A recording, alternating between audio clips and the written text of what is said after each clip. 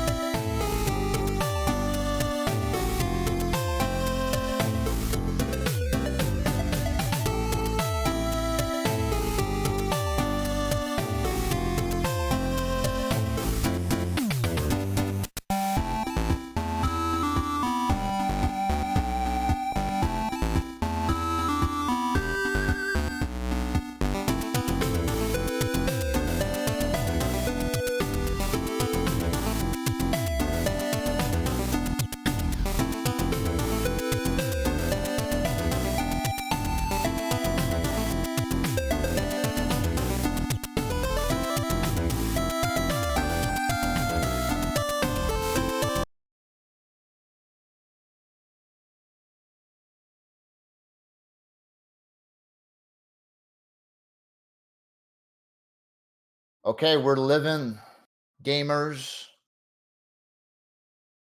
What's poppin' gamers?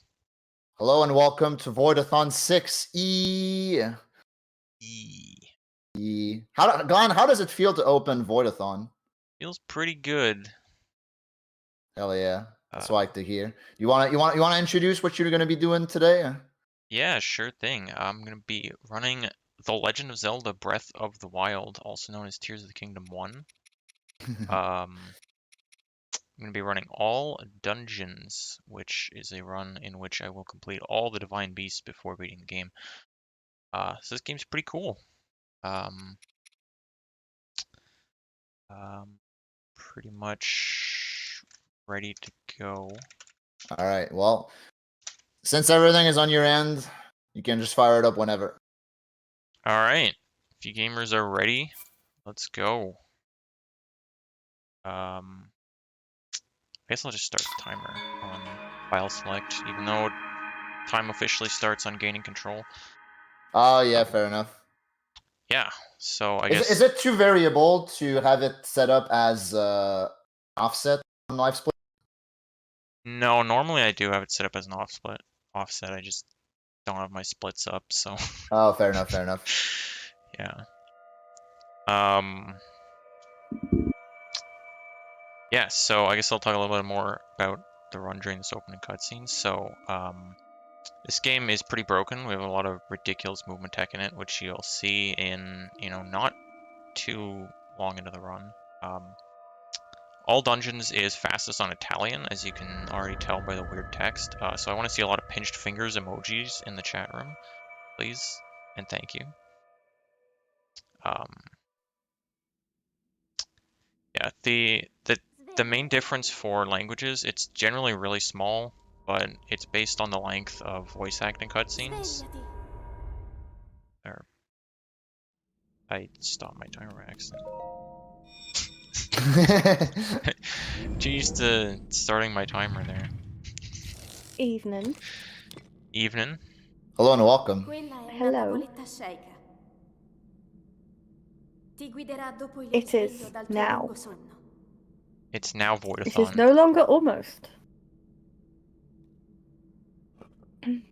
Alright, so there's gonna be a lot of tech and stuff to explain right up front. But first we get our Sheikah Slate here, and I'm gonna immediately do a clip to get out of the Shrine of Resurrection. Congrats on buying a Wii U. Yeah, pretty pog. My smartphone. Yeah, your tablet. Alright, so this is called a scope clip. I'm gonna try to use the scope, and what happens is basically it turns Link around to face the direction that the camera's in, and that actually just puts him through the corner. So now I'm out of bounds already. We're gonna climb up The this hill fuck? here. What? Where are you going? I'm going out of the shrine.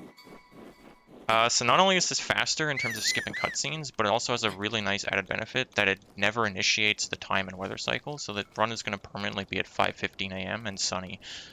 So we'll never have to deal with rain or like stupid enemies spawning at night and stuff like that. Oh, he's That's still that's holding true. the That's thing true in. gamer hours right there. True 5:15. gamer hours. What the fuck? So we're gonna come over to this Boko camp here and get a shield and a weapon, which is gonna be pretty useful. We're gonna use the shield for basically the whole run. The Link is Copercio. off on an adventure. I can tell. So something you're already seeing that's really important is stamina management. You can run faster with stamina, but you only have a limited amount. So we also have another bit of movement tech called whistle sprinting, where I hold the whistle button and mash B, and it makes him run at like not quite sprinting speed, but you don't use any stamina, and actually you regain stamina while doing it. So you kind of alternate that and regular sprinting. I'm doing some shield surfing, just to go a little bit faster. And here I'm gonna do some weird stuff. I'm gonna land on my shield on that little ledge, and that's gonna get what's called skew. And that's gonna allow me to do skew clips like that through the window. So now it saved walking around the Temple of Time a little bit. That I didn't want that actually. I actually have to throw that out.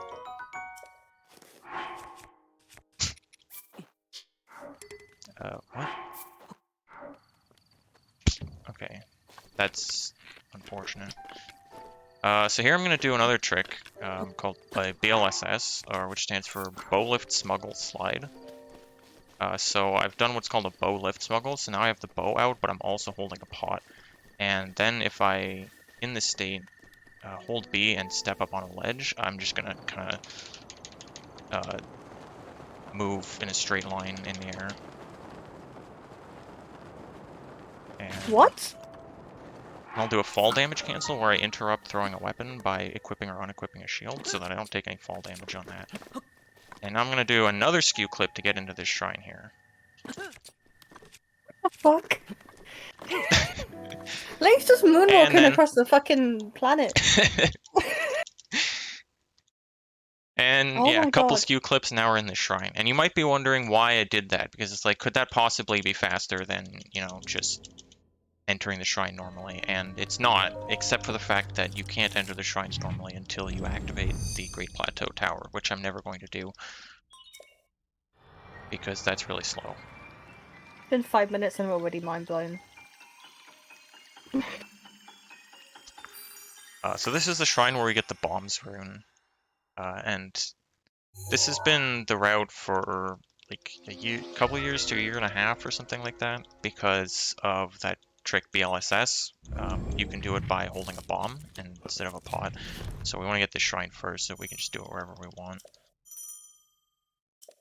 Here I gotta do something else. I have to fix what's called ragdoll glitch. I can talk about that later. Now I'm gonna do a wind bomb. So there, what I did is I used both bombs, and I had the circle bomb blow up and knock the square bomb into Link, which sent him flying at a high speed. And that's going to be used a lot in the run too. That and oh my god, dude, I'm trying to get another BLSS here, but this one's really tricky.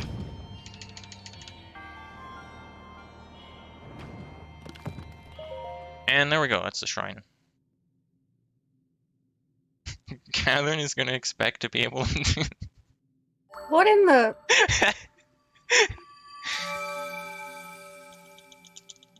Let's be honest, by the time I get around to playing Breath of the Wild, I would have forgotten what I've seen. Alright, I'm here for real now. I missed the shrine. Can you do it again?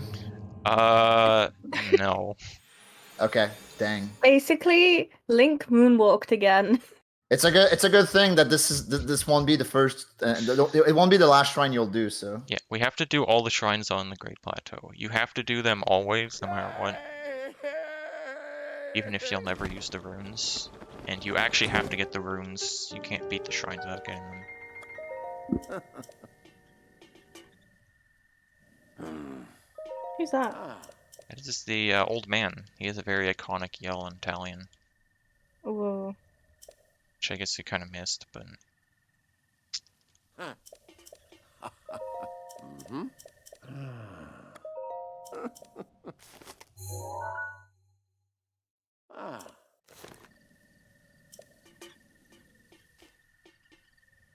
Yeah, thanks for the knob mimic. Really helps out the stream. Alright, so now that I have bombs, I can just get up here and BLSS with a bomb. And I'm on my way again. Except for hitting a corner, which is not what you want to do. So BLSS is really weird. You kind of slide through the air and you build up speed by facing the opposite direction you want to go and wiggling back and forth. It's not a meme. It looks like a meme, but I promise you it's real speed tech. Wow. it does. I mean, it does look fast. So Alright, so this is the Magnesis Shrine. This is probably the hardest shrine clip, but okay, got it. Okay, now we're in. So yeah, I'm gonna have to clip into all the shrines like this.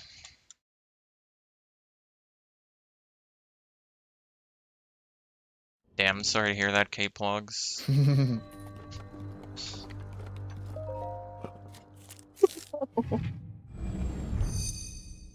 You guys too busy looking at Glenn's face.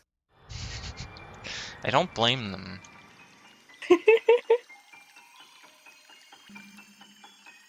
There is a color cam But the on doors- Void stream. The doors are slow. Yeah, but it's not me, so. Fair point, fair point. Glen's cam is too HD. It's distracting. Yeah, Mimic, I had to put on a lot of makeup to be in color. Alright, you can fall in the water there. It's really annoying. I'm glad I didn't do it. But this shrine's pretty straightforward. This shrine and the stasis one both have wind bombs that are fast, but they're really hard to do. They only save like a few seconds, so I don't do them. Here I'm gonna blow myself up. That's gonna clear something called Ragdoll glitch, which I can talk about now. So whenever I do these skew clips and stuff, I'm unequipping my shield in the middle of a shield jump. And that causes what we call Ragdoll glitch, where basically it stores some sort of coordinate. And if you're too far away from there, then when Link would get into the Ragdoll state again, like for example getting hit by the bomb for a wind bomb, he'll just kind of like not move. He'll just like immediately stop and not Ragdoll. And that makes wind bombs not work. So we have to clear it by basically doing something that would put him into a Ragdoll state, such as blowing him up. Or by just unequipping our shield again, like closer to where we want a wind bomb, and then, yeah. Wind bomb these nuts? Okay, present them. Okay. Been waiting for you to present them for like a year now, Demon. Damn, called out. This is a really tricky one, this BLSS, because we have to kind of have enough speed to get up this slope. Yeah.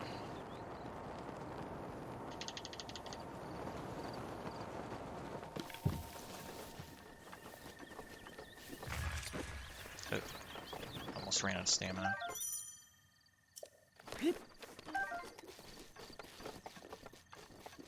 I'm picking up a little bit of extra food. I'm gonna pick up these apples even though they're out of the way because I need to have my inventory have like certain items in certain slots for a glitch that's gonna come up a bit later.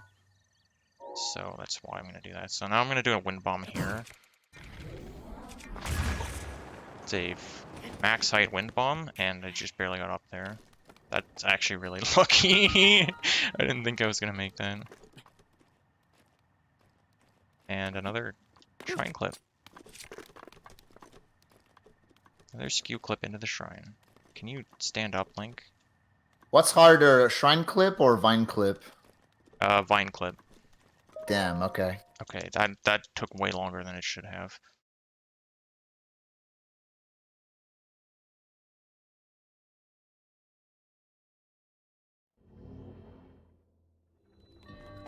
Shrine clips are free. I'm not convinced Demon actually played this game. I'm not convinced Demon has played anything that isn't Final Fantasy XIV at this point. League of Legends.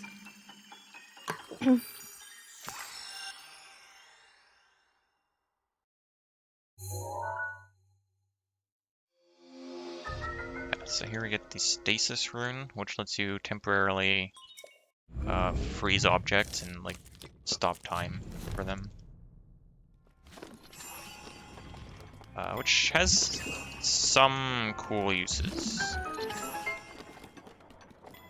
We'll be doing one right after the shrine, actually.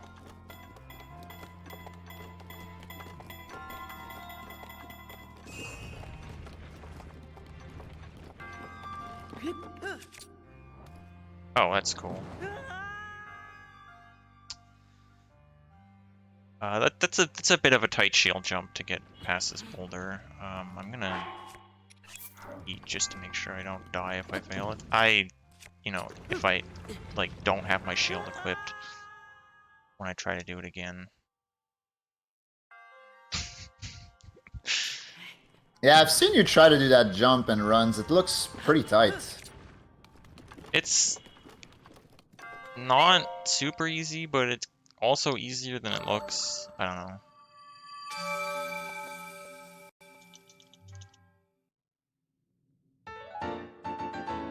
Yeah, that's the stasis shrine. And yeah, for all these cutscenes, like before leaving the shrine, you want to wait until the text fades away before skipping the cutscene. Otherwise, the load takes a lot longer for some reason. I'm not sure anybody actually understands why, but you know, wouldn't be a speed game if it didn't have that. So here's what you can do with stasis. If you freeze something and then hit it a bunch, okay, to reload, messed that up.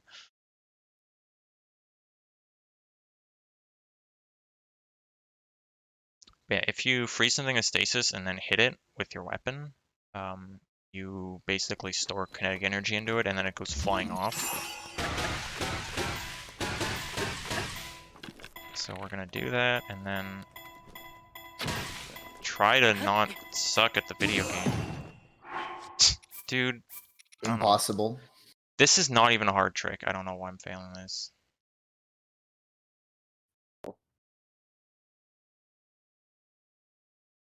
Launch your boulder update. Yeah, launch your boulder update. I have to say, I wasn't really sure what was going to happen.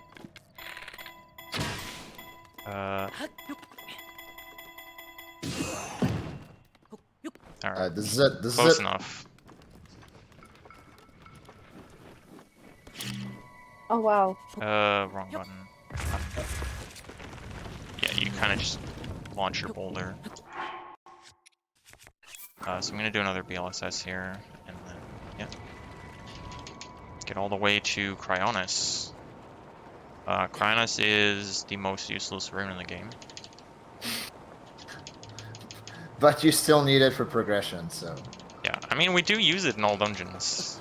Don't use it in any percent, but you still have to get it in any percent. Yeah, yeah.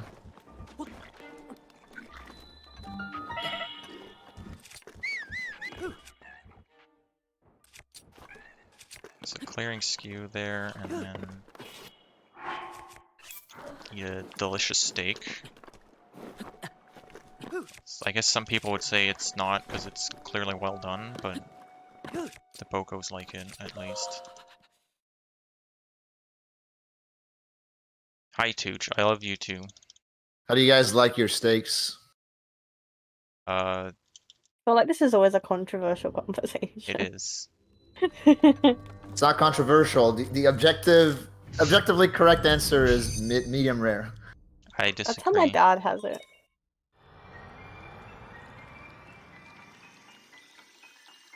I don't think it's as controversial as beans on toast, at least. Oh, no. No. Only Brutus has a problem with that. I think a lot of people have a problem. I feel like it's like just been made out to be bigger than it actually is. Yeah. Just because of the memes. Alright. So we're gonna do another wind bomb here. If I can not suck at the video game.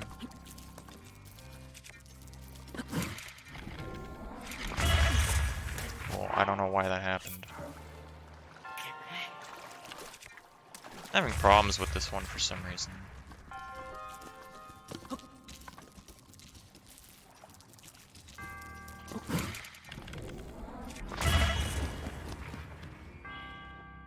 Alright, there's the end of the shrine.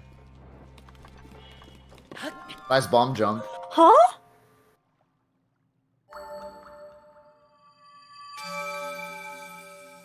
Huh? Yep. You just went upwards. Yep. Through the thing. What? Why is it that you have insane momentum? Is it because you're in the slowdown animation? Not for this one. That is the thing for another trick that I'll do later. But for this, it's just the bomb hits Link at such a high velocity. Hmm. Because it's like you're using one bomb to hit the other one into you. Oh, okay. And then it just hits you at such a high speed that you go flying. Ooh. Explosives are broken in a Zelda game? I don't believe it, Demon. Never heard that one before. Never heard that one. Imagine video games being, you know, functioning. I can't. Mm. Are you doing that thing again? Yep. Doing I like another. to think of it as moonwalking. It's. I like to think as like the bomb is a jetpack and you're just yeeting Ah, yourself. Honestly, that's a better take. It looks much more like that. I've kind of thought of it as like he's holding onto the bomb for dear life. The bomb is just moving. It's just catapulting him somewhere random. Orb. Orb. It's very tricky to control the movement with that. It's like very momentum based. And all you can do is like wiggle to build up momentum in a different direction. It's like if you have to turn, you have to kind of do a very wide turn by pressing the wrong button. Orb. So now we get the paraglider, finally. Sub 20, by the way. Sub 20. Not even a good plateau time, but What do you aim for in runs for plateau? I want like 16 maybe. Hmm. But there's like an extra minute because I timed the opening cutscene. Right, yeah, that's true. Alright, so picking up that one-handed weapon, I'm gonna need that for a glitch coming up in not too long. And then, yeah, we're doing another slide and going to Hyrule Castle. Already? Let's go. Yeah, end of the game. Links up again. I'm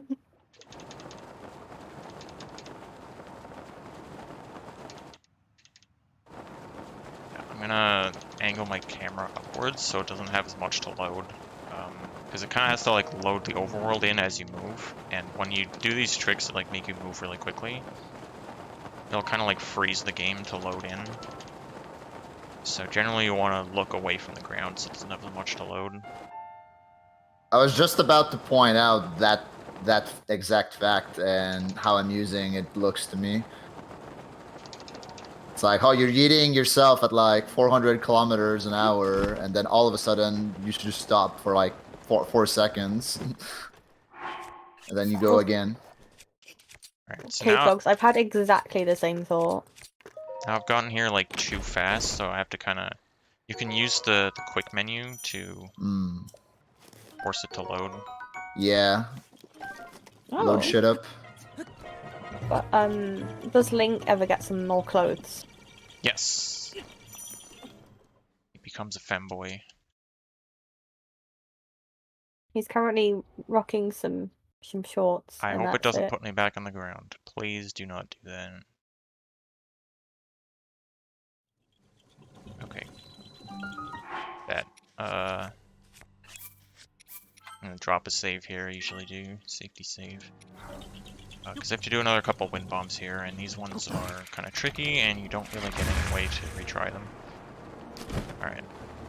That's one. And you might think I'm heading to Ganon. I am not heading to Ganon. More work to do. I just need to get really high up so that I can do another BLSS. Really high up. Just being high. Yeah. You gotta get high, man. That's the name of the game. Yep. Alright.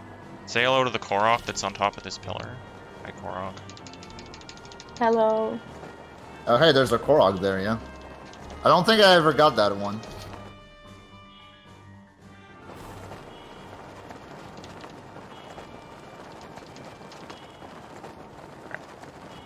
So, right now I'm heading towards the first dungeon that I'm going to do, the first beast, which is Meadow. V0oid of the Rito. But we're going to make a quick stop on the way first, and we're going to grab a few fairies. And I didn't really talk about why I went to Hyrule Castle either. I picked up a good bow, a good metal bow that's not flammable. And 3 ancient arrows. Now, you know, you might be thinking 3 ancient arrows, how is that going to help for, 4 dungeons? Well, I'm glad I'm supposing that you're asking.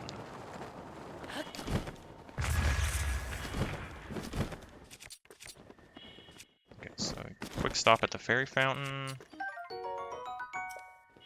Opening the wrong menu because the D-pad is complete garbage. How did I not get that? Okay, whatever. Gotta grab a few fairies here. Why am I grabbing those, Joel? Well, you see, I have 3 ancient arrows right now, but in a few minutes, I'll have not 3 ancient arrows. You'll have less than 3. Yes, that makes sense. Yeah, definitely less than 3. Okay, that should be enough.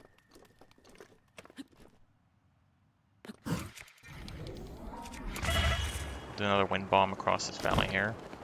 There's some weird stuff on this mountain. This is actually where the Bantha Tower is, but none of the towers are here until you get the Great Plateau Tower. So there's just some weird empty spots. Oh, is that real? I didn't know that. Yeah, we also passed, like, on the way here from the castle, past, like, a little pool of water where the Ridgeland Tower would be. Uh-oh. Uh-oh. This is not ideal. They are throwing bombs at me. Or not bombs, rocks. I don't know what I'm doing anymore, man. Here's the play. I'm gonna just save here and then reload so the moblins aren't gonna kill me. This is just all divine beasts. All shrines is a different category. Yeah, Shrine is not considered a dungeon for this game's rule set.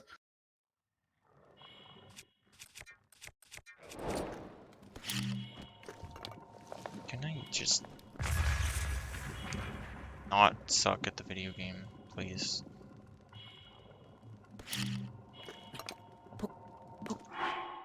Xenoblade Chronicles 2, by the way. This reference went over my head. There's like a crossover quest.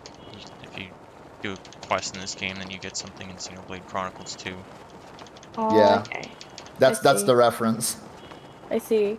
Alright, finally we got this very simple VLSS to get to Rito Village.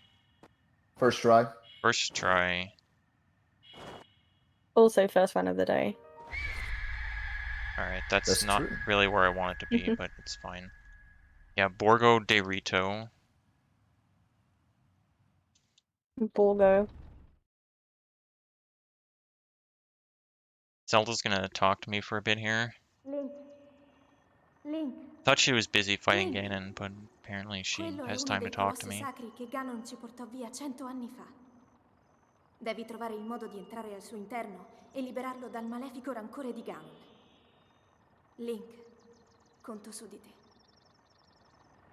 Do you think Link is cold only wearing shorts? Yeah. Hmm. He's about to be very cold. Wait, oh. Oh no.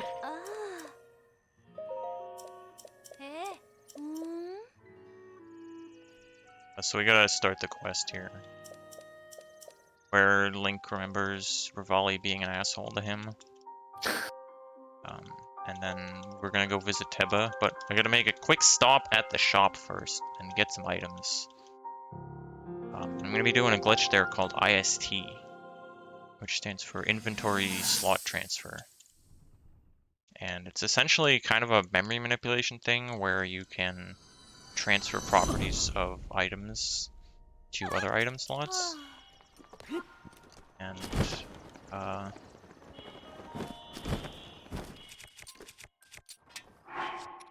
yeah, we'll get some cool stuff out of that. Alright, so what it's going to involve is essentially just... Oh, whoops. Weird looking setup where I'm going to talk to the shopkeeper while holding some items.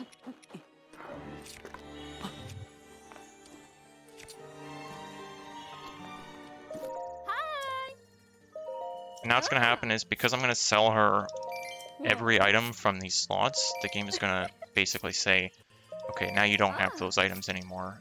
But then because I'm also holding them, after I stop talking to her, I'm gonna drop them, and then the game is again gonna say, oh, you don't have those slots anymore.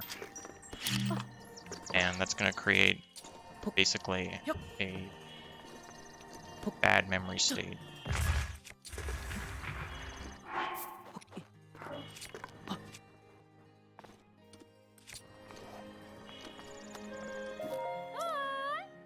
Pretty sure those both worked.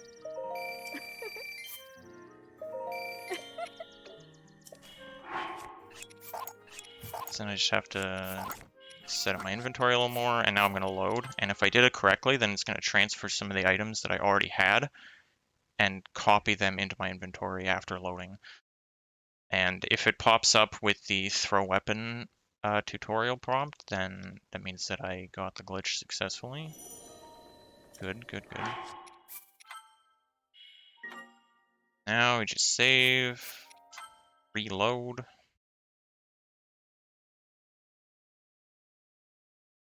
Spaghetti. And then I'm gonna go sell my ill-gotten gains to the shop for some money. Shoutouts to money. Yeah. So I'm gonna sell her 510 fairies.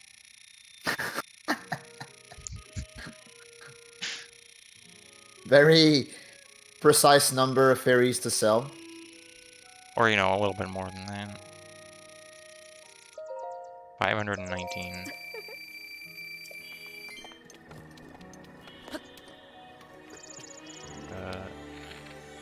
Why do I not know what buttons to press? Okay, that's really cool. Thanks, game. What's with the selling of lots of fairies, and like how did you end up getting loads in the first place? Is that an item that's just like really common or something? So I got it. Oh my god, why did that not work? Whatever. I'm just gonna void out by drowning. So I got them by doing IST. So Okay. basically, by corrupting my inventory there, I made it so that the game saved the durability of one of my shields to the slot where I had the fairies, which ends up being the count of the items. And for whatever reason, durability is multiplied by 100, so because I had 10 durability, it gave me 1,000 fairies, essentially. Oh, I see. Interesting. Yeah, and I'm just gonna win bum over here to visit Teba. And Teba's gonna make us do something to prove that I'm good enough. I'm gonna have to shoot 5 targets in 3 minutes, and I don't know, do you guys think I can do it? Should I put up a prediction? I was just about to say that. Like, how far away is it? I mean, if the prediction is can I do it in 5 seconds, then Yeah. That's the joke here. It's like See, three minutes is a lot of time for this. I thought you were being serious because I haven't played the game, so I wouldn't know. Oops. Okay, let's see.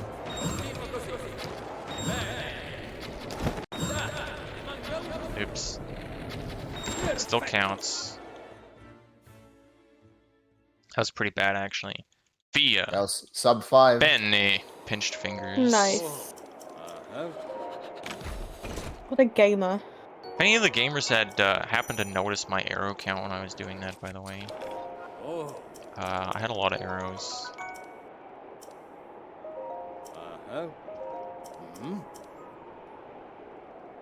So now we're gonna go into Enter Meadow. Before each Divine Beast, we have to do like a sequence where we like attack it to get in. Because they're all, you know, taken over by Ganon, and they're gonna fight back. But here we'll get to see the other benefit of the IST that I did. It's not just for the fairies. It's also for the ancient arrows. As I said, I'm gonna have not 3. Yeah, less than 3. Yeah. I'm gonna have 6,000. Attento! Bene, così mi piace. Which I think is enough.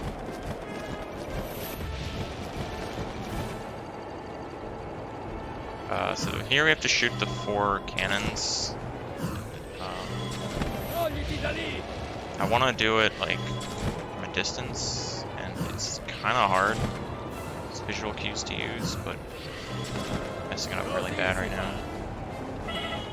This is the ultimate NAA moment. Yeah, this is the ultimate. Still didn't hit? Are you serious? Questo è l'ultimo. Okay, whatever. I have more than 3 ancient arrows. That's cap. Bene. Also, he says Bene a lot. I can't wait to be fluent in Italian after this one's over. I know like 2 words.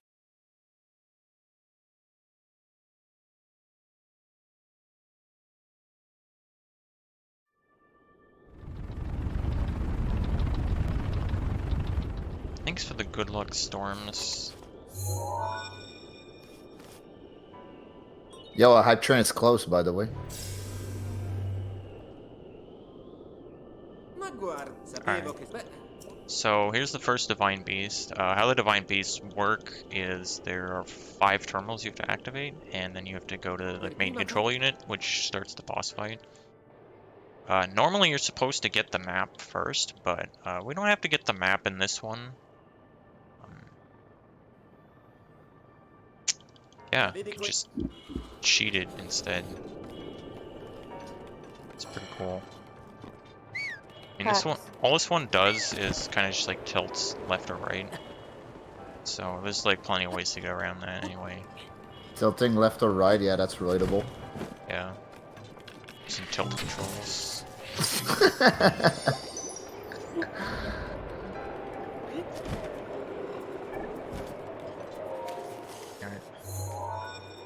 So here I'm gonna be doing what's called an extended shield clip to get through this wall here. This is a lot harder than the other shield clips that I've been doing because it's frame perfect and you can only buffer 2 or 3 frames at a time in this game. So it's pretty great. I'm gonna just kill this guy.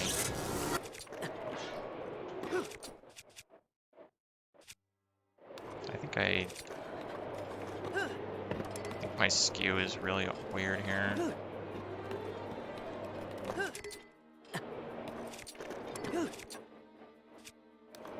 Okay, what is going on right now? So what I have to do is... Oh, that was the frame, but I had the wrong menu because the D-pad is garbage. Okay. So basically what happens is, when you have skew, there's like one frame where he kind of like snaps into a direction, and then there's... or there's like 2 frames of him snapping, and then there's like 1 frame of him coming back. Or there's 2 frames of him coming back, you have to, on the first frame I think it is, re-equip your shield. And it's just really hard because you just can't buffer frame perfectly in this game, so... And, you know, I couldn't even say it's hard, you just have to get lucky. So I'm gonna try to do another BLSS here. Okay, good. To get to the other side. It's gonna save killing the blight that's over that air vent thing. Also, question: you would say this is it BLSS? BLSS, yeah. Bow lift, smuggle slide. Bow lift, smuggle slide. Oh. So that's the state that I'm getting into when I like pick up the bomb like that. It's a bow lift smuggle. I see. Because you're like holding the item, but the game doesn't think you're holding it. So that's why it's called smuggling. 5,986 ancient arrows. Do you think you're gonna have enough to beat the game? I don't know, man. It's gonna be close. Yeah. Not even 6,900. So this is a hype strat. You're supposed to tilt to... Sorry, I just need to... Oh my god, I very badly messed it up. What can I even do to save this?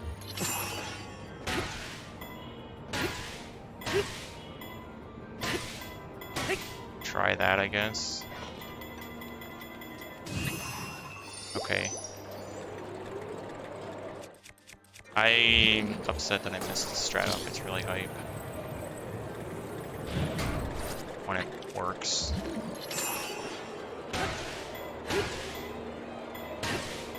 Oh yeah, I see what you tried to do. Yeah, the idea is you're supposed to make the gate close on it and then it pushes it into the button. But because I timed it wrong, it just pushed it the other way. Osserva la... ma è ancora...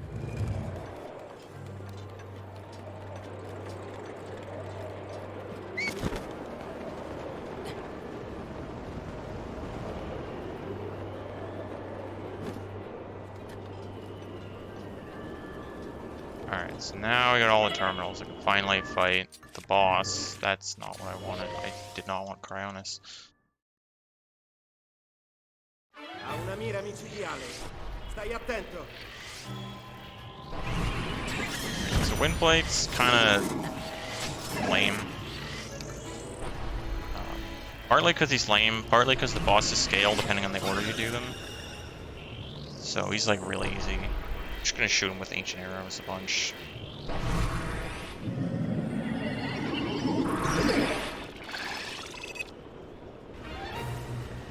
attacca anche dal punto zero. Attento. Also, yeah, Link just froze to death repeatedly. That's why I got all these fairies.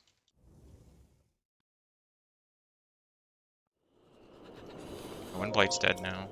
I don't need this heart, because as it turns out, I have hundreds of fairies. So it doesn't really matter. Surprising, I know.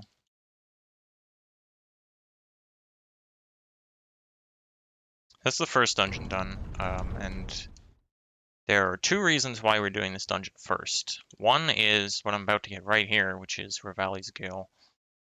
Revali's Gale is really broken. It just lets you go straight up, and you get 3 uses, and it recharges in 6 minutes. So that's gonna be used to abuse a lot of stuff. Other thing is, when we go back and talk to Kennelly again, we get the Great Eagle Bow out of this chest. And the Great Eagle Bow is also absolutely insanely broken. It just shoots triple arrows.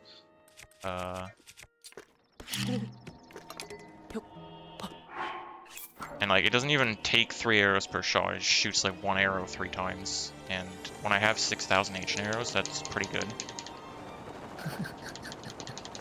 I believe that. Yeah, we're off again. Yeah, now we're off again on a BLSS, and this one is pretty difficult. It's very long. You might even say it's very long and hard.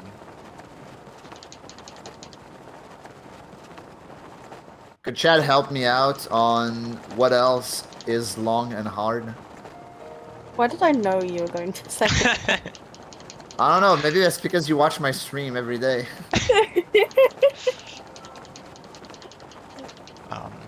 So I guess to explain a little bit about why this is hard, when you're doing the slide like this, I must be holding B the entire time. And if I ever go neutral on the stick, then he will fall. Like, if I either release B or go neutral on the stick, he'll fall. Oh, okay. So I need to do this whole thing basically without dropping it. And it also involves a lot of turns, and turns are really difficult, like I mentioned before. The only way to do it is to like gain momentum in a different direction, basically. So you kind of have to take very wide turns. It's like I'm going to turn super early like this.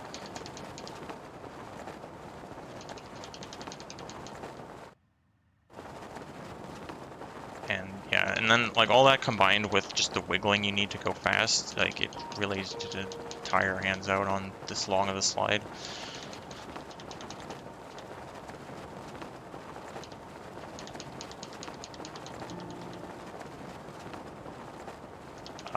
Yeah, so there's another new tech we're going to be doing very shortly here, called a super launch. And that's Tech 2 basically add-on to wind bombs, where if you pull the glider on a frame that's lagging, like that's a lag frame, then your speed will be doubled, I think, or 1 times 1.5, I forget. Problem is that because there's so few things in the desert, it doesn't really lag here. So what I'm gonna do is just make the game render twice, and then I can make it lag. You're welcome. Yeah, this looks pretty cursed.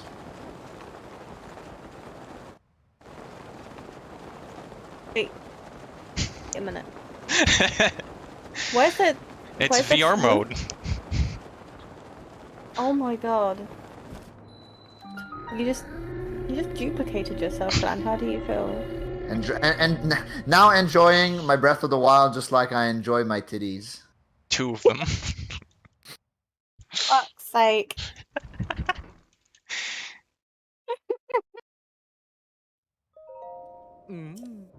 Oh, Alright, so Jesus. here's one of 2 things we need money for, which is to buy clothes. Just like Catherine wanted. So we're gonna become a Actually, femboy. K-Plugs mentioned it first. Oh, okay. Well, K-Plugs just He asked- wanted to see femboy Link. He Yeah. asked if Link was ever going to get a shirt. The close-up on his bulge.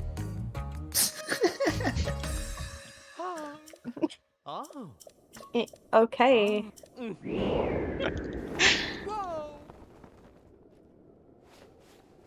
There you go, K-Plugs.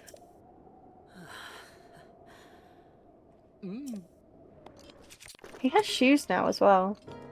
Yep. I can imagine his feet got cold every time he was flying around. Shit, that's not gonna work. Okay, well. Alright, no more VR mode. Dang. Dang. I'm gonna try to make it to this little bump here so I can do another wind bomb. Yeah.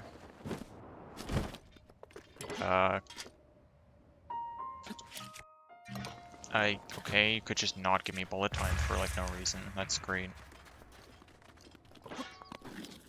Okay, cool, man. Love this game, dude.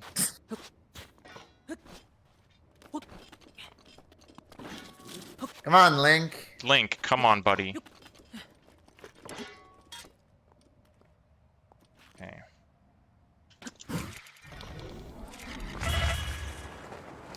Close enough. That definitely saved time, by the way. Yeah, first try, right? Yeah. Hey Glenn, Yes. why was Ganon afraid of the internet? Because of the links. Yes, exactly. You Hey, made Lamau. you made Hey, Lamau. Okay, so my buy... dad joke. Yeah. Just bought 30 shock arrows for 420 rupees, by the way. Nice. Also, now that I'm a femboy, they allow me in the all-girls city. So here's the obvious question, Glenn. Why would you buy shock arrows if you have 6,000 ancient arrows? That's a good question, Void. We actually do need shock arrows for some stuff in Divine Beasts. And also, you need to enter Ruta. Sidon doesn't let you go in until you have 20 shock arrows. Because he insists that you have to have enough. So yeah, we buy 30 because we need to use a few, and then we need to have at least 20. Enter Ruto? Not that lucky, unfortunately. We're just entering Ruta.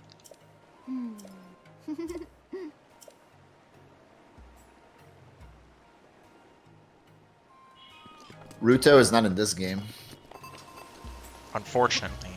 unfortunately. Cool, man. Cool, man. Alright, so now I have to go to get the Thunder Helm back from... Dude, what the hell is going on? To get the Thunder Helm from Master Koga in the Iga hideout.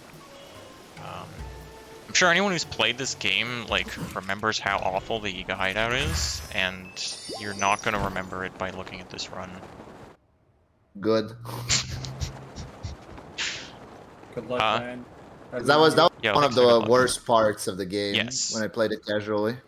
Also, I need a focus trick. This is a very difficult trick here. I'm going to do it twice, called a bullet time bounce, or BTB. Essentially what I'm going to do is I'm going to do shield jump and land on an enemy in bullet time, which is when I have my bow out in the air, and then exit bullet time. And it's just going to send me flying.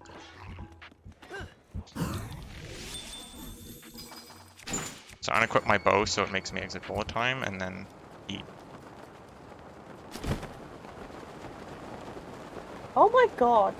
Yeah, I love the shit. Yo. That's sick. Gonna take my shield off.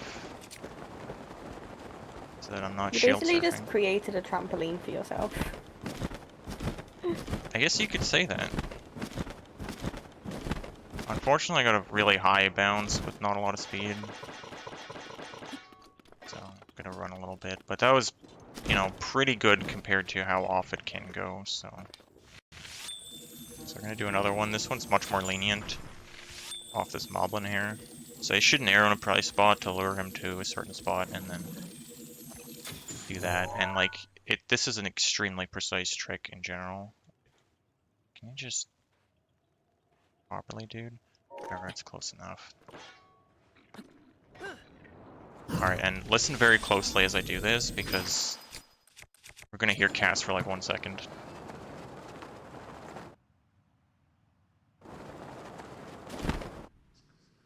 I hope you heard it. Just gamer Cass. Okay, so here we are. This is the back of the Iga hideout.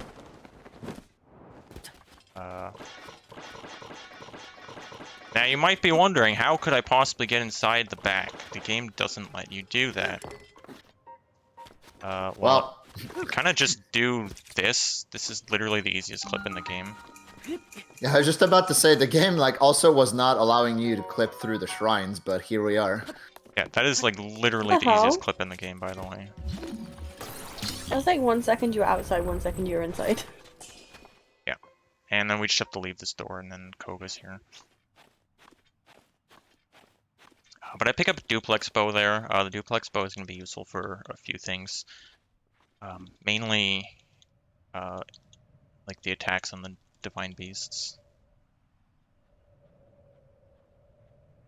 Duplex bow is a 2-shot bow. Like the eagle bow shoots 3, duplex shoots 2. It has pretty low durability though, and attack power.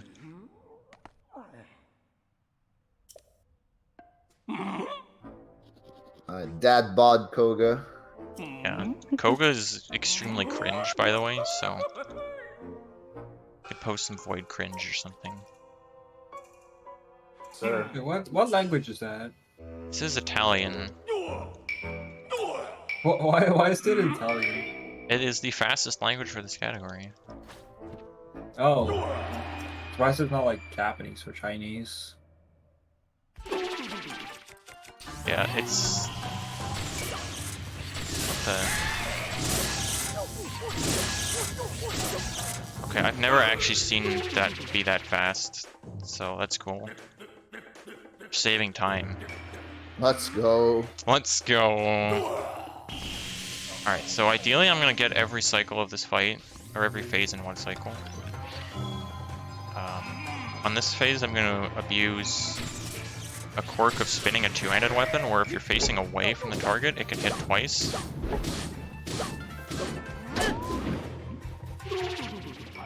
So there, like most of those spins hit him twice.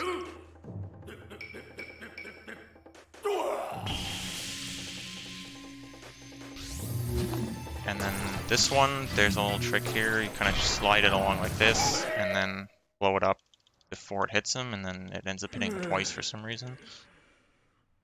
And then Koga's dead. This song is a banger. I'm sorry you didn't get to hear it for very long. Time save for this run, based.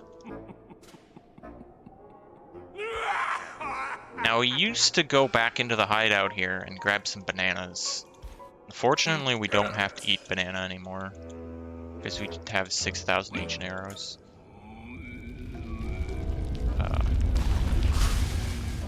Yeah.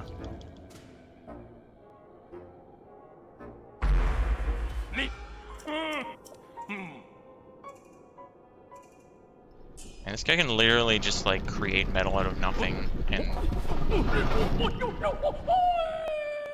you know how much power he could have with that? Instead, he decided to be cringe. Died of cringe. Dies of cringe.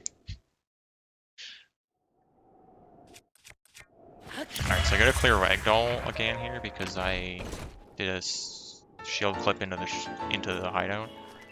So we're gonna get on this chest, which is literally the hardest thing in the game for some reason. And now we have to go back to V0oid Town, and I have to actually like go all the way back there,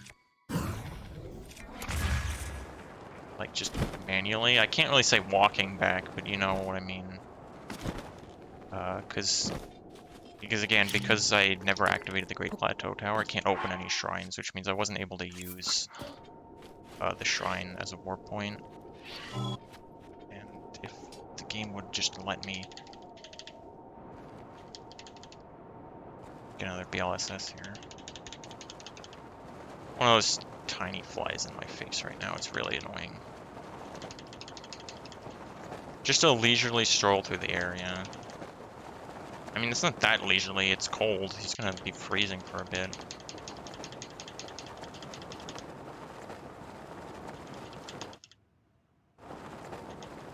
Alright. And if I'm really cool, I will land in, like, right in front of Riju. I don't know if Okay. I'm that cool, though. Well, even if you miss that, you're still cool, Glenn. Aw. So are you. Oh. I have a question. The hard tricks in this game, Yeah. are they mostly concentrated at the start of the run, in the middle of the run, in the end of the run, or are they just? Like, I think the beginning is the hardest part of this category. Plateau. It just has a lot of tricks in quick succession. And does that make the run like more annoying to grind, or Yeah, or I not found it pretty preferable? frustrating. Just because I couldn't get runs going. Yeah, it's a very good point. So, like, tricks later in the run are I guess less detrimental to a run. Yeah. Yeah, it is just really hard to get a run going in this category. It's pretty fun when you just run it like this and you don't care about being. Not caring about me being is a great feeling. Oh, shit, I forgot to blow up the bomb. Link, grab the wall, please. Alright. Gotta do a wind bomb to the outpost over here. Dude.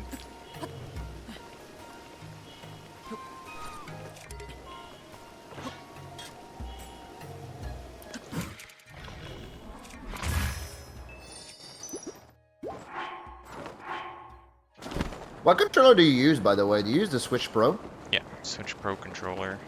Okay, it makes sense that you're complaining about the D-pad. Yeah, it's really bad. Alright, so we got the super launch there. And put on duplex bow and bomb arrows. Because for this, you have to hit the feet of Naboris twice each, so just shoot them once with the duplex bow, and it's enough.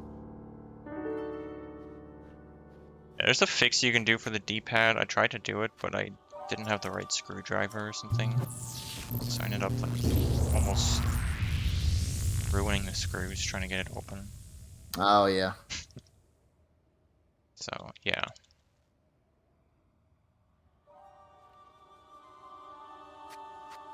Very important thing as well, remembering to re-equip your shield before this, because if you don't have your shield on, then it like starts you surfing and then you just immediately like crash because you don't have a shield. It's pretty cool. Also banger alert, by the way. Song's really good.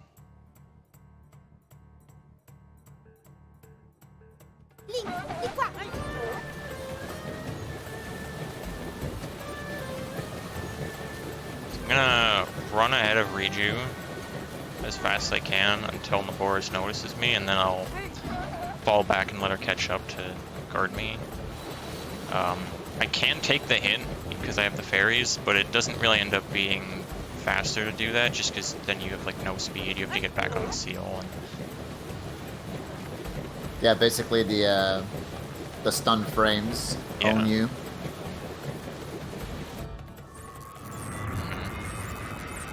Yeah, like if I hold back like this, then I can let her catch up, and then I can kind of build up speed again. Right before it goes off.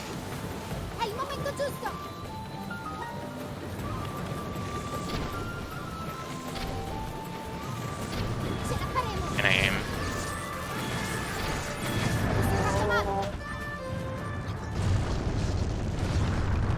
Alright, here we go.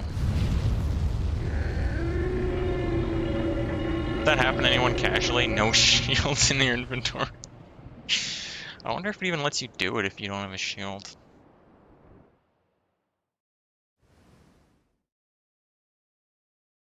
Okay, so Naboris is the hardest dungeon in this game. I think anyone who played this casually would agree, and it's also the hardest in the run. But there's a lot of things we can do to cheese it.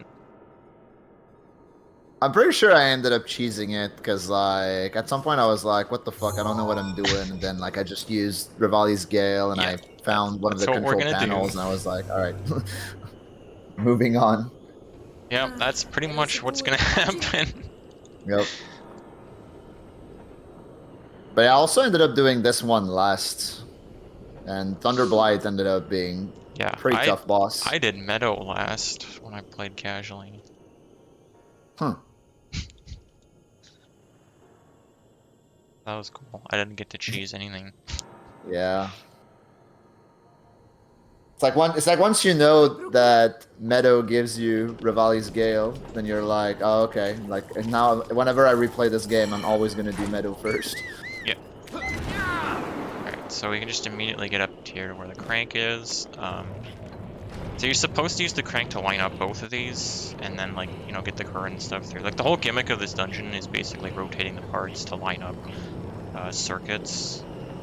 But okay, I'm not sure if that worked. But here's the funny thing about that. You know what else is electricity?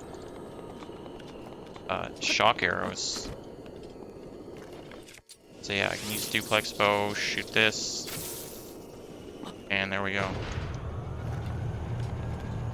Now this is only going to go straight up and then immediately go back down, so this is actually really tricky. As soon as it starts going back down, you're not able to get out of here. Just because physics that don't make any sense, and you get stuck in there.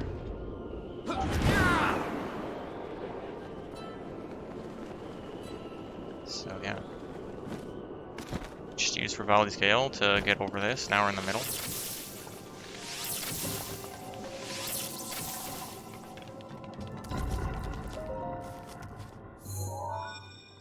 Yeah, so duplex bow with shock arrows just activates most of the like electricity crystals here. Like that one, door's just open. Easy game. You remember this puzzle? You had to find the two things or whatever? No, you don't. You just jump over it.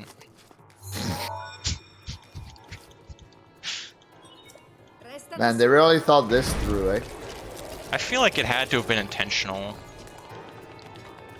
That you could like cheese it if you figured that out. Mm-hmm. You apply to this one, and now I'm finally gonna get the map.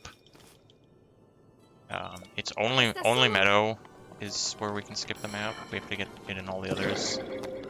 I have to get it for this one that's to my right now in that box. You can only get it by rotating that part of the body, so we have to get the map for it.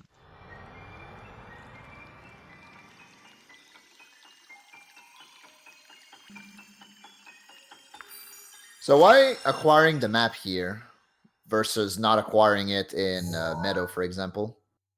I mean, the only reason is we have to do it here. The only way to get this terminal is to rotate the thing, because the box has to be on top. Oh, okay. So it's to access the Divine Beast's controls. Yeah, right. Okay.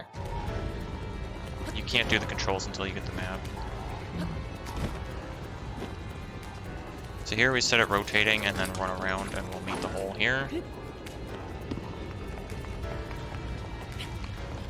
And now to get out of this, I'd have to do another 3/4 turn, so that's really slow. So I'm gonna do another ESC to get out. This one's kind of weird, so... Cool, man. I love this D-pad.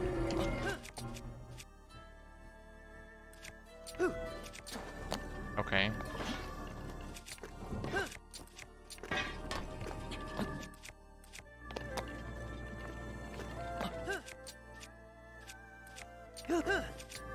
Alright, backed it up.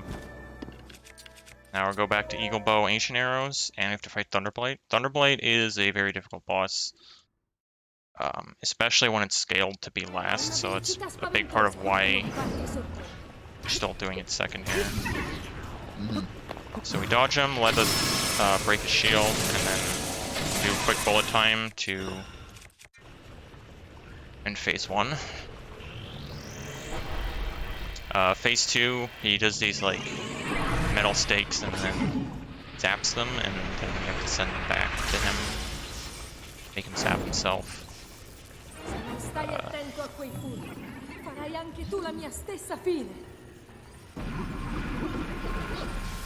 You do have enough time technically to do it with the first one, but it's hard, so I don't. And then we have to do this, and if you miss these shots, you're pretty boned.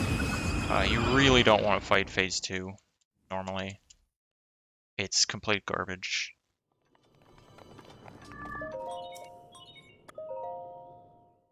Yeah, so that's Naboris. Hell yeah. Gotta be honest, I totally forgot about the use Magnesis to yeet its own things back to his face. Yeah, that's true, K-Plugs. All 2s are Kaizo. So this is gonna get Urbosa's Fury. Most people say it's pretty useless. I actually kind of like it. I've always liked it. And it does actually get use in the run. Mommy Urbosa. Yeah. Funny. So now that I left, we're gonna go right back to Naboris.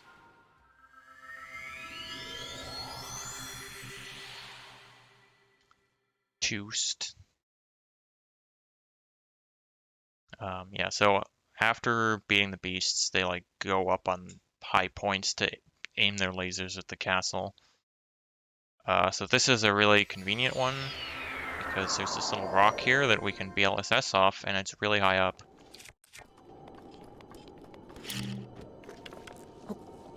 And sometimes there's a literal hurricane up here, and it's really annoying. Alright, cool.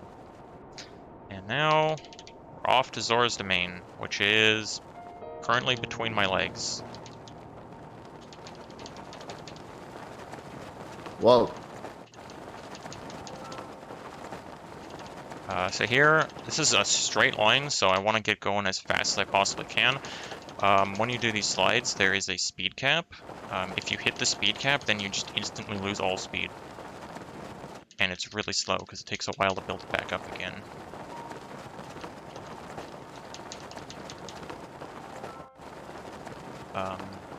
And again, I'm having the camera pointed up so that it doesn't have to load as much terrain and stop me for as long. It's still stopping me a little bit, but... so the visual cue I'm aiming at here is, you see that mountain on the right that sticks up? That's like where the quest is kind of sending you to get the shock arrows from the Lionel. So just aiming like a little bit left of that, and that's where Zora's Domain is. I think I can go faster than this still.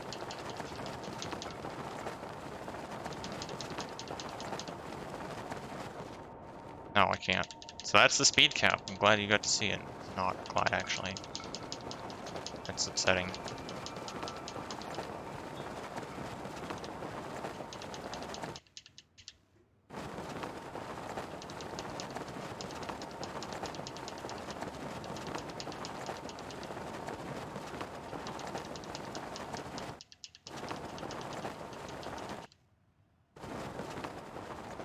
Did I hit it again? Am I really that bottom text?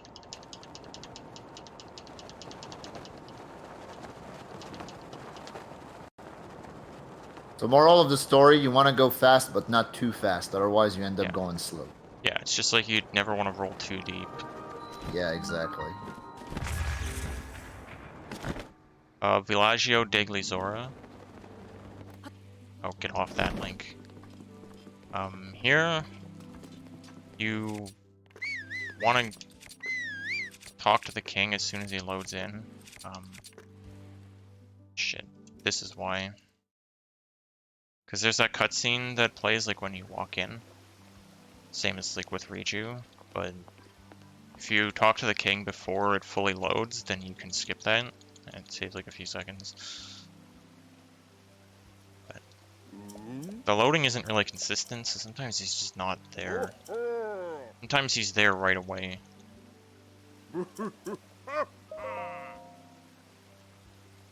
And now we have what is generally referred to as fish drama. It's like just 4 minutes of cutscenes. So post Joel or something, I don't know.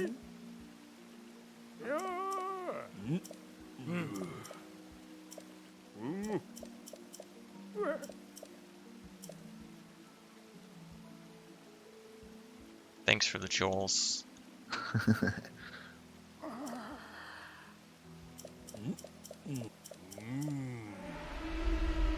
Joel brings the lurkers out. Oh, yeah.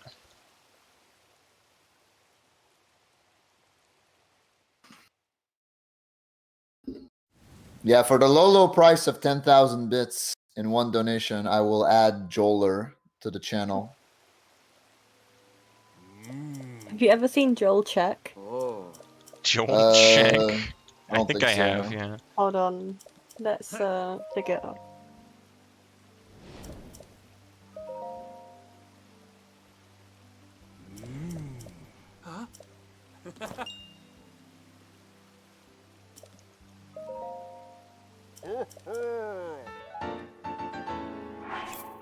Armature Zora.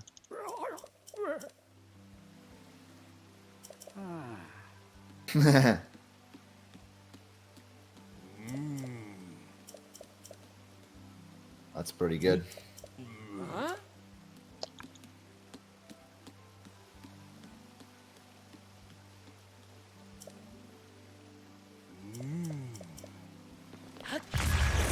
Alright, clear ragdoll glitch again. Oh, I ran out of stamina. Great. If you ever run out of stamina, it's faster to walk with your shield out than walk normally.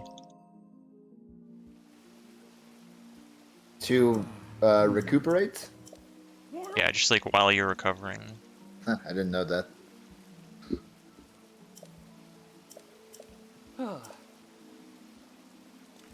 More cutscene.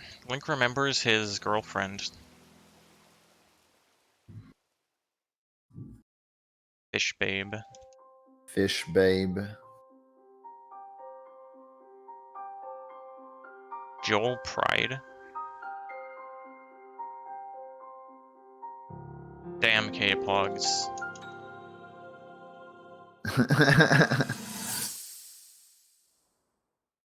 Sorry that I made you watch this run. It's okay, Gan. I'm loving the speed and being mind blown. I didn't actually realize how broken this game is. It's pretty broken. Yeah, this game's pretty fucking broken. Is it bloody broken? Yeah. Yes. Okay. It's a Zelda game, therefore it is broken. Therefore, explosives something win the game. Yeah. Okay. Any percent is the record is just under 24 minutes, I think. High 23. I can't believe K-Plugs would look away from Glancam. Wait, 24 minutes for an any percent run? Yep. Excuse me, what the fuck? Well, I mean, you've been watching the run so far, Catherine, right? Yes, and... So remember when Glenn went to Hyrule Castle, read the start? Yes. Well, that's it. That's the run. That's Oh any my percent. god. Oh my god, this is a really stupid thing. That's wild. Dude, just stay up on the thing, man.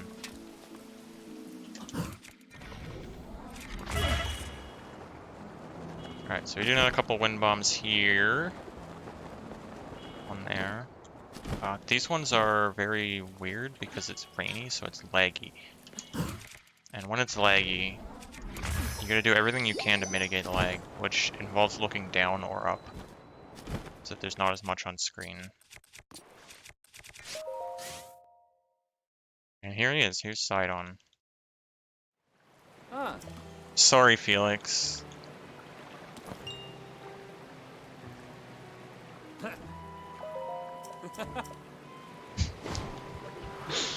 It's a Joel, but my Windows XP is crashing. Joel, that's a good one. Dude, that is pretty good, yeah. Wait, hold on. Oh my god, I have a perfect sound. It's way better than Joel Check, IMO. I have the perfect sound for that demon. I'll have to play it to you sometime.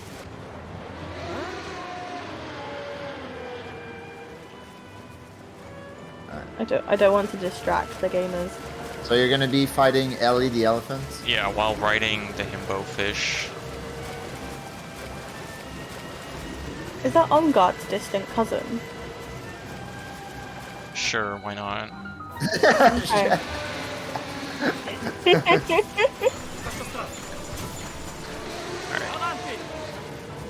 So we gotta hit the 4 things with 2 shock arrows each, so I'm gonna use the duplex bow again here.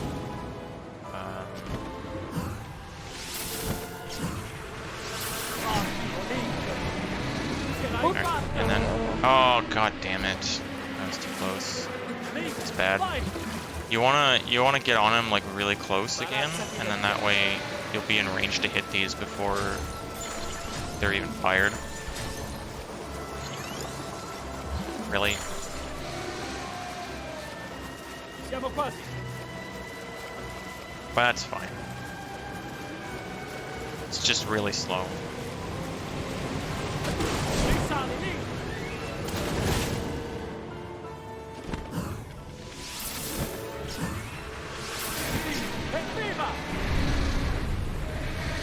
There we go. Ruta is, sorry, Ellie's defeated.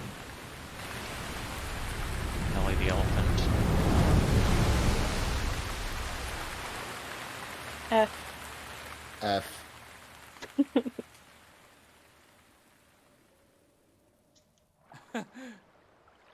Guarda Link. Ellie is innocent. I love Ellie. I'm a big Ellie fan. Same. Actually, I'm not as big of an Ellie fan as V0oid is.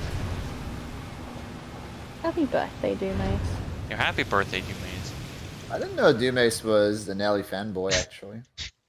You'll know when you play Ascension. Okay.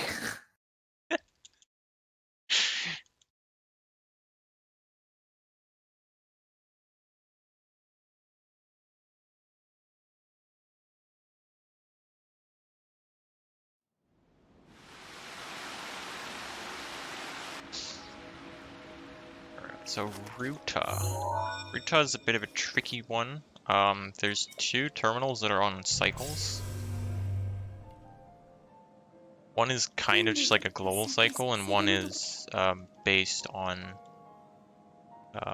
my own doing. So it's a bit tricky in that regard.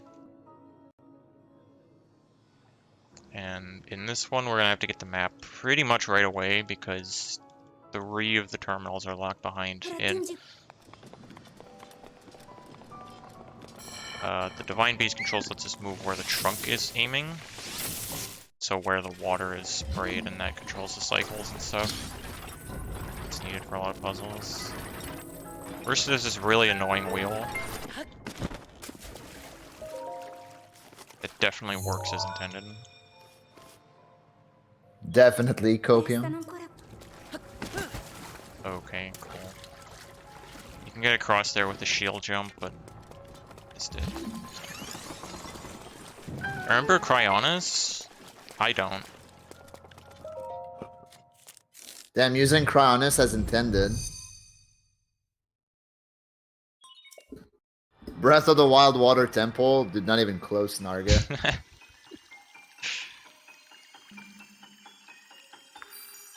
When I played this casually, I like played up to this beast and then stopped for like a year and a half or something. Really? And then I didn't remember that Cryonis existed. Oops. For like anything else in the game. Bravo. Ora guardala per riconquistare coraggio. Alright, so right away we're gonna put this up to 2. There's a terminal on it, and also 2 is... Il turbine di Revali è pronto. That's not where I wanted to go at all, actually. Oh man.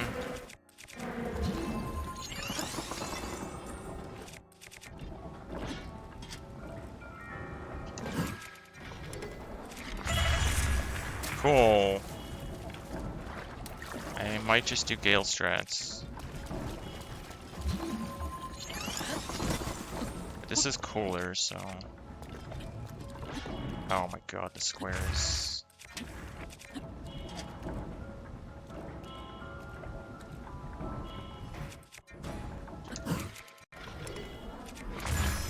There we go. Except not. Strat kind of sucks, I'm not gonna lie.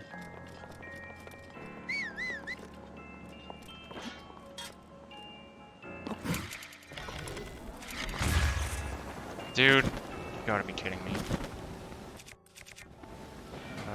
Yeah, I'm just gonna do Gale strats. I don't know what the hell's going on here.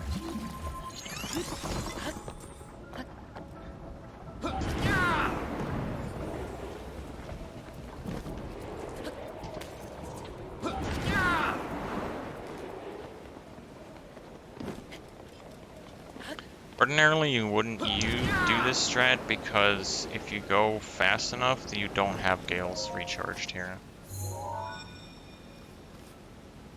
From Naboris.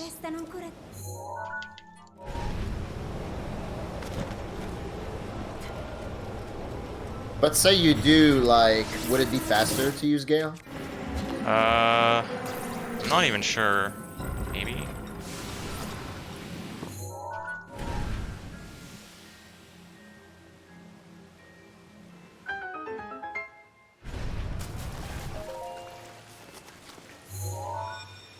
It's more consistent. Yeah, it looked pretty trivial to use Gale there. Oh, that is an awful cycle.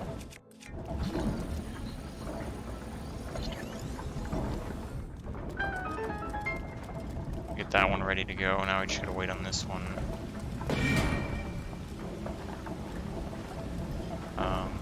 So this wheel rotates clockwise with the trunk on 2 and counterclockwise with it on 4. So making this cycle kind of depends on how quickly you get up here. And like when you adjust the trunk position.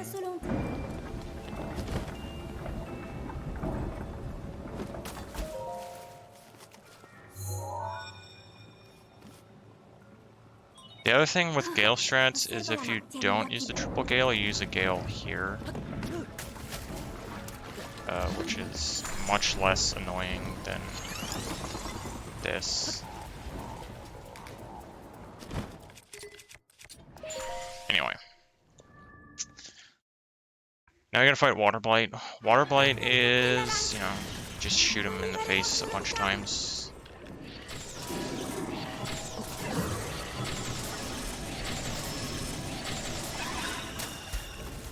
The important thing though is that I want to be standing on one of these platforms before he goes into phase 2, because you stay in the same spot.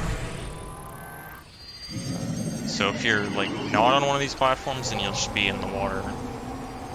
And you don't have time to attack him or anything, you just get owned. But then yeah, phase 2 you do basically the same thing.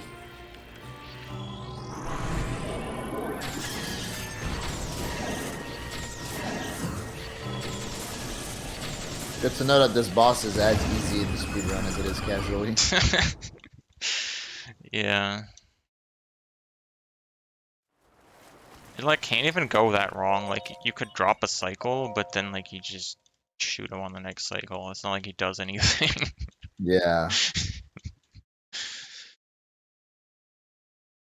Oh yeah, I'm gonna have to watch my generic count demon.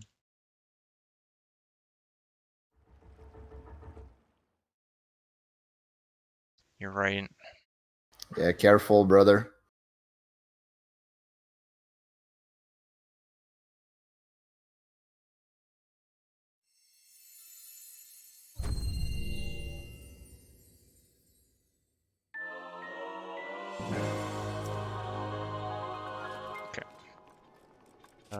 Could you get up there?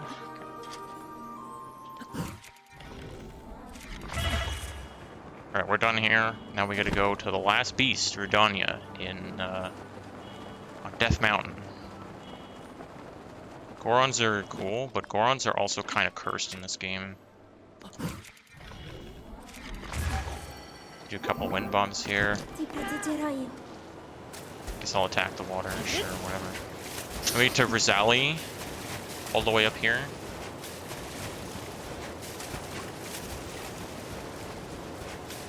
It takes a very long time. Rise up. Rise up, gamers. Alright, that was pretty clean, though. And I'm gonna do another BLSS here. Anyone surprised?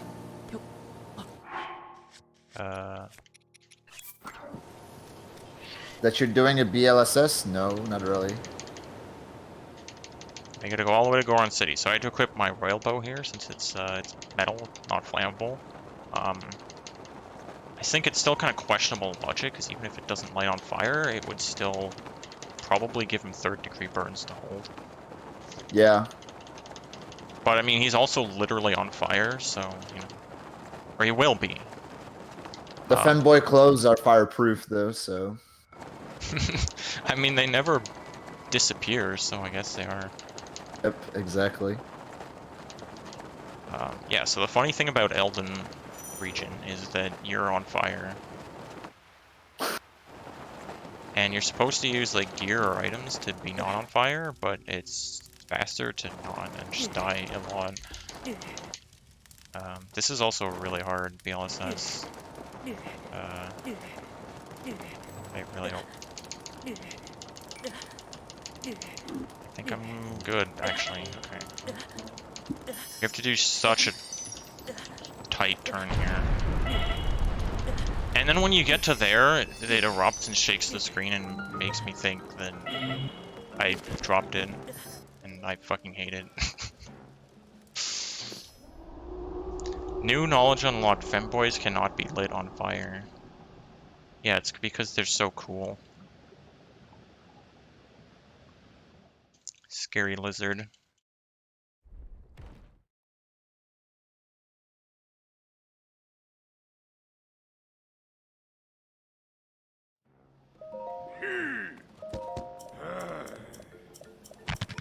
Alright, so we gotta find V0o. V0o is incredibly cringe. If you thought Koga was cringe...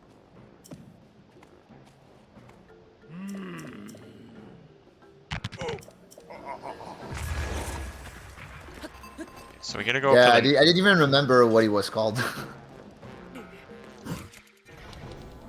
I guess that's how cringe he is. So we're gonna go to the northern mines. So I'm gonna try to do a fairly precise wind bomb here to get into where he is before the boulders load. If I don't, then I have to do a clip to get past them. You're supposed to use a cannon to destroy the rocks, but why do that when... I don't think that's gonna work. No, I'm too low. Yeah. It's fine. We can do an ESC here.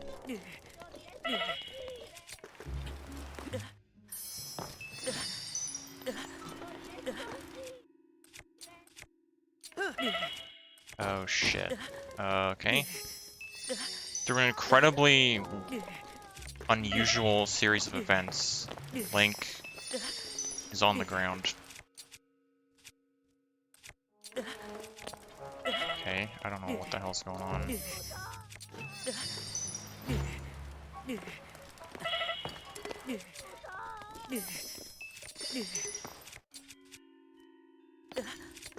Okay, this is great.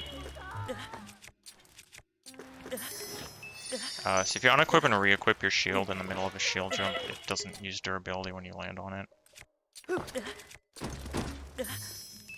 Cool. That was pretty bad.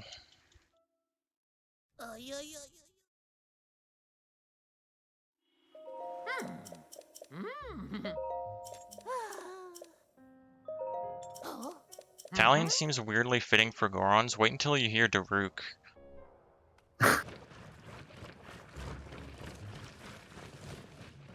And by hear Daruk, I mean like the first word of every sentence he says.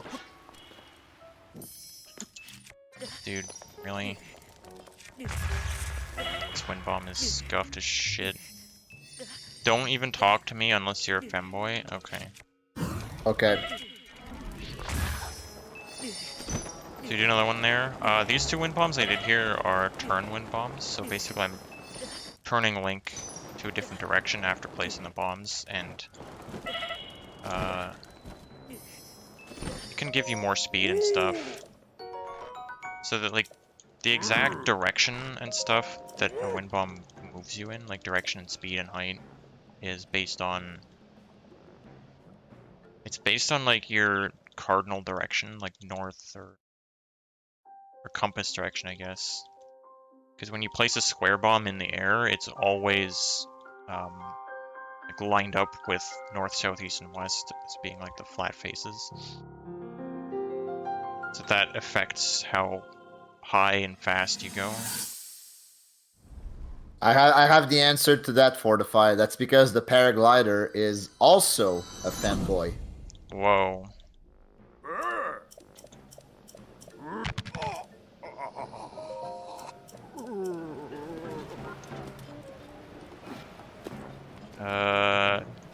This wind bomb also sucks because this rock is like the worst thing in the game.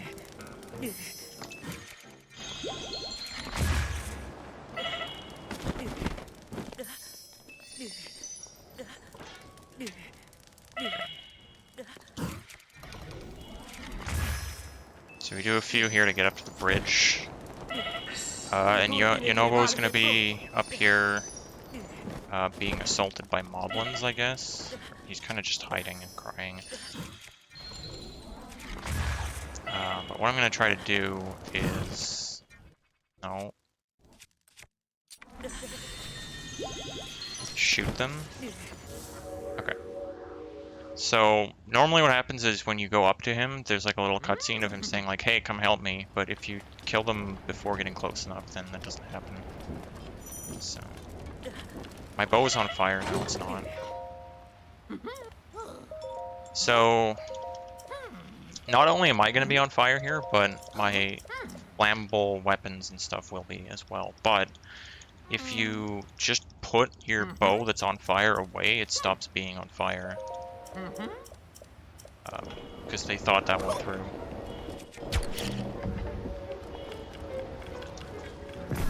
So yeah, I can just kind of not let it ever burn.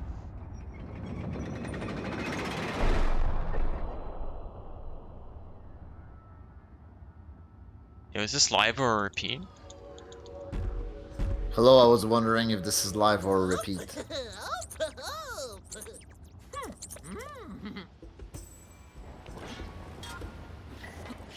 Oh, what? I fell off. Plus ratio.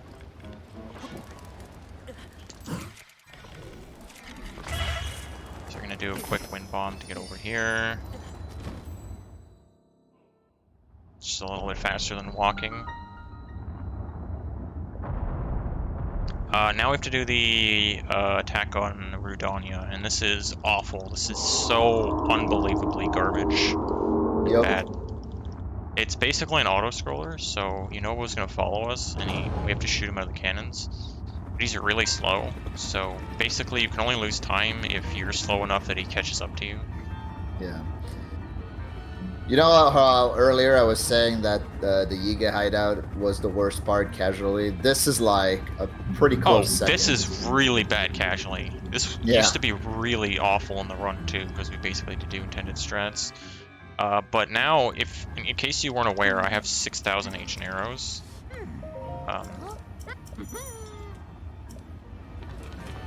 So yeah. The other thing here is I can't whistle sprint because Yunobo is controlled by whistling. So I'm gonna try to do, it's called throw sprinting, where you basically do whistle sprinting, but it's like kind of repeatedly taking out your weapon to throw and putting it away.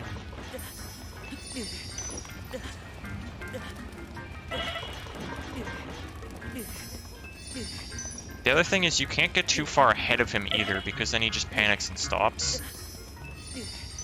You really, really don't want that to happen.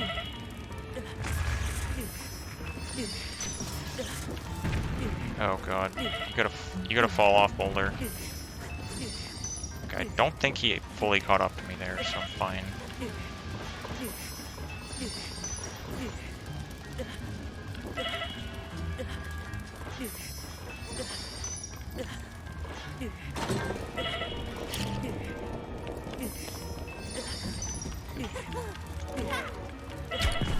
So I'm just kind of taking out my bow repeatedly and putting it away so it doesn't light on fire.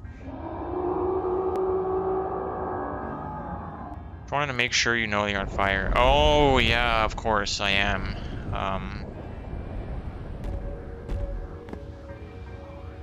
I could actually stop being on fire. Nah, that sounds cringe.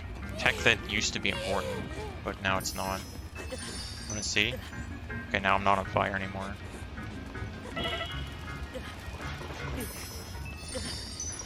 Yeah, if you start a spin attack with a two-handed weapon, you just stop being on fire. For some reason.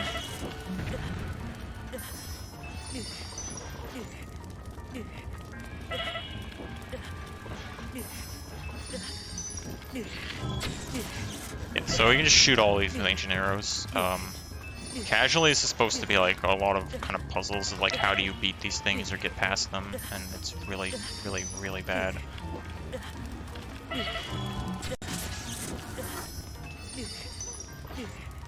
Man, you must be getting pretty low on fairies. You'd think.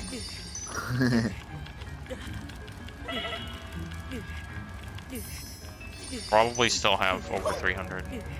Yeah. 347 is my guess. On average, you use like 70 or 80 fairies over the run. Oh, no more than that? Yeah. Huh. Yeah, sure, Cape Logs.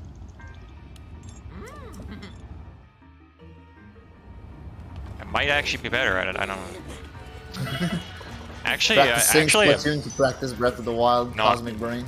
Not really, actually. Every time I played this and went back to Splatoon, I like couldn't play because the camera's so slow in this game. Okay, those things are just literally floating in the air. This is a functional video game. I mean, there's wind, so I understand completely. Sure. Okay, this is the NA section.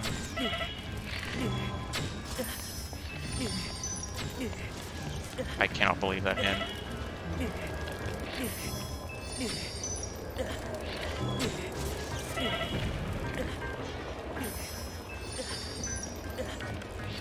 Alright, and when you miss, you see the arrows flying off in the distance.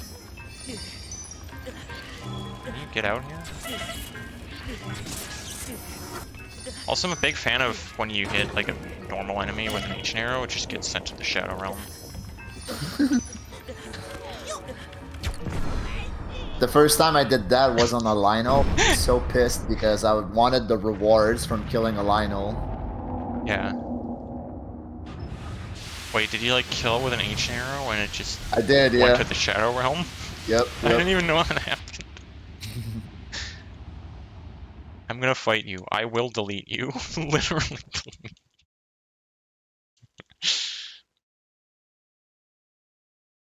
Demon, can you give me a Yu-Gi-Oh! Obliterate in the chat?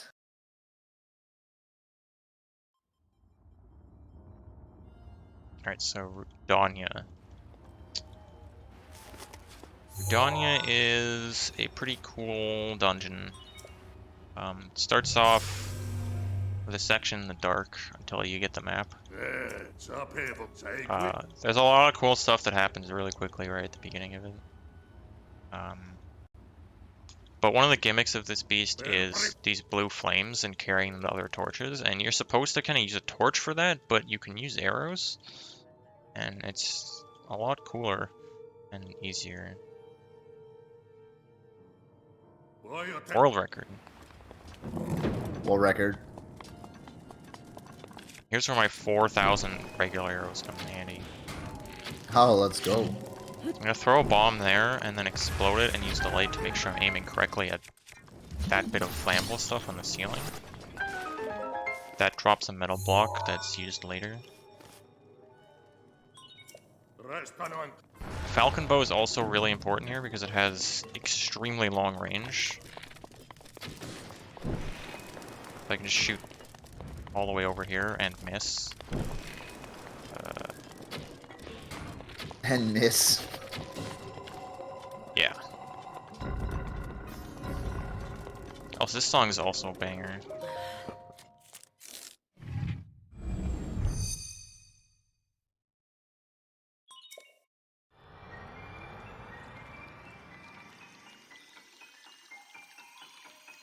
Yeah, back I'm a to the fan of the Splatoon fact lines. that, you know, you're inside, like you're inside the crater of a volcano, but when you're inside the divine beast, then you're fine. You're not on fire. Yeah, it has air Only when you go conditioning. outside. Yeah, exactly.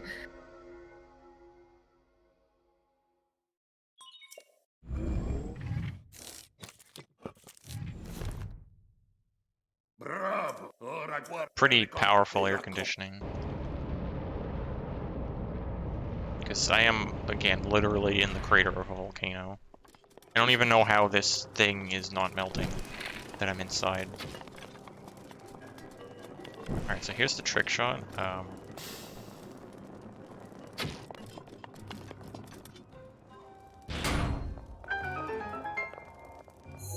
Just bounce that arrow off a wall to hit that torch. Getting to that torch is... I don't even know how to do it, honestly. I don't remember. I don't think I even knew how to do it when I played casually. Like, I did it, and I didn't know what I did.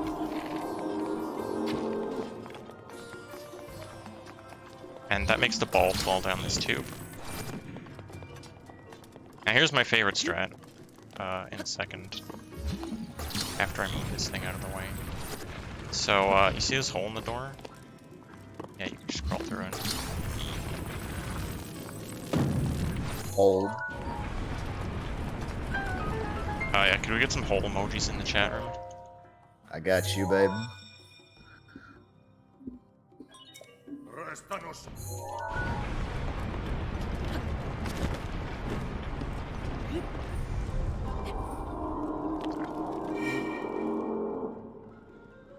Ball finally went into place.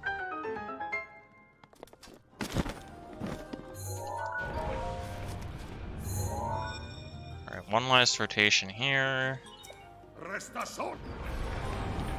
And one more Revali's Gale use. To get up here. Again, I don't know how to get up here without Revali's Gale anymore.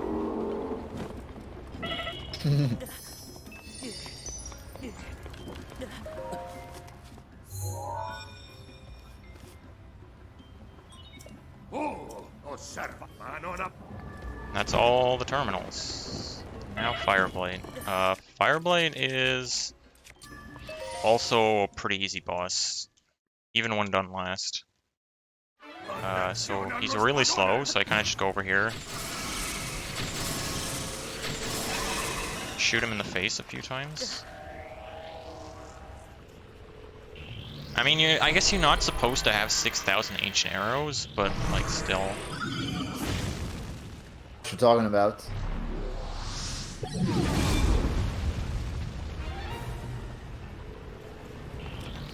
You're saying that the bosses are easy because you have ancient arrows when you're not supposed to? Oh my god, he didn't go here. He always goes there. I guess I'm gonna just blow it up.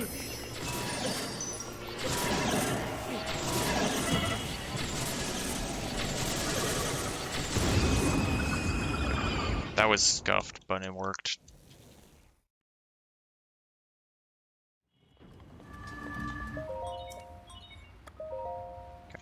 Okay. There we go. Yay. Yay. That's all the Divine Beasts. All these cutscenes take forever to load.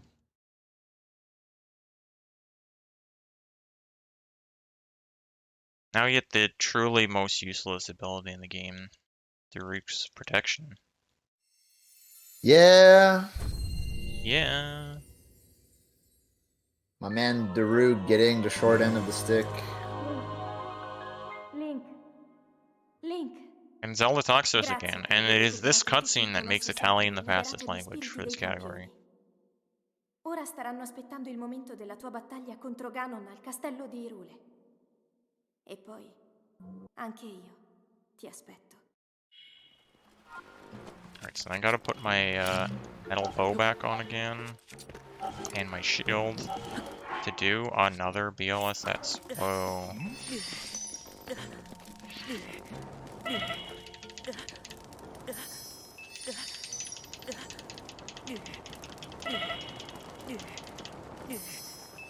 Now we can finally beat the video game.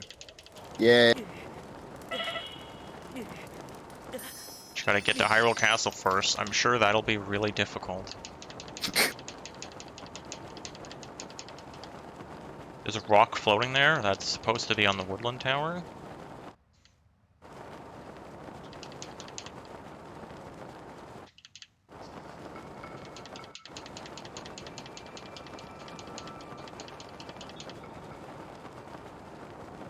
A little faster still, I think.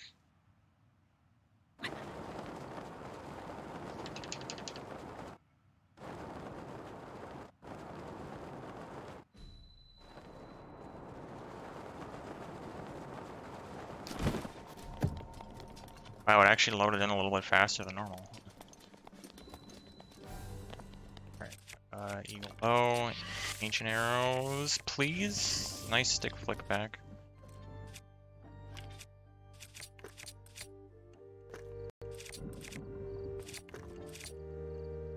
Just gotta make it load and before it can start this.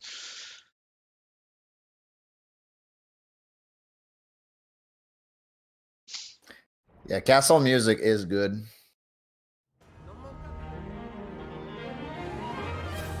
Like 1 second of a volley for Fortify. Alright, you got Calamity again. I have Ancient Arrows. So I'm gonna shoot him in the face a lot of times.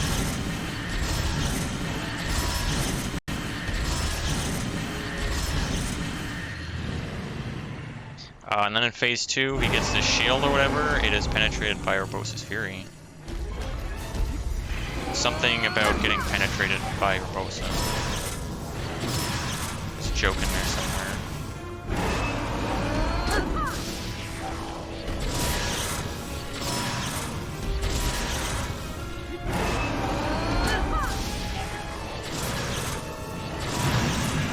Alright, he's dead. Smoked. Smoked! And now for the filler final boss, Dark Beast Ganon. Boss is literally filler. Yeah. It really is. I wish there was more to it, because, like, it's a cool Ganon form, but... Yeah. You get to do one of my favorite things in this game, which is turning the horse with the scope.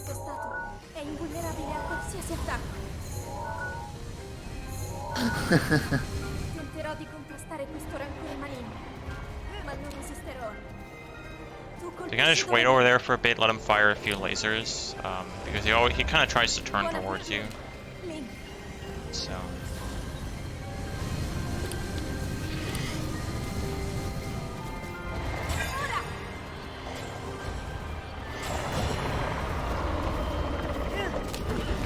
Yeah, all you have to do in this fight is just wait until the spots are visible and then shoot them with arrows. That's the whole fight. I don't know, my Hans is tired.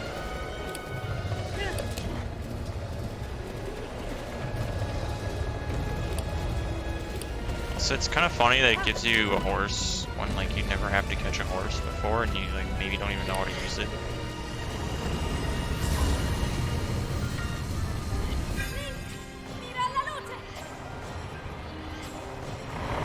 Mira la luce. What's the stats on this figure horse? it out? I don't know. Probably like pretty bad. The last one is on his stomach. Just kind of want to wait and see where he moves. What the hell? Okay. Can you not?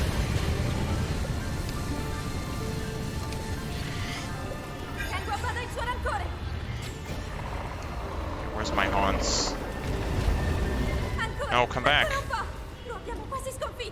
Alright, fine, whatever. Dude, he's gone. Where's his face? I need his face. Okay.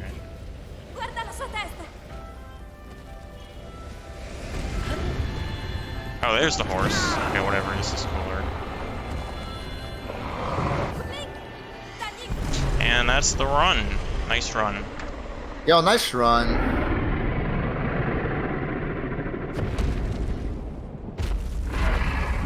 That's the best run I've done since derusting, so. Oh, well then. Happy derusting. Thanks for the nice runs. Yeah, good shit, gamer. That was good.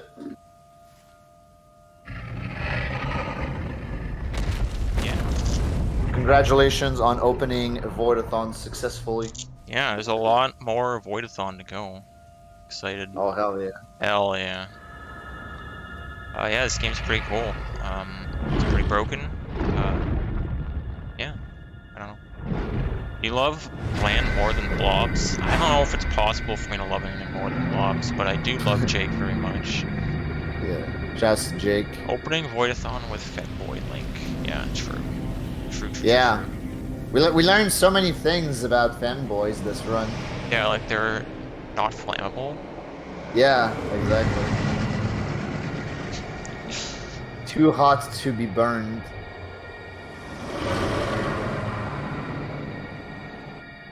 More like Whoa. Hey, whoa. Would you cosplay as Fanboy Link? I guess so. I don't really have the hair for it, but it's not the right color. That's fine. That can be arranged. It can be arranged. Yeah, thanks Gamer Glenn for thanks the Zelda run. For having me. Yeah. Up Look. next is gonna be K Plug with Chained Whoa, Echoes. K Plug. Yes, sir.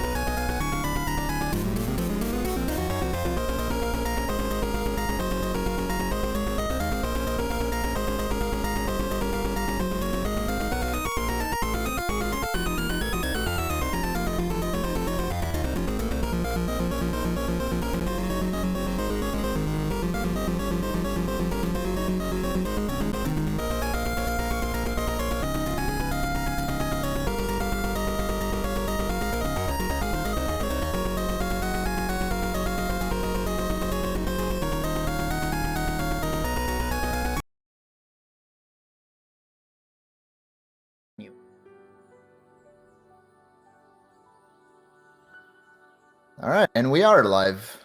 We are live. Okay. Yeah, so next run of the marathon, Chained Echoes by K Plug. Hello, gamer. Hello. So Chained Echoes is a turn-based RPG. It came out at the very end of 2022, so things are actually still pretty early in speedrun development. We play in a downpatch version of the game. We do a lot of out-of-bounds glitches that are no longer possible. It also has accessibility settings where I can lower the enemy's stats to make it possible to beat the final boss just a quicker way. So it's kind of like an easy mode kind of thing? Yeah. And there's actually a couple points during the run where I will turn this up to high stats to do some quicker death abuse. Yeah, I'm ready to go. Well, whenever you're ready. Timer is on your end. So. Yep, timer start. Oh, I need to... Classic mistake. Yep. Alright. Text is very fast in this game, and you can also skip a majority of the cutscene. You're gonna see me running through. This beginning prologue section, one of the few parts of the game where things actually look intended. We start out in full sky armor here. It's one of the 2 types of combat in the game. And then, of course, on foot. Smash through a couple of battles here real quick.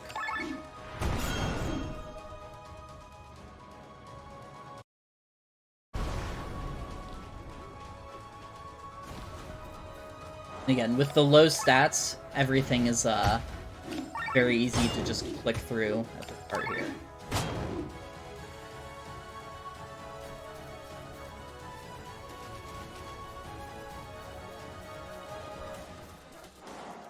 Once we're through this prologue, I will immediately be going into Out of Bounds. The way that works is after I die, I can open and close the menu and then have control of my character when I'm not supposed to. And then once you do a screen transition that way, it's basically busted wide open.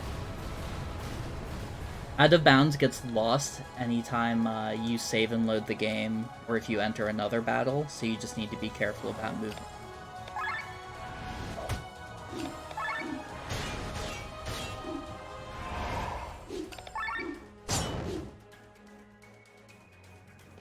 This game is very kind to players in that every battle you refill your health and your TP, which is basically your mana.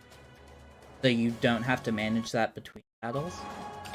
But it also means that every fight in the game is dangerous casual. Like a standard group of enemies can kill you just... Right, yeah, because like the game is balanced around that, around the fact that like you get a free heal every fight. Right. And then there's also very little grinding. Instead of traditional XP, killing a boss gives you called a Grimoire Shard, and it just gives you a skill up.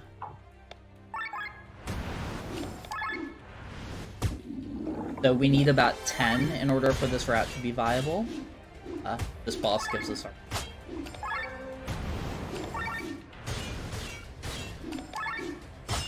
Having the turn order visible at the top right also means that I can have my cursor where it needs to be. Turbo to mash.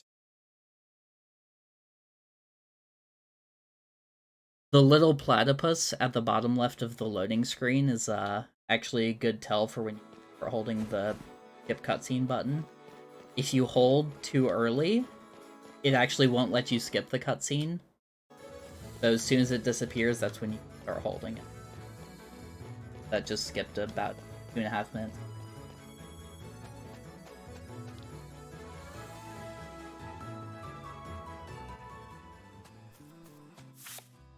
In our first fight here, I'm going to unequip armor and unequip my second character.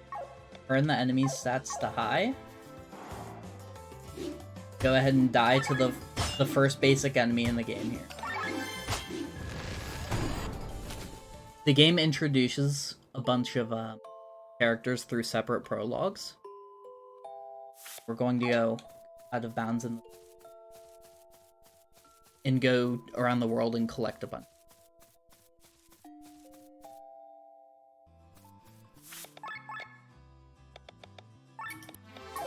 So I went out of bounds there, went up the screen, and by saving and loading, I unlocked this fast travel crystal. And then unlocking the second fast travel crystal unlocks the ability of fast. So now I can teleport back and forth. Normally if you run there, there's triggers that tell you, hey, we're not supposed to be at. And then using the fast travel, I'm able to do this blind on the game over menu. Lets me create the out of bounds state. I'm able to walk through fences and I need to avoid. Wow. Yeah, I need to avoid enemy triggers there, and also avoid like that guy who's sitting on the ground. If he talks to me, bad, because he'll break me from. The good news is most of it's recoverable. I just need to go and die again and get the out of bounds state. But yeah, at this point we are collecting a handful of late game materials for upgrading weapons. And then we're going to go to a point in the game in the 4th act where you're supposed to have access to an airship. And because we go there, it gives us access to the airship. So then I can travel around. Pick up a few things here. One of those is necessary for a money glitch.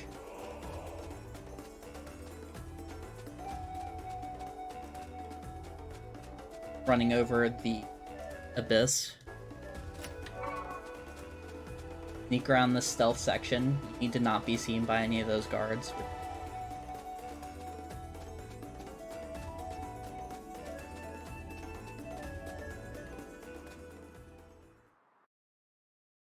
And I now have access to the airship, which I can then use to get access to the sky armors. Because after the sky armors in the prologue, they actually disappear for probably 10 hours.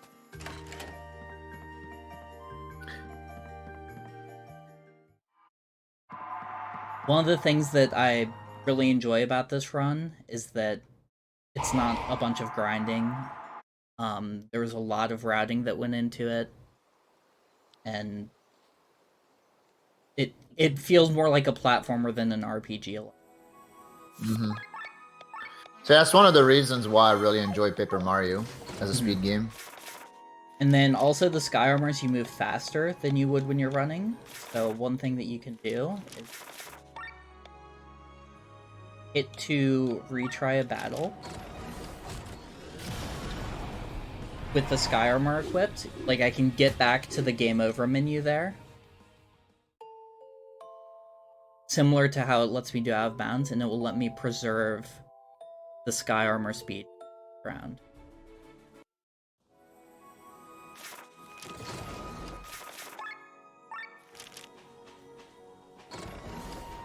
On foot moving around.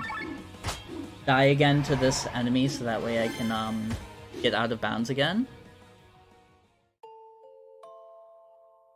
I really like using this monster because you're supposed to have sky armor there, so it's doing like 3,000 damage. And you never hit those kinds of... I was about to say, you did a lot of damage right there. Yeah, you're supposed to have hundreds of defense because you're in a sky. And I'm sorry about the game over menu in the middle of the screen. I just kind of tuned it out at this point, but it's probably very distracting.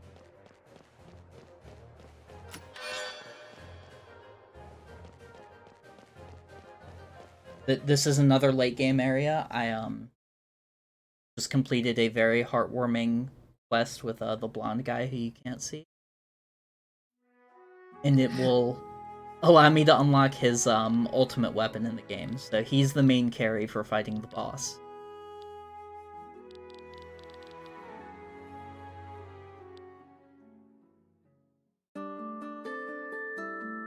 Would I recommend this game casually? Absolutely. There's a lot of Chrono Trigger vibes to it. A lot of Xenogears.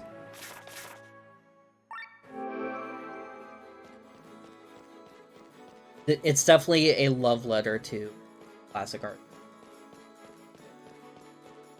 What was this game made with? I'm not sure. I want to say Unity, but I'm not certain. Yeah.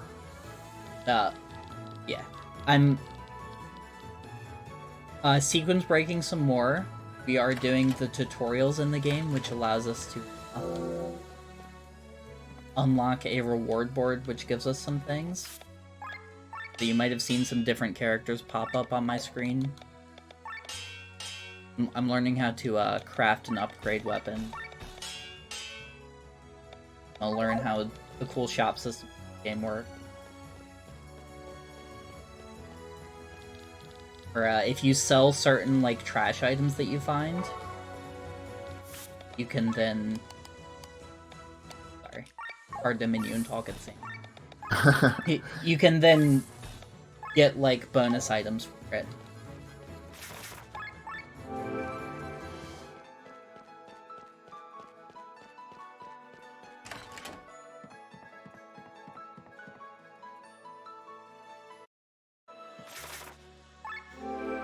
I'm teleporting around the city instead of running through. That's just minor, like 5-second time to add up. So this finishes activating all the tutorials. This isn't skippable cuts. Mashing through. And at this point, we run towards the end of the game. We pick up a bunch of items on the way to unlock the teleport crystal there. And then from that is when 15 or getting my characters. Then teleport back, wait the final. I'm picking up a bunch of items here for selling. And I have one item up here, actually, to add.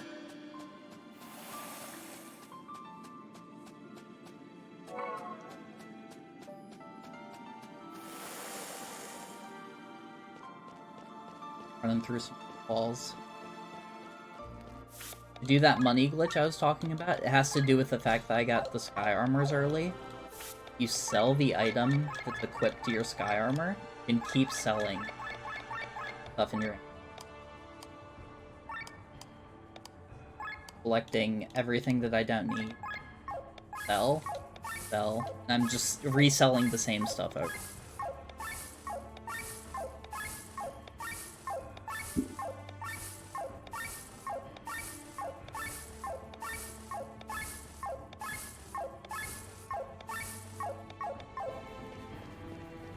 That's way too much money, but for safety, I just don't want to run out in case I make a shopping error.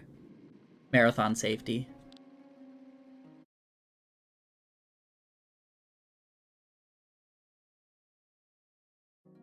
After running through a bunch of walls, this gate right here that I just ran through is the entrance to the final dungeon. You don't get here until probably 40. This area is really scary because if I get into an encounter, I will have to redo the run that I just did. I don't have a teleport. I have to get out of bounds.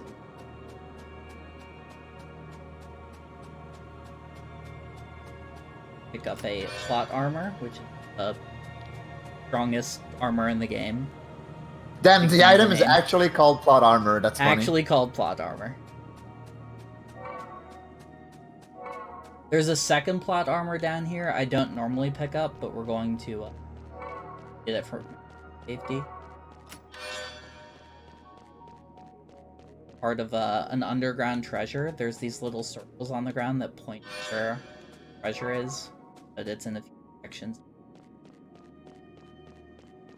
Kind of wander and... What's the utility in grabbing a second plot armor? Is it because you can like lose the first one? No, you can actually have 8 characters in your party at once during combat. Oh, okay. So while I only have 2 right now, after I finish getting this teleport crystal, going through the... That's a bad... so... Plenty of time to talk while I run back through everything. Cancel. Go back, teleport here, and redo that whole run. I got the last pickup, and then I hit... Need to go up. Ah, dang. So that's probably about a 2-minute time. It's like if this were a PB attempt, that's a reason. Well, it's time for donations, gamers.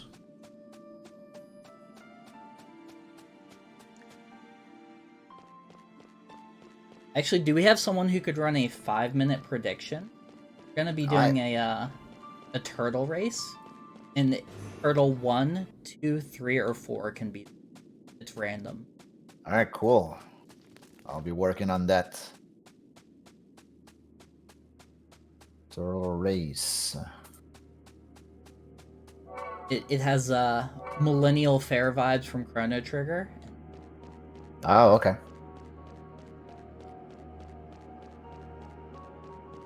Pick whichever one is. Yeah,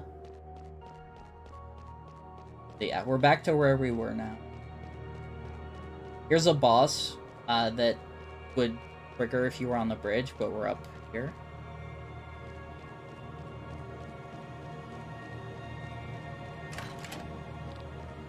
Alright, put your money in, nerds.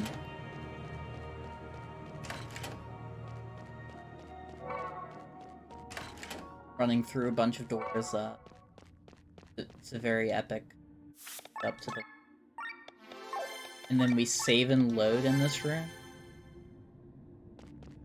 Unlock the top. And this is the strongest equipment that you purchase. You buy a few things for the characters.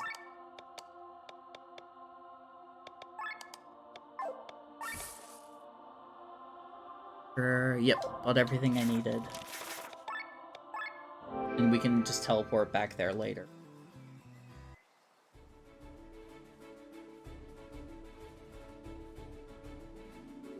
By saving and loading, we broke out of bounds, so I'm gonna land here to just get it quicker because it's on the way. Yeah, Hack the Yak, who I normally use, can sometimes hit you with a status effect and killing you.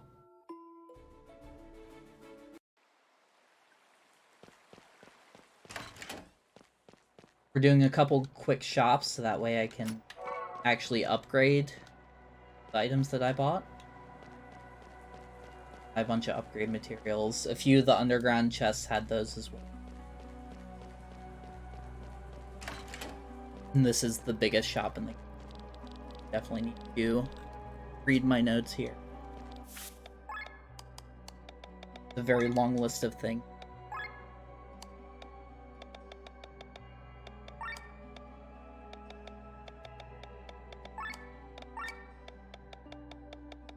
One of the bonuses of doing the money glitch is I don't need to actually count how much I'm getting. I press the up button to buy out what the has.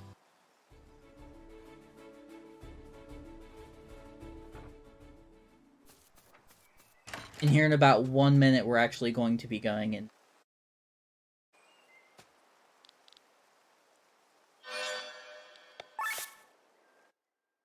Oh, that's bad. So, another one of the scary things about this game is with the game over menu there. You're in constant issue where you can hit over to load save or retry battle and it can break things. I prepared some safety saves, so I just loaded back a minute and I'm going to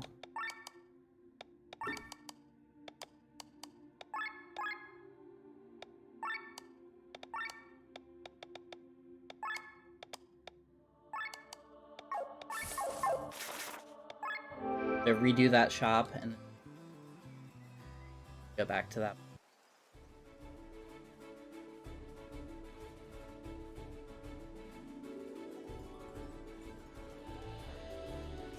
Dude, the server world's looking pretty sick.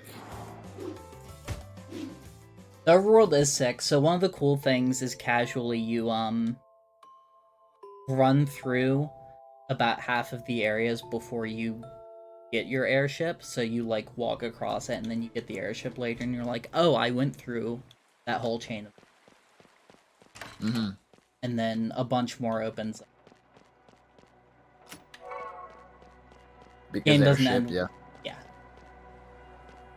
But you got the airship like 12 minutes into the run, so...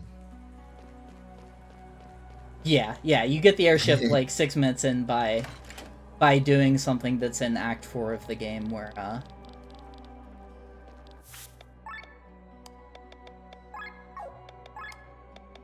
it does not think you have that. Because otherwise it would soft lock you where you are. It's actually really interesting the way those triggers work.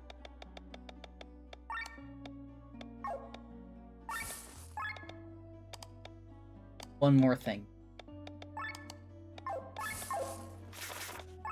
Alright, this time I'm going to be more careful with my menuing and not press right and hit load save and stick myself in a menu.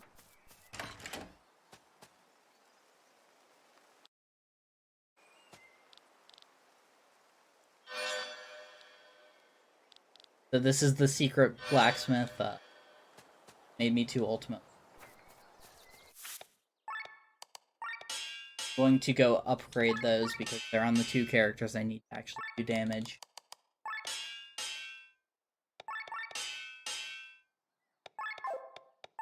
Upgrade my plot armors. Because we're going into the final boss with... It's basically level 10. There's not levels in the game, but instead of level 48 is actually the...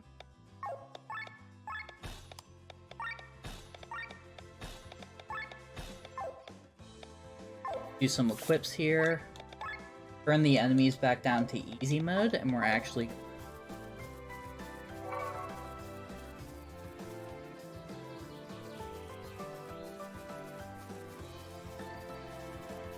We are back on track with the prologue. It's supposed to send you into this Thieves' Cave.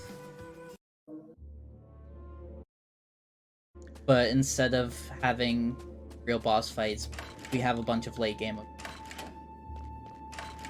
So I'm shotting bosses. This is basically a quick way to get levels because killing the bosses avoid all the minor encounters because XP doesn't matter.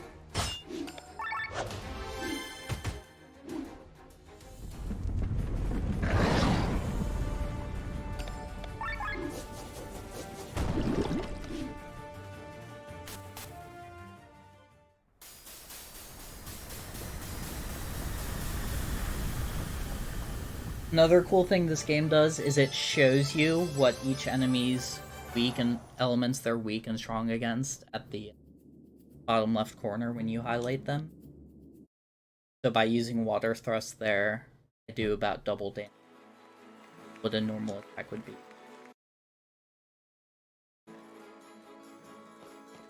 Alright.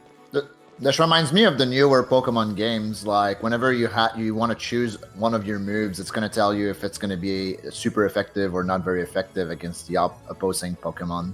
Whereas the older ones, they don't have that mechanic. Did our prediction close for the turtle race? Yep. Alright.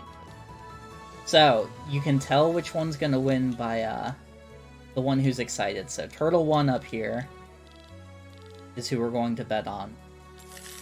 We're gonna bet on Line 1. Listen to the jams.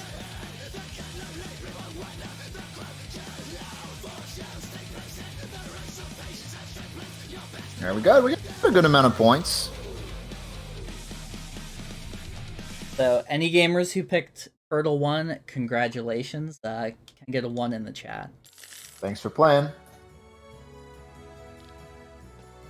So yeah, these are points like, not real money, but you hand them in, and there's these joke weapons. They're joke super weapons, and then just finish up that cutscene.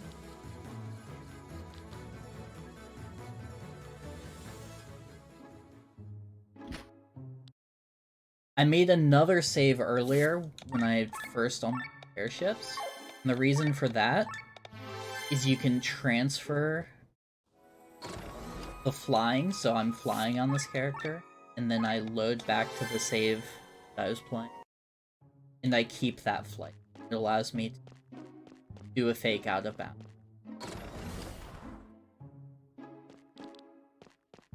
I'm skipping a bunch of prologue cutscene triggers, non-combat stuff. And there's actually quite a few of these in a row, because these are areas where you can't teleport to. So I load the save, fly again, and this is weird because you can still hit cutscene triggers, but keep the flight status. So I'm going to be flying as I run this next.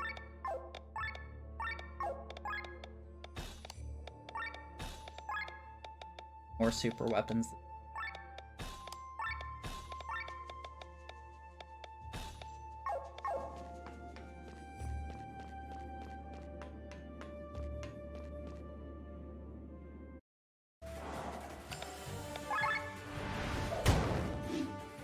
Yeah, the redhead, you can just see her shadow flying over the water there. She's supposed to be standing on the raft with everyone, but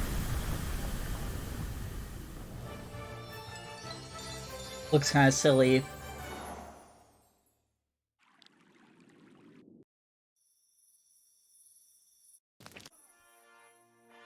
More character introductions. We're building up our party here. You talk to the guests here. They tell you about themselves, about the lore of the game. If you answer everything right, you get a nice crit equipment. Instead of mashing through, actually get that.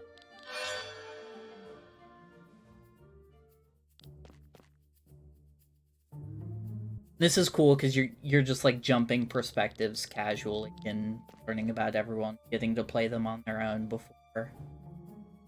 In a moment, everyone gets thrust together and you get a 6-person party. You actually have to deal with the character swapping.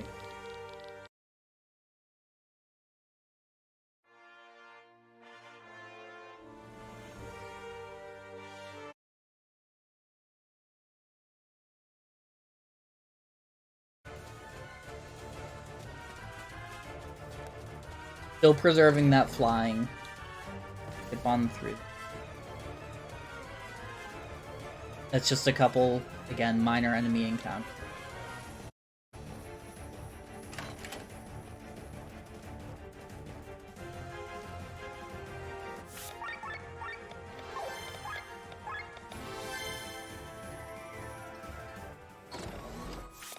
Another save load fly, as I call it, just because it's easy to shorten. And then finishing up the prologues. After this, we are back to overworld gameplay. We'll have the ability to run around the world. A big scripted scene that you don't want to break out of.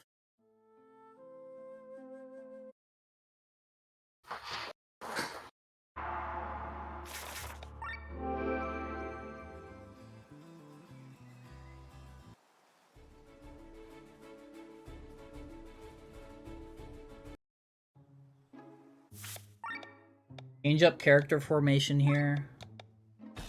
If you have someone in the second slot, they're going to be overridden. Be short character.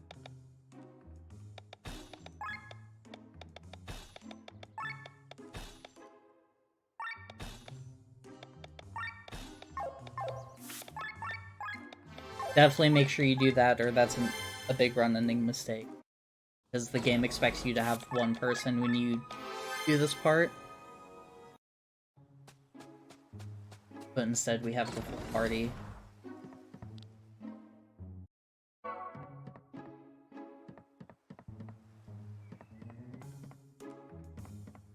Get a cool old green lizard man, Bathraz here. He doesn't have arms.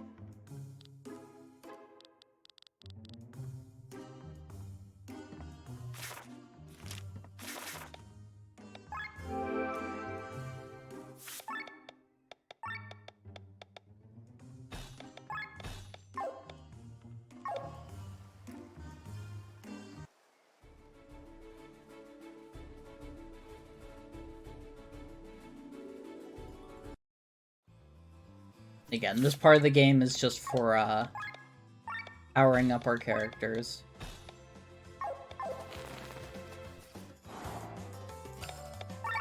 Get our revenge on Takviak here.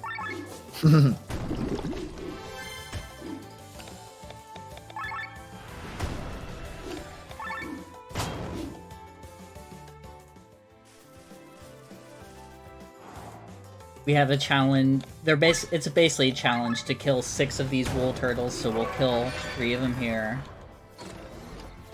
Go clean up something else in this area, and when we teleport back to that crystal, they'll respawn. And There's 1 mimic in this game, just a random building there.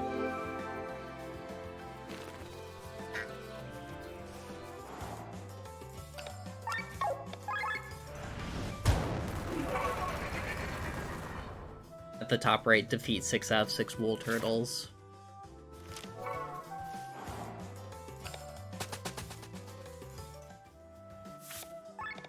Oh, he's back. Yep. And then Tak needs to get his revenge on me again.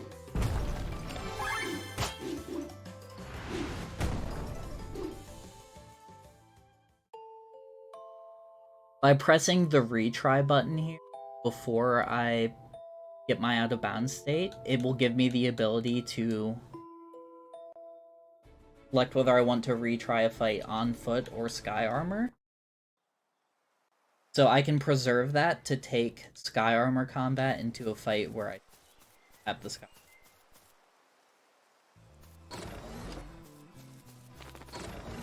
Yeah, that sounds pretty broken. Yeah, so... And that will come up again at the very end of the game, because the final boss is actually... It's a 3-phase boss fight. Which means that... Well, we do actually have to fight some of it, we can skip another step. Hello. I return. Hello. Hello. And that shrine gives me a class emblem, which allows me to turn someone into a warrior.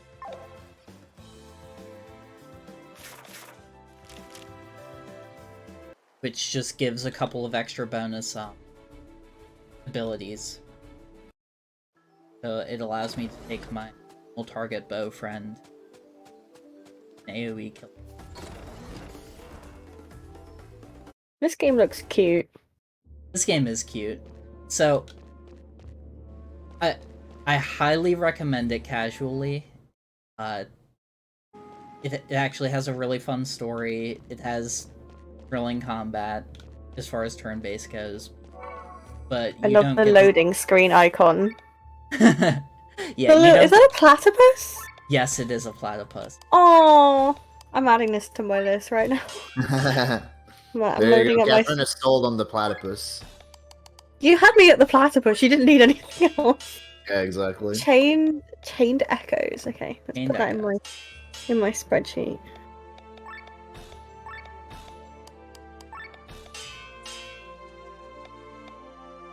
I'm doing my last set of crafting in the game.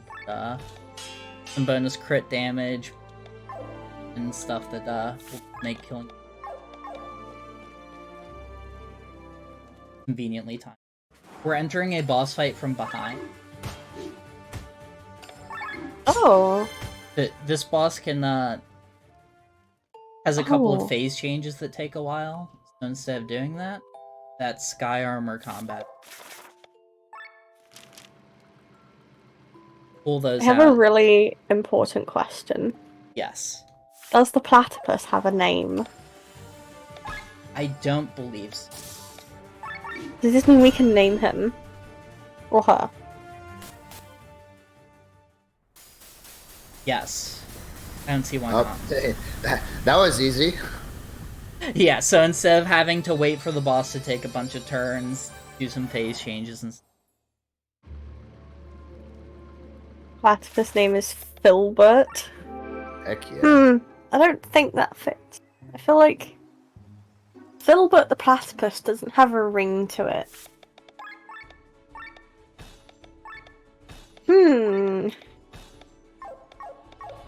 What about...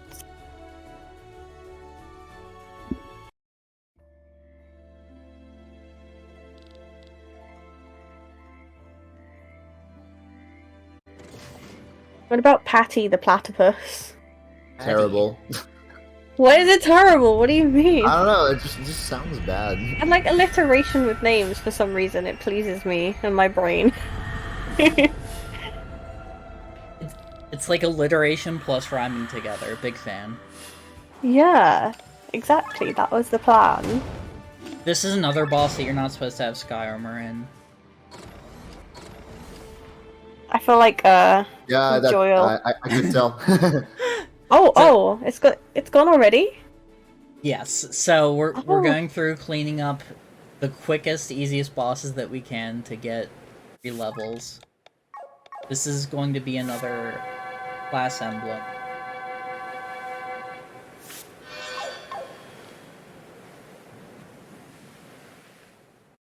And this is going to allow me to turn someone into a monk. Just lets them take turns faster. Makes them have a bunch of extra health. We one-shot that because we have that guy's best greatsword.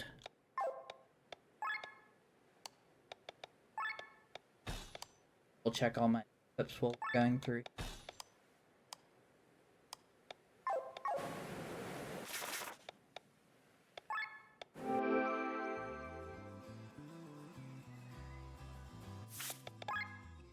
And then I'm going to actually use my level ups. Lock a bunch of... There's a few ones that are really important. So Bathraz here gets raw iron, which adds the heavy element to it. Victor here will get Basso Profondo, which adds the dry element to it. So if I use earth and water, they'll take a ton of extra damage. Then Rob here, as our big damage dealer, gets charging and water attack. I picked up the earth belt for him. Means that together he can use water and earth to block both.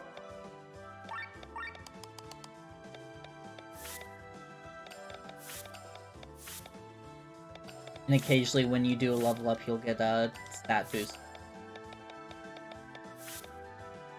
Them being similar to real levels come.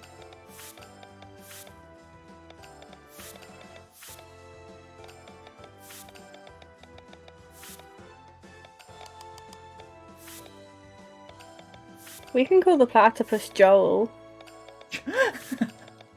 I feel like calling the platypus Joel is it's an insult to the platypus. Blasphemy. Yeah. It is. I'm just reading out what Joel is saying. Yeah, I mean, it comes from Joel, so don't listen to that. Oh, this is a good point. Now this bird who kicked my ass. Oh yeah, well, you're back on the bird. Now I get to come kill the bird. I'm actually using sky armor. Is it a boss? This is a boss. So this is the first boss you fight after you get your sky armor normally. But I picked up very late game sky armor equipment for one of them. So I hit it with the sword for 25,000. I didn't realize Crow got so fat.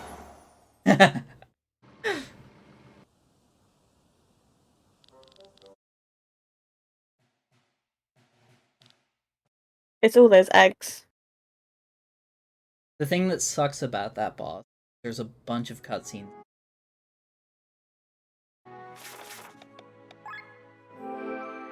I've tried to do about 8 reroutes, so I cut that out of the... After killing it, you get a little... It's not a party member, but it's a clan member, and he... That gives me my last upgrade that I do my final level up.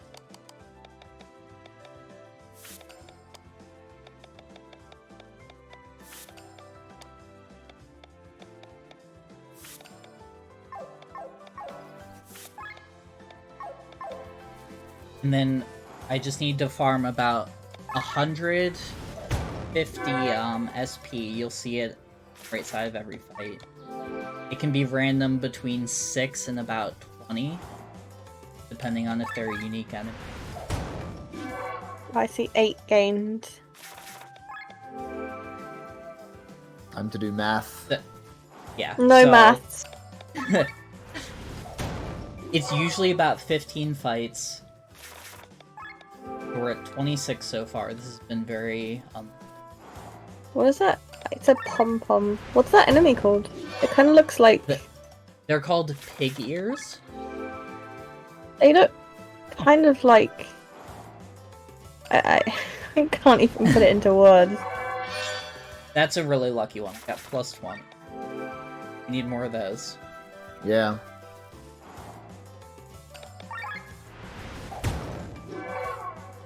You love math? Shake my head.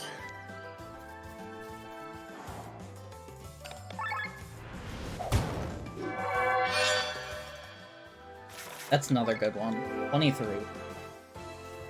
The highest What's the I've maximum ever seen. that you can get?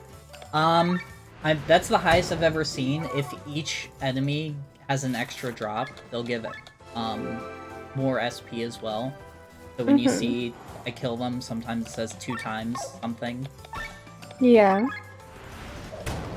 But yeah, those all just dropped 1 pom-pom or been high.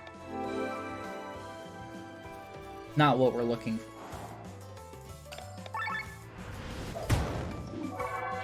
Do you need that to get something specific? So with the skills that I just unlocked, each skill has a level 1, a level 2, level 3. And I just need a handful of skills to reach level 2 to have that extra oomph to actually beat the final. So, Oh, I see. I'm gonna give it a couple more fights here, just then. Oops.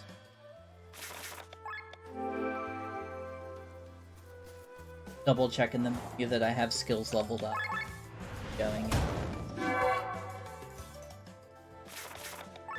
Hopefully, have a good fight. It's actually a really intense fight, which is one of the reasons that I was drawn to run the game, because actually having to fight the final boss is...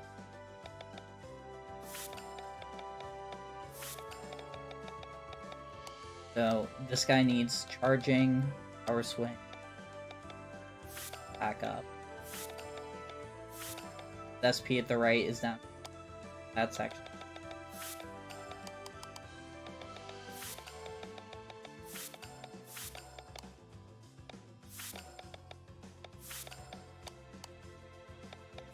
If Rob had enough to level everything he needed up, which means everyone.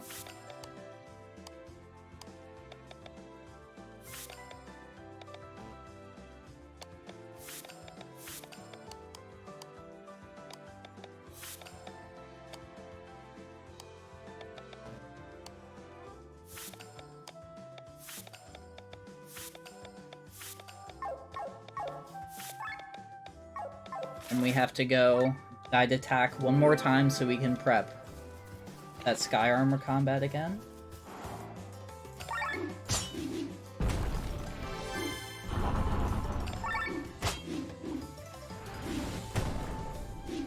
So I'll press retry, and then we'll be teleporting back to the end of the game, and we'll, fingers crossed that we can using Void Prey. yeah, Yak using mist. Void Prey.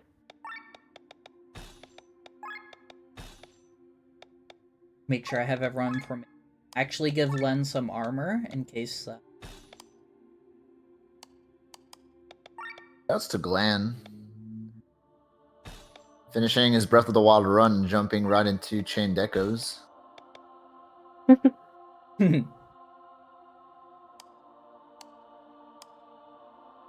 Double check their equips. Swift Sandals will let Victor go first 75% of the time. So hopefully we don't get unlucky. Rage.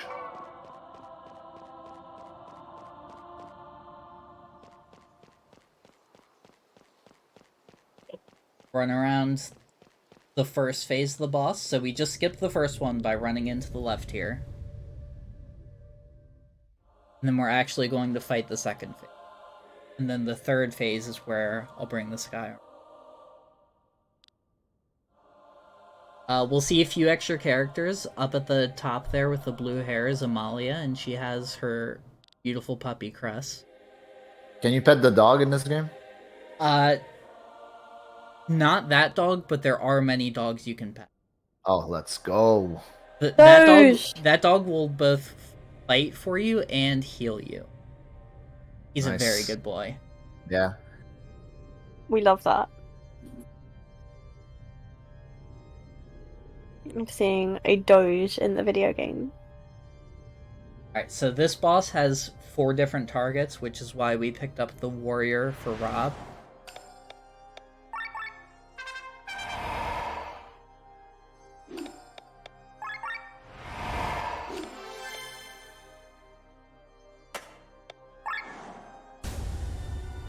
Len's ultimate ability, he builds something real quick and then debuffs every enemy. Ridiculously powerful.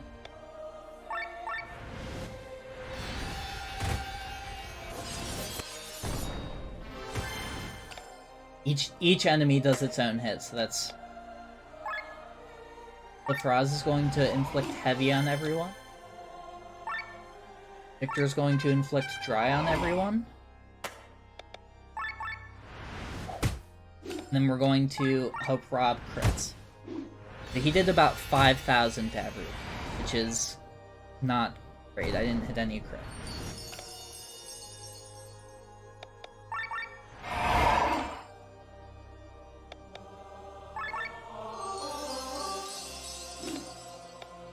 But Rob has to charge his attack between every turn.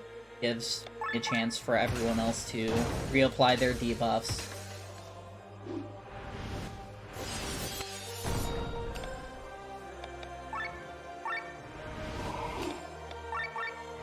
Again.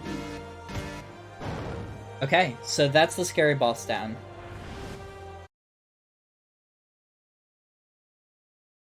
This boss will put everyone to 1 HP on the first turn it gets, and then you're supposed to, like, rush to heal everyone up. But it's very convenient for just letting it.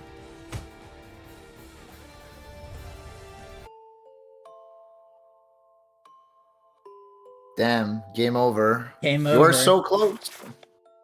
Then retry in Sky Armor.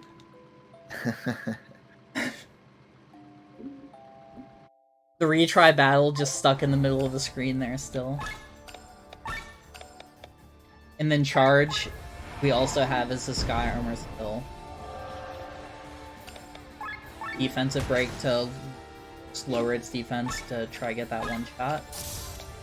And big attack, 42k, and that is time.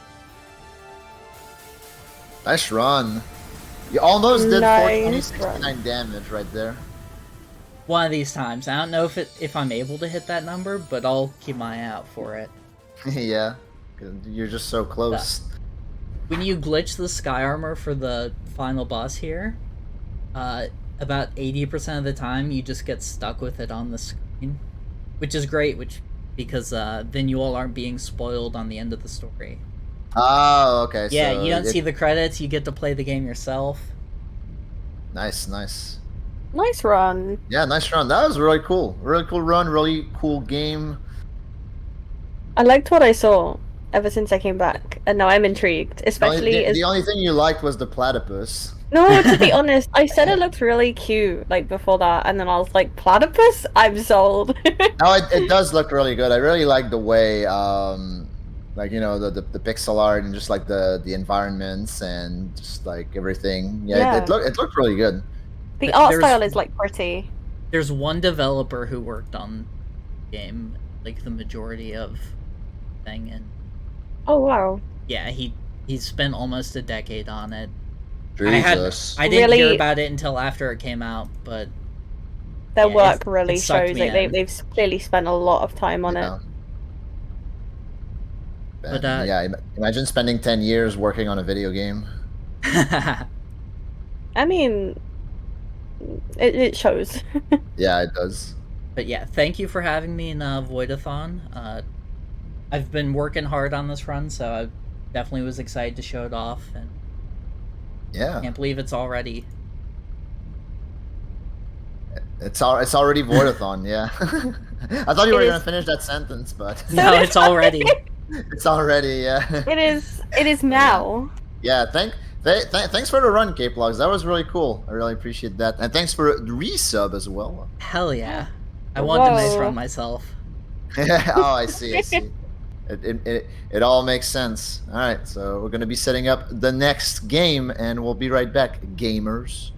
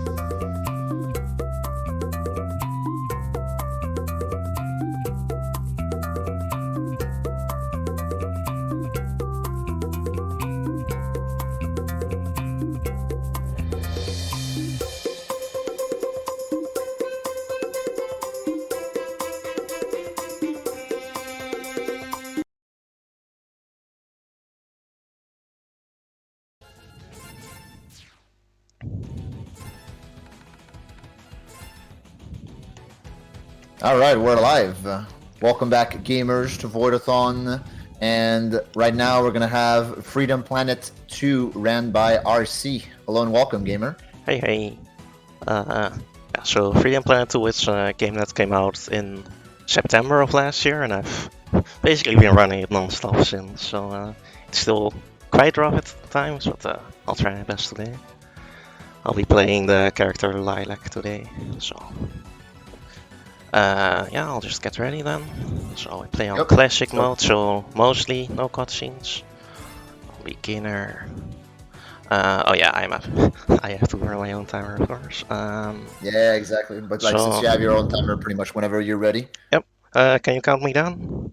Yeah, sure. In 3, 2, 1, go. Alright. So Freedom Planet starts off with the hardest stage of the run first, so I already need to take some time to focus here. There we go. That's looking good. That's looking a little less good. Ugh. Unfortunate. Okay, so in Freedom Planet, the name of the game to really go fast is to get a lot of speed from like the level design. So I mean things like stage gimmicks or jumping off slopes or some springs that can bounce you really fast, and try your best to keep that speed for as long as possible. Oh, I don't know if that's unfortunate. Because Lilac herself, she doesn't really have that great tools to build her own speed, but she's very good at keeping the speed that you can get from some of these stage gimmicks, and even adding to that speed herself. Oh, okay. I went a little faster there than I want to, so it's a little bit of a mess. Let's see how I can. You actually went too that's fast. fine. That's crazy. Yeah, exactly. I expect to just bump into a wall there, but I didn't, and I ended up somewhere without my meter. So yeah, one of the moves that Lilac has is this Dragon Boost. Oops. And Dragon Boost requires meter, which you can see in the... Where am I going? Hold on. You can see the meter in the top left, and well, it needs to be full for a Dragon Boost. So when you're messing up, it's quite annoying, because sometimes you just don't have meter when you want to have it. Okay, so boss fight here. This boss does this giant bouncing around attack, and it's even worse than normal whenever you take out one of the pieces of its health bar. And that's kind of how a lot of the bosses... Hold on. Kind of looks a little bit like Gengar when it's not rolling around. Yeah, and the big cheeky smile, of course. Yeah, but for a lot of bosses it's pretty important to getting the damage when you want it to, because when they're doing an attack it's oftentimes can be quite annoying. Okay, so I'm going to buy an item. So earlier in the stage I got 2 gold gems, which I can exchange for this this potion, and the potion is an attack potion for 20% extra damage. So, oops. There's some potions with a lot more interesting effects, but for Lilac that is good enough. So, we're in Shenlin Park right now, and it's a little less chaotic than Dragon Valley, the first stage. So, a little bit more chill, thankfully.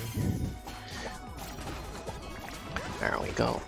So, what else can I talk about? Yeah, so another of Lilac's moves is that dive kick that you see me use often. So the way speed works in this game is there's... Well, first off, there's a speed cap while you're on the ground, so you don't really want to be on the ground for that long. But also, in the air, there is a thing called... yeah, just basic friction, really.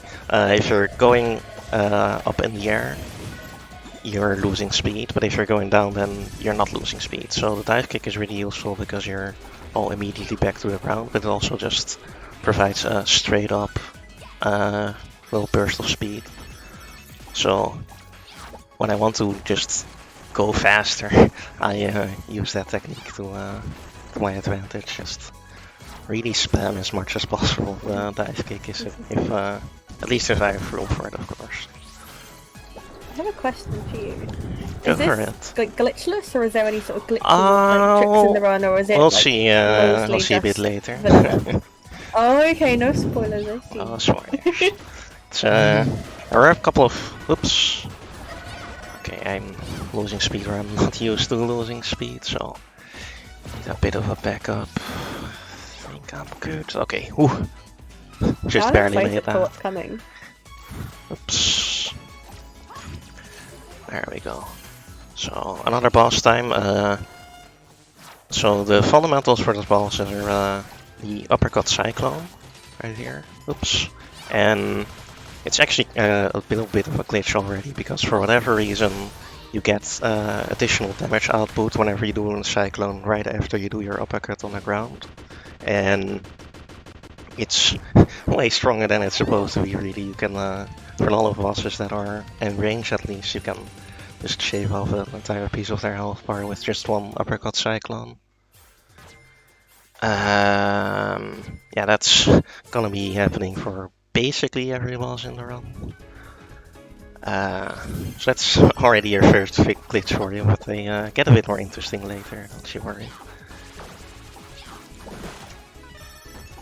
Okay, so, oops, it's a bit awkward, but this is fine, yeah. Okay, so we're in Phoenix Highway right now, and it's a stage where you can go very fast as well, just a lot of open space at the start, which is really quite comfy. Oops, let's do that again, come on.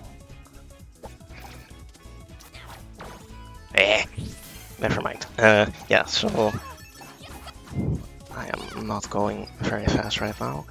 So another move that Lilac has is this uppercut, and it's quite interesting how Lilac works, because she has two different options for double jump, so she can only use one, obviously. It's either this uppercut that gives you a lot of extra height. Oops.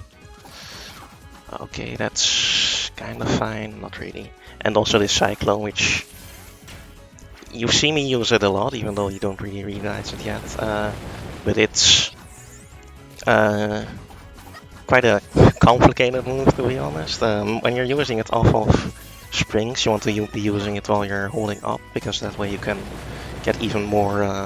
It kind of adds to your vertical momentum, so you go high even faster.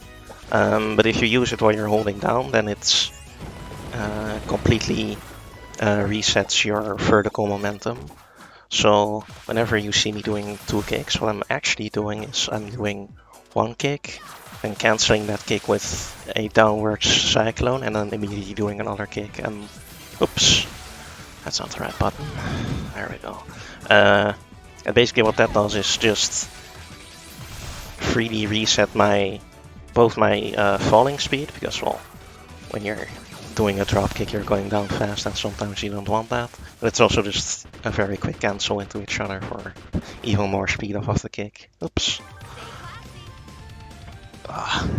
It's going a bit tricky right now, but I haven't even taken a peek at the chat for now.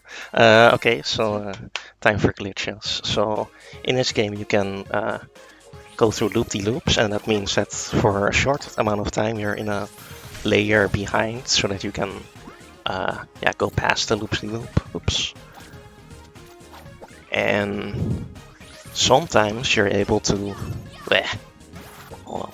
Sometimes you're able to not go back to the right layer. So right here I clip through this rail and I'm in the layer behind now. There we go. So you're already seeing me going through walls, and Lilac has this fun move called Blink Dash. And Blink Dash is a very good tool for adding a lot of distance to, say for example, your jump while you're out of bounds. That's a bit annoying. Oh, Where wow. am I at now? Yeah, you're just clipping everything right now. Okay. That was wild. Alright. It's also Bit of a really sketchy satisfying ending, to because see you go. I grabbed the pull at the end, which completely killed my speed, and don't really know what Right, to do yeah, I there, saw but that. went fine in the end. And then at the end of that section there's just some plane switcher somewhere which saves my life, and I have no idea where it is, but I know that it works, so That's fine. Otherwise, you can. Satisfying to see you speed through everything. It's not even going that great, to be honest. But, it's a very, very fun game to watch, I think.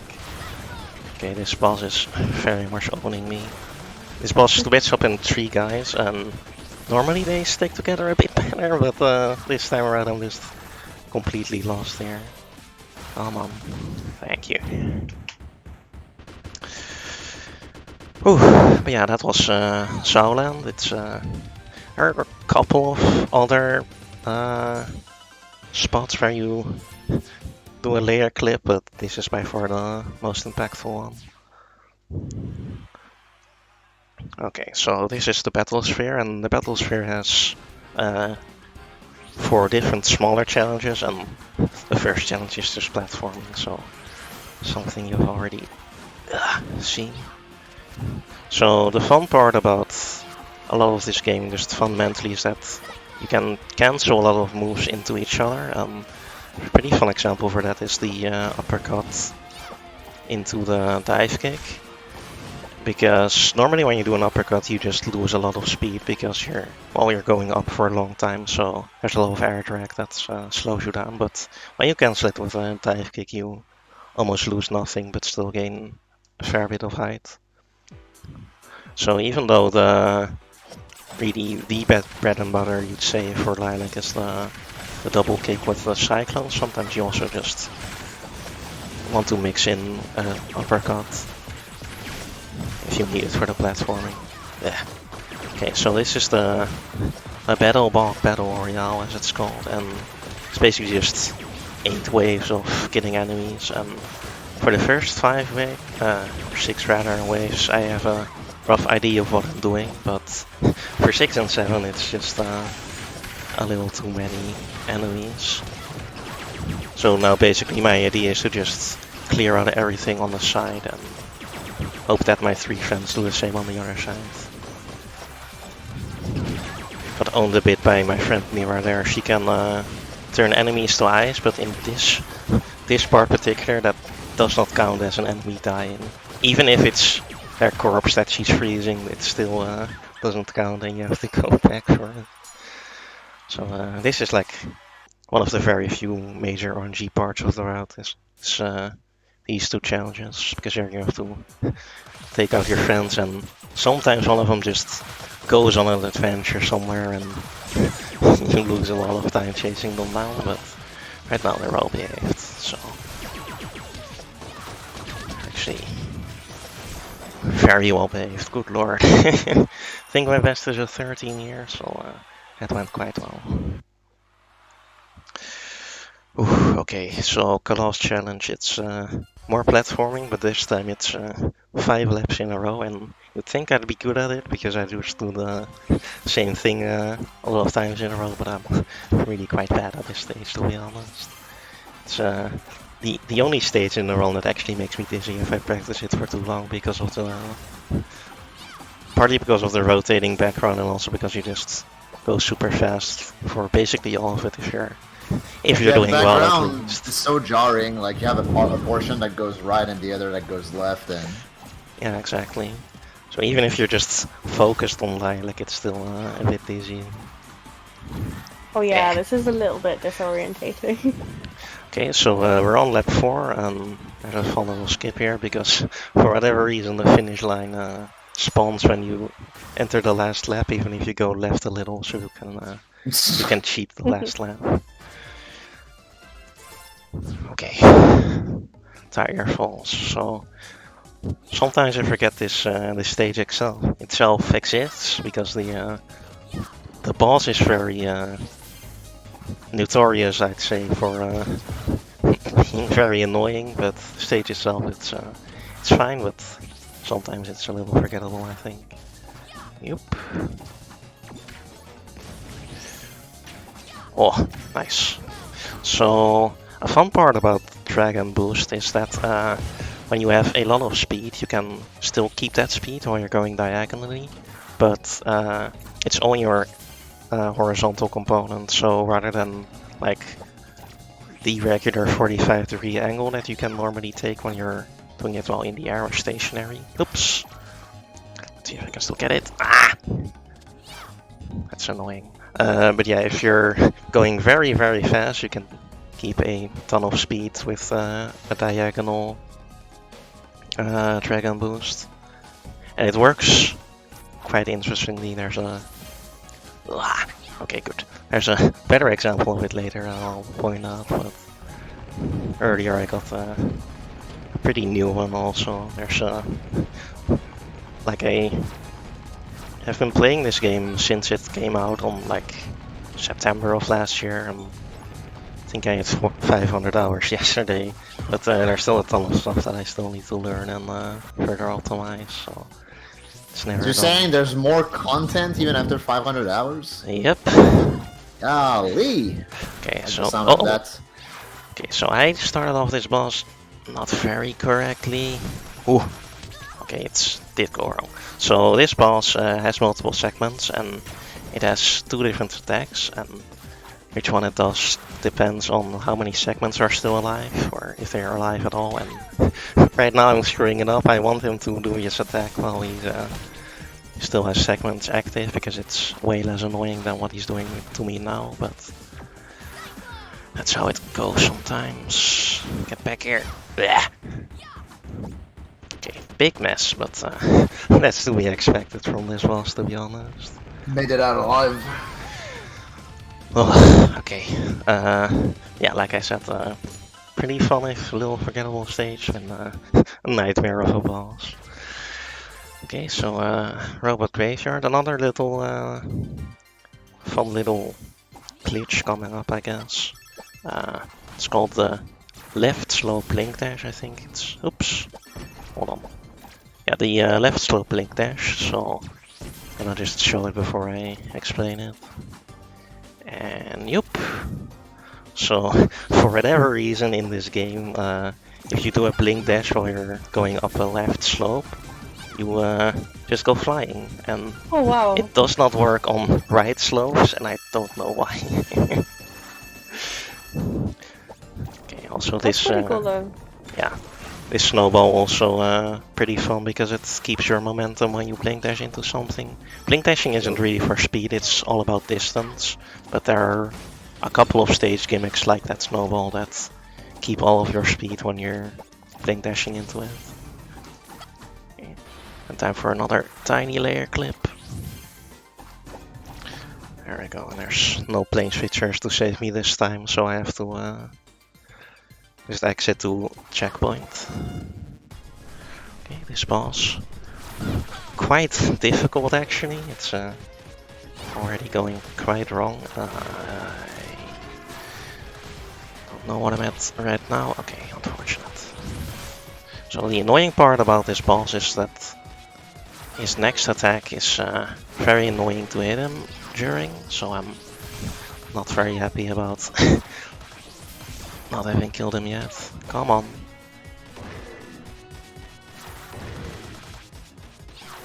Okay, survived. Ooh.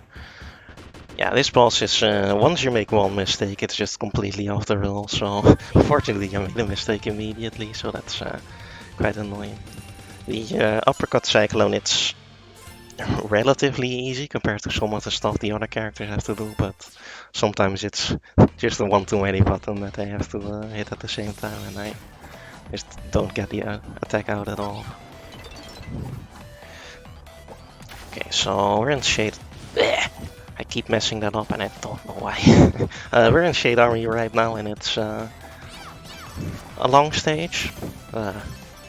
Unless I'm going very well, it's a 3-minute long stage, and to be honest, it's not really a kind of stage that I think Lilac is very good at, because well, Lilac is good when she can go very fast for a long time, and in stage there's really not a lot of points where I can keep my speed for a long time. It still flows very well, like I still think the stage is pretty fun and looks pretty cool too, but not really a stage when I think about what makes Freedom Planet 2 so good. Okay. So I haven't talked about the shield yet. It's the little shield fairy that's flying behind me. So whenever you get a shield, you get 2 free hits basically. Oops. And in some of the stages where it's very easy to get shields, you really want to be thinking about using them, because whenever you get hit while you're using a shield, you just soak the hit basically, you don't react to it, and that's very good for Lilac because she does not have any moves that have armor with her on it. Except for like the end lag of Blink Dash, which isn't very useful. So being able to go about your day uninterrupted when you get hit is quite good. Oh, we have a tricky jump here. Let's see if I can get enough height. Ooh, just barely. Right now I'm kind of just in awe on like regarding how many movement options you have in this game. It's so crazy. It's a very good game, I think. Kind of unfortunate. I think it's released in like the same week as the new Splatoon or something like that, so it feels a bit overshadowed by that, to be honest. It's a very good game, very good sequel as well.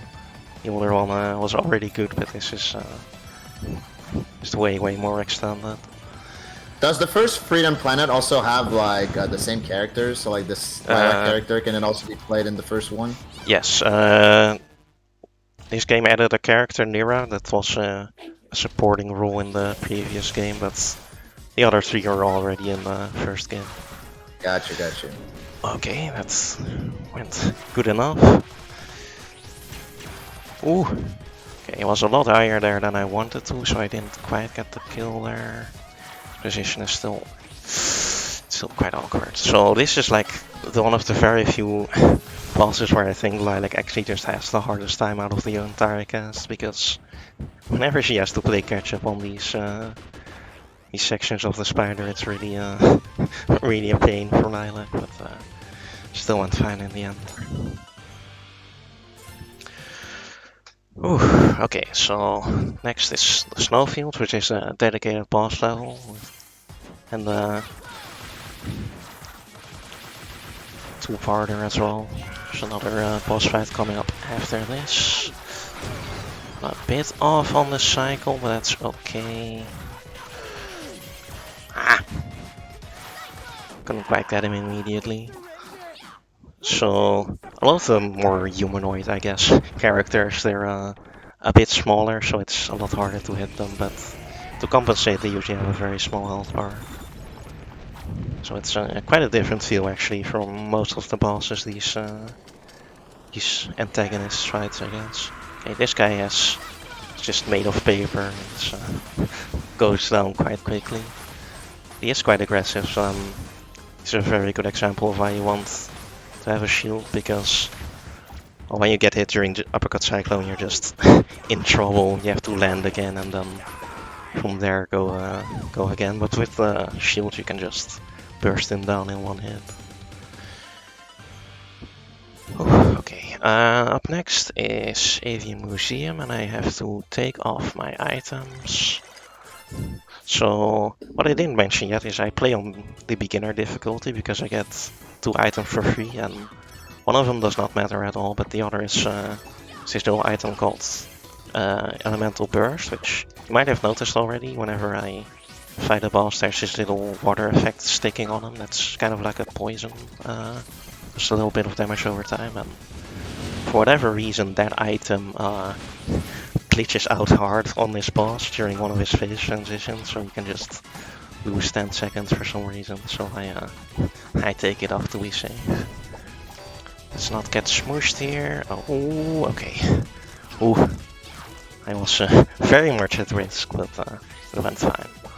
So the life mechanic in this game is actually quite interesting, because well, you can see them in the top of the screen. They always reset at the start of the level, and whenever you die, you get the choice to either go back to the checkpoint for full health, or revive on the spot and only get 1 of your health back. But whenever you get crushed, there is no standing back up, and you have to go back to the checkpoint. Oops. Okay, this room here I just do not have a good strat going through it, so just kind of jump and hope that the blocks aren't there when I don't want them to be. Just Stupid Mega Man blocks in my Sonic game. Okay. Letters are supposed to be easy, but not that time. Okay. This boss can be a little rough if things go wrong, but it's looking fine. Yeah. Cool.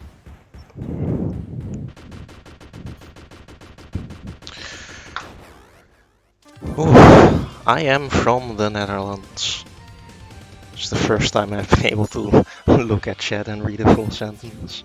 Yeah, it's fitting because V0oids just asked that question as well. I was gonna answer it, but yeah. Big skip coming up here, so I need some focus here. I have to count to 8 during this this section, so it's been a while since I got my math license. So I need to focus here. Really though, I have a master's in mathematics, so that's Anyway, we go up here with the left slope link dash. There we go. 1, 2, 3, 4, 5, 6. Bit far to the left. I think I need to do a third. Ooh. 2, 3. Okay, I'm quite slow here, so I'm gonna be taking the slower option. It is possible to hit this checkpoint that I'm trying to hit with only 1 extra dragon boost, but that one just fine. Nice.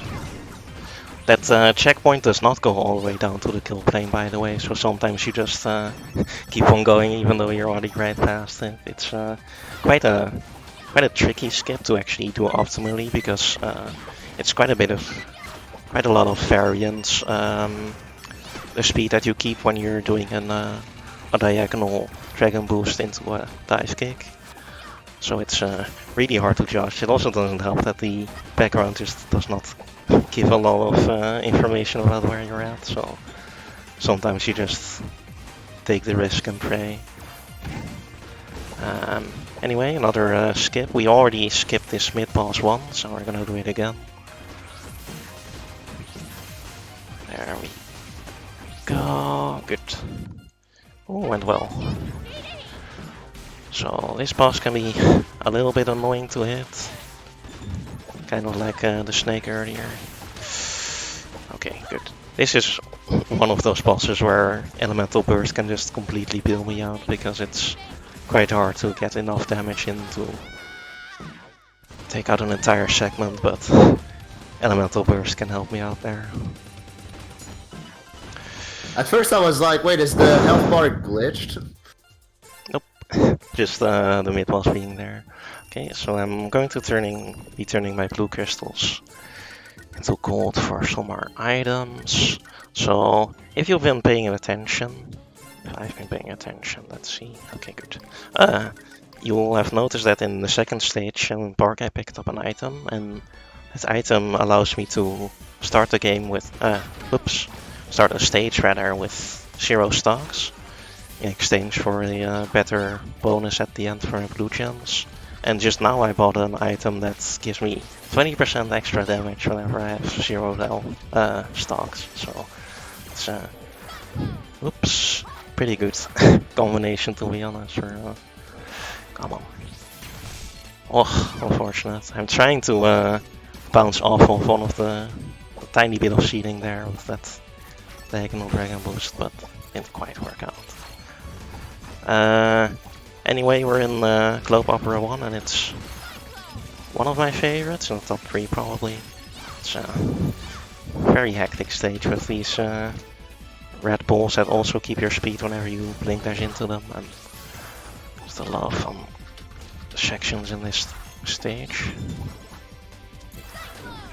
Also another stage where keeping your shield is quite useful, because there's a really tricky quick kill on this boss, and for the last hit you really want to have a shield, otherwise you can't get it. It's 2 and 3 that are hard, but if you don't have a shield, then you're not getting the full quick kill your way and you're losing time. Let's see if I can get it here. Ah! Okay, now I'm in trouble. That's unfortunate. Yeah, like I said, sometimes doing an uppercut cyclone is a little harder than you want it to be, even though I do it so often. So right here, this last hit, you're supposed to just tank those bubbles with your shield, but he didn't even do that attack because I was so far behind on damage. It's I basically never get it either way, so I'm not too butthurt about it. Globe Opera 2. Not my top 3 favorite stage actually. It's closer to the bottom 3. Not even that the stage itself is bad, I'm just not very good at it, to be honest. Oops. There's this really tricky jump at the start that I don't like. Ugh. Unfortunate. Awkward backup, but whatever. There's 2 cycles in here, and what the second cycle can be like very much depends on the first cycle that you get, and I'm not too hopeful that I'm getting a good one here. I might still get something. Oh, please. Oh, unfortunate. Yeah, I was already kind of a cycle behind, but didn't quite get it.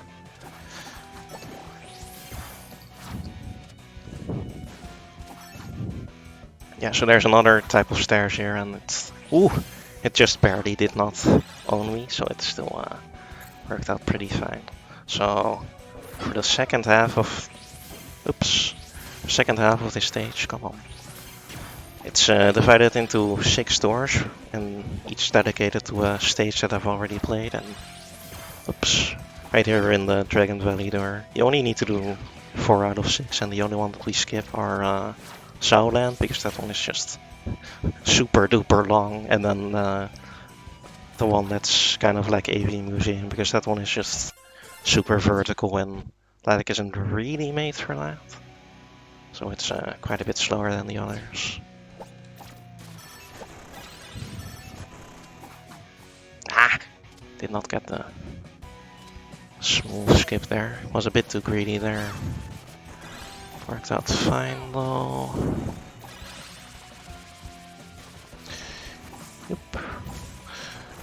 So because there's air drag in this game that slows you down when you're going up, jumping against seating is actually really good at preserving your speed. So there aren't that many places where it's useful, but every time I do it, I can just feel how your kicks are a lot better when you do it off of seating. Okay, so in true airship Sigwara fashion, we just skip all of it with that fun little door skip. Sometimes it just doesn't work, and I don't know why, and you lose 12 seconds for free, but went fine this time. Oop. Okay, these lasers can sometimes be annoying, but they're not good.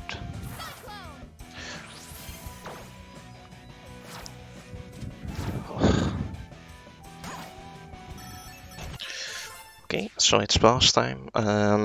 There's 2 cycle skips that I can do here, and I really want at least one, because the last hit that you skip that way is oops, it's quite slow. So let's see it. Okay, nice, got the first one. For whatever reason, this boss just has so much iframes that I can't hit him again when he's flying over for the first time. Really silly. We go up. This is the attack that he does at the end if you don't get any cycle skips, so glad I get at least one. Ow.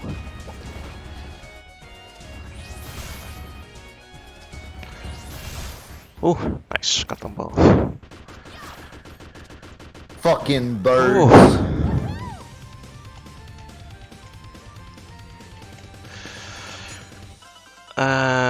What's up next? Auditorium. So another boss stage, and again it's 2 different bosses, and the first one is pretty chill, to be honest, because if you're down on damage, he's gonna be jumping around where you can hit him for a while at least, so you're not really losing that much time if you're not being optimal, but the second boss can be a bit more tricky. If you need to catch up. There we go, that went well. There's a pretty goofy cutscene here, don't really know why it happens, but you can just fly around like this while you're waiting. It's actually useful too because it allows you to jump up and get the first hit in right there. That's a little less good. Ooh, just barely. So I'm still doing fine for this boss. Yeah, there we go. Nice. Yeah, if you're not killing her there, then she's going to fly up and do some more dashes from side to side, and if you then can't kill her, then she's just invincible for 10-15 seconds, so... Ooh. Okay, so Palace Courtyard. So earlier when I went shopping, I bought a second item, which is called One Hit KO, and it removes all your health, because in this stage, at the end of it, there's a well, scripted boss fight, which has the same outcome depending on whether you win or lose, so we just get it on purpose. Normally I take my second death there to that fire guy and just YOLO the boss, but I'm not doing that well on this run, so might as well play it a little safe and not risk it. If you get a game over, you can still go back to checkpoint though, so it's not that terrifying, but still a little terrifying. There's this mid-boss that we have to fight, which is really interesting. It has 5 segments, and this is where Elemental Burst is also actually just straight up useful, because poison damage 5 times really adds up. Oh, that one's real well.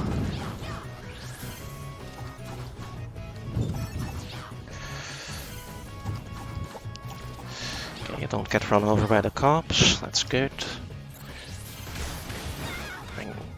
Take my second death here. Normally I just blaze through it to this room, but this time we need to take that extra death. Yeah, so this is Murga, and it's actually the last boss of the game. Well, I think she does everything she does in the true final boss, but here we just get owned immediately, so you're gonna have to wait a little bit longer for that. Okay, so back to Payback Ring, and it's just the last time we're changing items, because this damage boost is just too good to pass up. Oh, what am I doing? Okay, that's not sure where I'm at. Okay, good. So right there, I did my dragon boost. I started it up before I left the ground, so I was still going, well, perfectly vertical actually. It's just a bit awkward. Don't know what my... Okay, that's good, that's good. Ooh. But yeah, when you're doing a dragon boost, whether it's grounded or not depends on whether you started it grounded. So when you're going up a ramp like that, you're usually just losing all your speed, but by using a diagonal grounded dragon boost, you can keep basically all of it, and every time you do it, it saves a lot of time, so it's very fun technique. Okay. Saw a bit of water here. The big water stage is coming up later, but it's...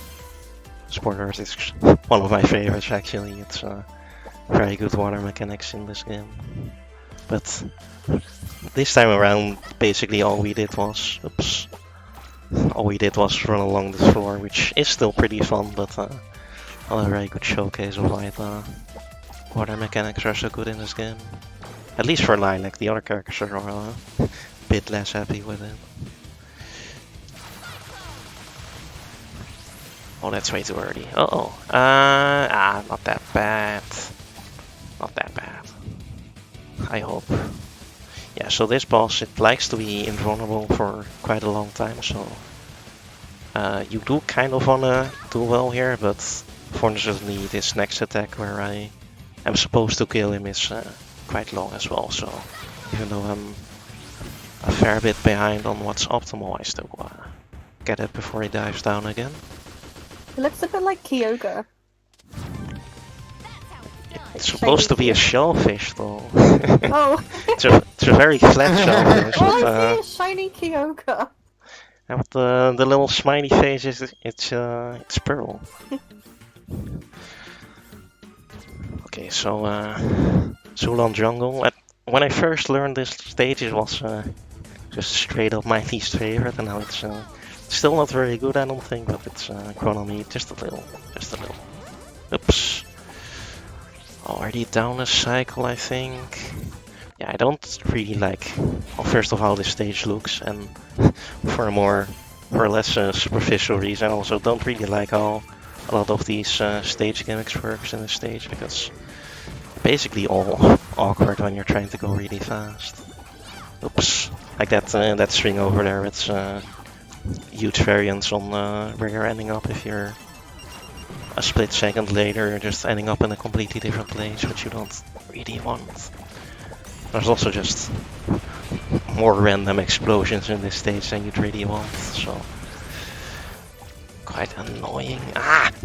See, like right there, that missile just first time I've ever seen that thing right there. It's I think it's almost like a global timer when those missiles launch, so if you're really unlucky, you just get completely owned.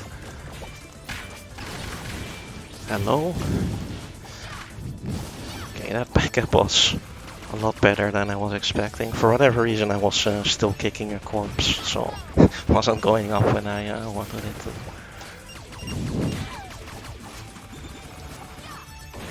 Oh, okay. Ooh. Not too bad overall, though. So this boss right here can be very annoying when it's not going well, so let's hope I do well here. Okay, good. You have to hit him with his own explosives to really get any damage in. But these getting in that second hit is quite hard. I don't actually have a setup for it. I just intuit the timing and hope it's working out. Okay, Nalo Lake is next. Big fan of this stage for half of it at least. It's going to change quite drastically in like halfway through. So you'll notice it when it happens. So one thing that I have not mentioned yet is the shields in this game. There are of different types, and different types of shields have different properties. So, for example, the water shield protects you from water damage and also gives you infinite air underwater. And what I'll be picking up is the metal shield, which protects from electricity and also from spikes. And as you'll see in just a bit, that's quite useful here. Okay, got good height there. Because right here there's some of these vines. Nice, got the speed I want. Hell yeah. Getting on that first vine is actually pretty tricky, so glad I got it. Oops, got to show it off. Okay, bumped into that set of brambles though with my dragon bush, which kind of sucks. Yeah, that's like the big downside of Lilac, I think. She relies quite a bit on having meter for dragon boost for quite a lot of the runs, so if you're messing up you have to wait for it to fill up. Okay, so you might recognize this robot. It's the boss we fought earlier. So this part is a little janky sometimes, but okay, I also don't think it's very fun in a speedrun at least. Very cool casually though. Boo-boo. Riding the Gundam. Yo, Gundam? We've actually summoned this timing is so Yeah, funny. the timing is Timing. There is a Gundam like character on the screen right now. I see it. This timing is perfect. Okay, so It's known as Bundam. I don't. According to Is people in chat. that the lore? it's No, it's not just called what I've Pandem, seen I'm people sorry. say in chat. So Okay, Okay, so this boss is very annoying because I don't know, the mechanics are just kind of weird. You can charge your charge shot for missiles, and if you time it correctly, you can get off a full bar. Come on. Of damage with just one volley of missiles and a dash, but I don't know the timing really. I just pretend that I do. Its actual name is BFF 2000. That it is. No. That it is. London sounds cooler. No, I agree. Totally. Oh, but, yeah, school as the section is casually. I'm glad to be past it in the speedrun levels. Very finicky. Stage itself is fine though. Okay, so Sky Ridge is a stage with a lot of waiting, so I'm gonna try and explain some of the more detailed mechanics of it, I guess. I'm not fucking up at least. Come on, there we go. So, whenever you're in hit lag in this game, you do not change position, but you're still changing your speed as you're supposed to. Oops. So whenever you're doing an uppercut cyclone, you're spending a lot of time in hit lag, so you're not gaining the height that you're supposed to when you're not hitting an enemy. And as a result, for bosses like these that are quite high up, you have to think of something. So usually what I try to do is, for these guys in particular, I try to do it a little earlier so that I have all the frames where I'm going up the hardest still free, where I'm not hitting the enemy, and then only hitting them with the end part of an uppercut cyclone. Oops. Right here. Ah! Not quite. It's still quite hard with even if you're thinking of something against it. So again, I just barely didn't get the full health bar off. But if you're just going at it with a cyclone that you do immediately while you're basically still on the ground, you're oops, a little bit of speed storage there. If you're going it too early, then you don't get all the height you need and you just fall away before the move is even done. Okay, this guy needs to go. Thank you. Bleh. Please come down here. Thank you. Oh, yeah. A little unfortunate that I didn't get to show it off, but I don't get it often normally anyways, even if I'm just fully focused on attempts. Oops. Don't know why that keeps fading lately. I think I just need to look at it again, to be honest. Okay, so this we have some shield again, and I really don't want to lose my shield. It's still very much possible to get the kill that I want on the boss with even 0 shield or just 1 shield, but this part is basically another scroller, so I don't want to lose shield.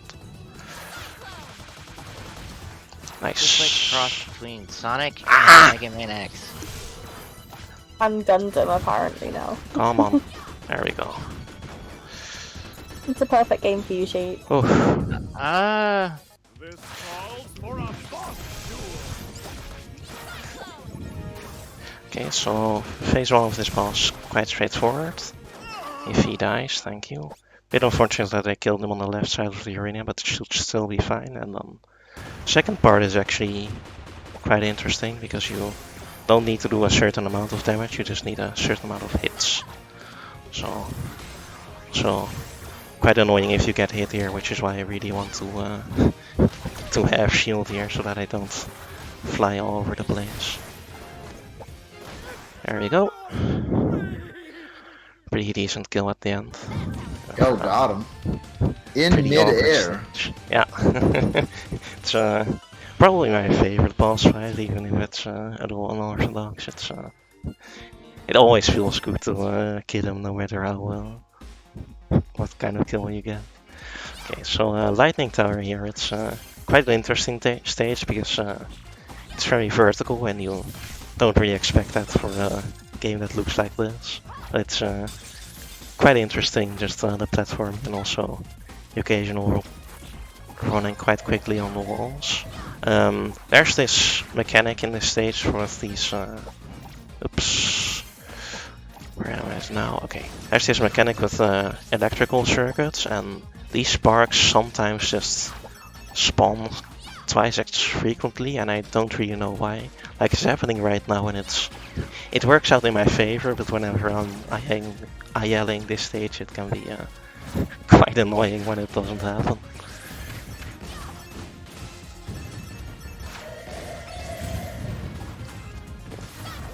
Yeah, very interesting stage, especially when I first played it. I wasn't really expecting this kind of stage, but level designers did a really good job in making it interesting.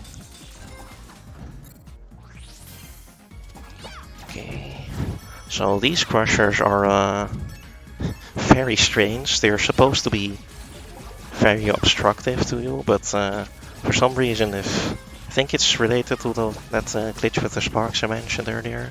Sometimes you just waste zero time at all waiting for the other crushers to go off. So another thing, well, stage is very fun, but the level can be very not fun. Because you lose a ton of time if you don't get the intended cycle, I guess. Going quite well right now, though. Oops.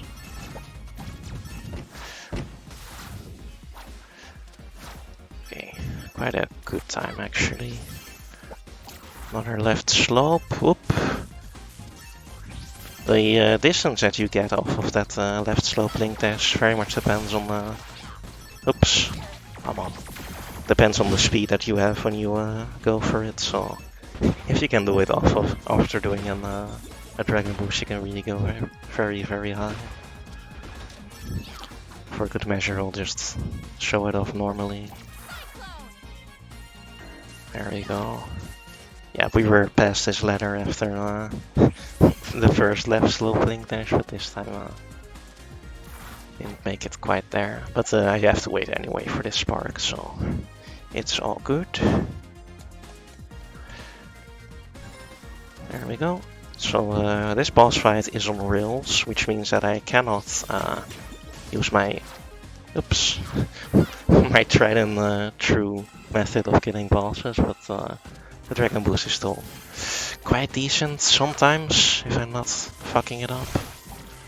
Well, this is not good at all. Come on. Yeah, there's a risky hit at the start that I always like going for, but if you screw it up too hard, it's quite problematic. Because the hits when he's just on the side are free, but if you don't have meter, then you can't go for it. A neat 2.5D section right there. I like that. Yeah, I love this. This is great. The walls are fake, so you don't explode whenever you do a dragon boost into them, which is quite useful for bosses. Alright, so here we have a stage called Ancestral Forge, which is oops, come on. It's a bit awkward. Don't really know the backup set for that. But yeah, Ancestral Forge, we get a sneak peek of the boss here, and it's the second longest stage in the game, unless I do something really wrong here and it ends up being the slowest. But it's the comfy puzzle stage of the game, and quite like it, to be honest. There's a lot of skips for the speedrun, and a lot of the sections just flow really well. But Kaji also quite liked it. It's very creative. The main puzzle mechanic are these locks and keys, and there are 4 different kinds of locks, and the game just separates them in 4 different sections at the start, and we're in the fire section right now, which turns lava into well, you'd think it's water, but you can't swim in it, so I'm not making any promises about what it actually is. There we go. It's a bit of an awkward angle, but I got it. Also earlier I interacted with the second mechanic as well for the water area, where you just change the level of the water with these locks and keys. Here's the first big skip of this stage. These purple whoops, goop on this wall is supposed to completely break your dragon boost. So it's not like the springs that you saw in Airship Sequoia, it's just it kills it and you lose half your meter, so you can't bounce up it, but thankfully you can still skip it all the same with how high Lilac can go without with just an uppercut. Yep. Okay, big jump right here. Hell yeah, got it all the way. That's a really tricky part. There's a black block like right in front of you after you do that dragon boost, so if you're going too fast or too late then you bump into it, so it's pretty tight timing. Ooh. Just barely did that on time, almost bumped into a wall there. So last section, the plant section, that's the only time we're using the puzzle gimmick in this area, because an apple was blocking us. It's supposed to grow vines for you to platform on, but we don't need that. There we go. Ooh, 301, that's a pretty good time. Nice. So, as you can see, I have 4 pieces of shield, and I'll probably be using all of them because this boss is very, very annoying. Oops, come on.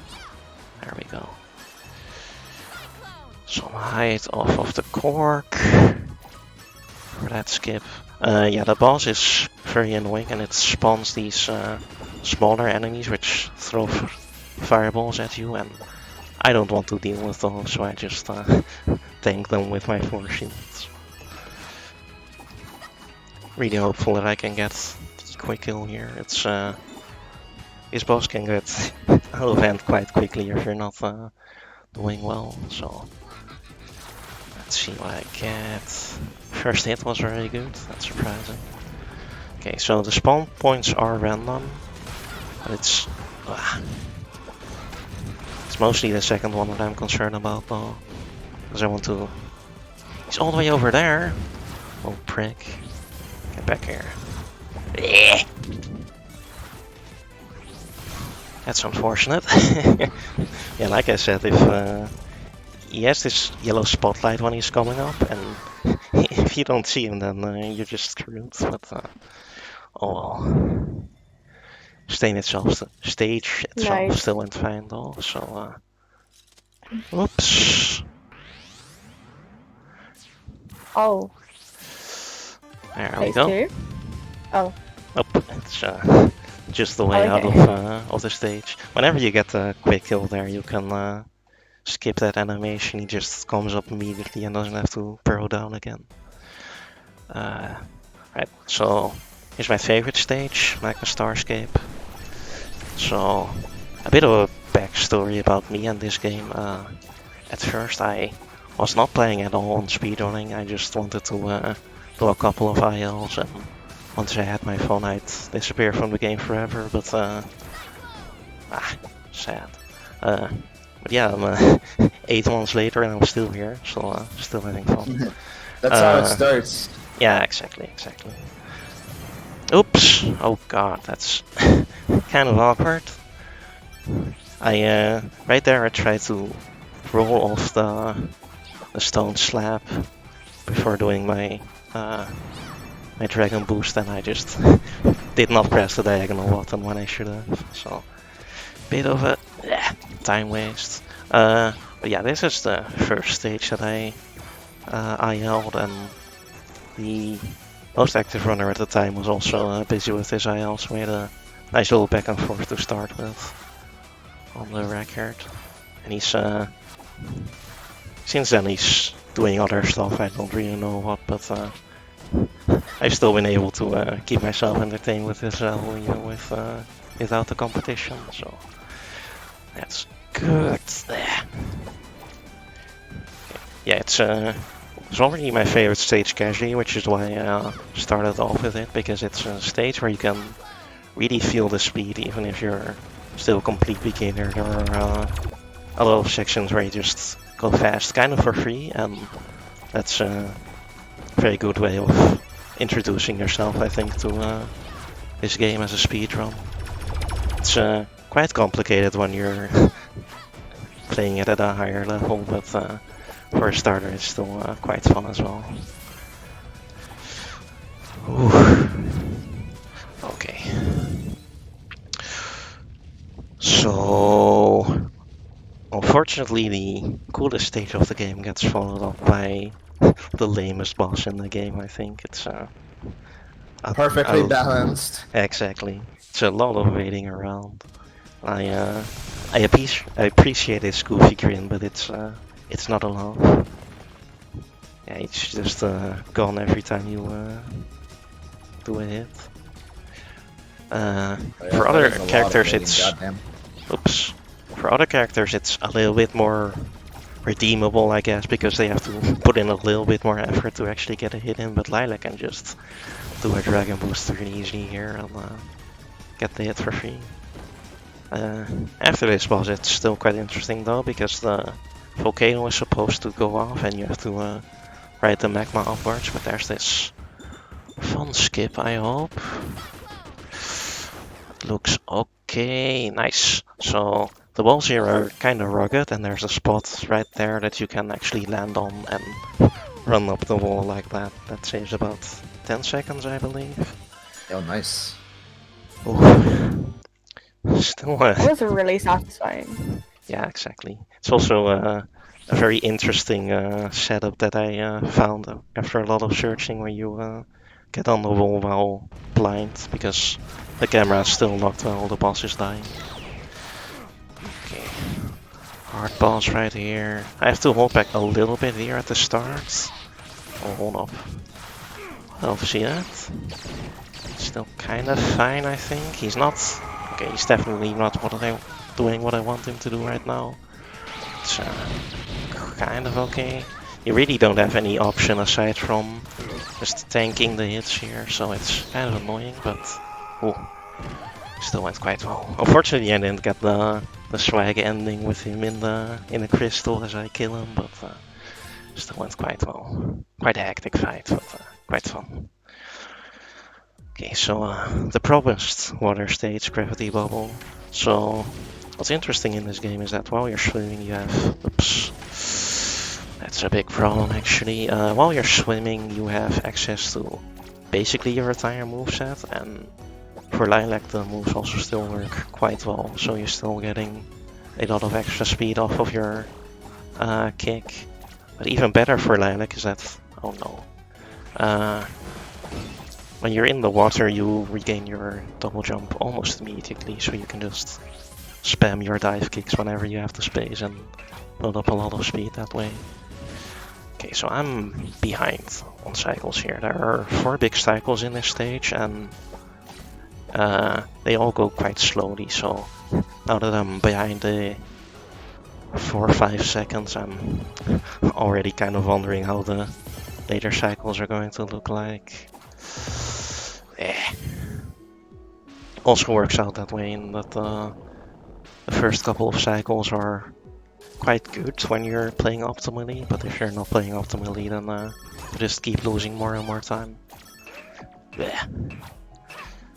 Didn't quite get that. The speed at which that obstacle gets pushed away by your kicks depends on your speed, so fortunately I just barely lost my speed when I got there. Where are you at? Okay. Ooh. Yeah, so like I was saying, that rotating rock right there, it's, if I'm doing well, the opening was at the top and just now it was at the bottom, so a lot of you need to do a lot of adjusting here if you're not on point. Okay. Yeah, as you can see there, the core swimming mechanics aren't that great because you just go slowly, but thankfully you have a lot of good moves on underwater. Okay, Okay, so here are the last 2 cycles, and first one okay, but this is not looking too great. Please. Those enemies are quite annoying when it's not they're not behaving. Okay, so not too bad honestly, but still quite annoying. Whenever that giant rock is moving away from you, it's just so slow to catch up there. Just lose a couple seconds for free, but went fine. Ooh. Okay, so we're in an escape secret right now, no boss fight, and these jet streams are give you a lot of speed, but only if you're in your swimming animation. If you're in some different falling animation, let's say, because you just did a move or something, you go way slower, but it went fine. Okay, and then a bit of an anticlimactic ending, unfortunately. With, a lot of waiting in these water bubbles.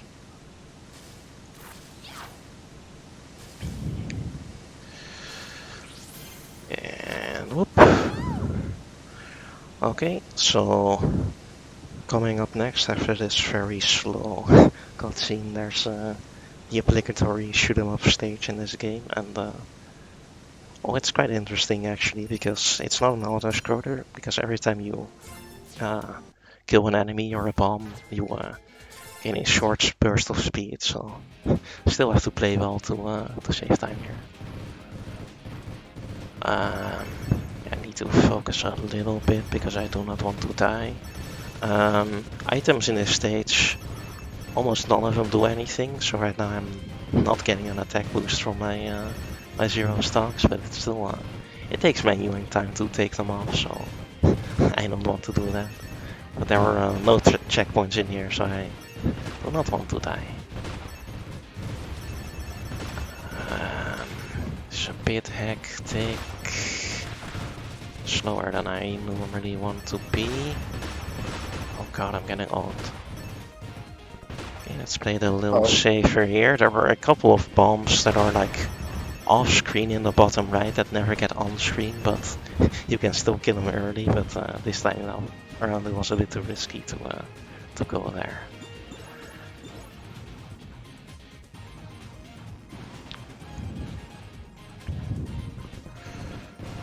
Okay, still not quite sure what I should be doing here. Okay, did not get hit there, that's good. Did not get hit there either, nice. Still a bit behind, but I'm fine on health now. So there's a boss here, and it has multiple segments, and if you're hitting multiple segments at the same time, you deal damage multiple times to the health bar, so it's quite important here to stay in a certain spot so that you can hit at least 2 segments at the same time, and there you go, get the very clean kill. I've seen way worse times from before I knew that attack, so it's actually quite a significant time save, like 5 seconds I think. Oof. Okay, long cutscene here again, but next is a pretty hectic stage at the start, so welcome sigh of relief. Okay, so we're reaching the end game, so we only have space-themed levels left, and first is Bacchanara Rush, and it's a very long rail section at the start, and rails, they're very hard to gain extra speed on them, but the level design is set up in such a way that I can get on them with a lot of speed, and oops, when you do that it's pretty easy to keep your speed, so it's quite fun, unless I'm not doing well. Okay, so 2 shields, that's hopefully okay. Low enough here. Ah! Didn't quite get, I was still on a bit of a ramp there I think, so didn't get as much speed as I want, but it's still fine. Don't know what I'm doing there, just a bit of a brain fart. Okay, so what I really like about this stage actually is that it's quite varying in pace, because at the start it's quite hectic with the rails, and then here you're doing a lot more precision with these two mini bosses where you really want to preserve your shield at least one hit. And then come up next is an even slower section where you're just popping around in stage gimmicks, just chilling. There you go, keep that shield for that laser there. But yeah, these pinballs are, you don't really get to control them, but for whatever reason sometimes they, their trajectory get altered quite a bit, or well, a tiny bit actually, but it sometimes had big consequences, like right there I bounced a completely different direction and lost 2 seconds for free. I don't know how it works, and like when I was ILing this game the first time I always got the bad pattern, but now that I've been doing full game runs I basically always get the good pattern, and I don't know what I've been doing differently, so quite weird. Okay, so after that slower section we're coming up on another layered cliff. So we have some rails that cross each other, so as you can imagine we can use that to our advantage. So I landed there earlier so that I can respawn there. Now I use the pinball to get height. 1, 2, 3, 4. I'm a bit farther away. Okay, that's fine. That's fine. Now let me just hit the boss checkpoint and reset it, and we're back on the right layer. So this boss is a bit of a snooze fest at the start because he doesn't open up for long, but phase 2 is quite interesting. The movement patterns that he does going forward, as far as I know, they're affected by how quickly you take down his health whenever he's vulnerable, so I need to make sure that I don't mess that up. Okay, so right here, phase 2, we eliminate these obstacles with the pinball. We get up here. That looks fine. There we go, we hit him twice with the pinball and get to phase skips for free. Nice. Start was a bit of a train wreck, but this time is actually pretty decent, so happy with how the rest of that went. What's next? It's my favorite boss in the game, Refinery Room, so I'm gonna... It's very hard, so I'm not going to say a lot, I don't think. Need to focus. That's very high. Okay, just barely. The how well I do on phase 2 is, or phase 1 is quite important for phase 2 because it kind of affects the positions of those blue platforms that I need to do a lot of damage. But thankfully that went well, but this right here has been a bit of a pain. Come on. There we go. Okay, not bad. It's pretty much always devolves into a train wreck at some point, but this time around it's I managed to stay off the chaos pretty well for a decent amount of time, so not too bad. Okay, so Clockwork Arboretum. So this is the longest stage in the game, unless I get a juicy ILPIB right now. In this case, it's still in Central Force, but it's quite an awkward stage. I think it's this pretty interesting design with this long elevator shaft and seven different sections, but a lot of the sections are just quite awkward for Lilac to go through. Yeah. Okay, did not get the seeding there, but that's still fine. Okay. Yeah, it's quite interesting because you always have this run back through these segments, but sometimes those are a little annoying. Okay, that enemy there was not at the spot where I wanted it to be, so I lost a bit of time there, twice actually. A lot of waiting around here as well, quite annoying. Okay, so right here a shield. So for basically every shield in the run I have a very specific purpose in mind already. I plan on losing it, but in this stage it's just a safeguard against the bullshit that can happen in this stage. So who knows where I lose it. So thankfully I still have it. It's there's one hit coming up soon that I really want a shield for, but in general it's just a matter of time before I lose it. So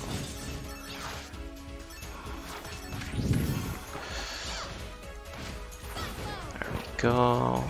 Need to wait a little bit for me to recharge, but that's fine. So this fireball right here, it's basically always there, and it's at a point where you're normally at a very high speed, so getting it normally there is quite good. Quite not good. Quite bad, rather.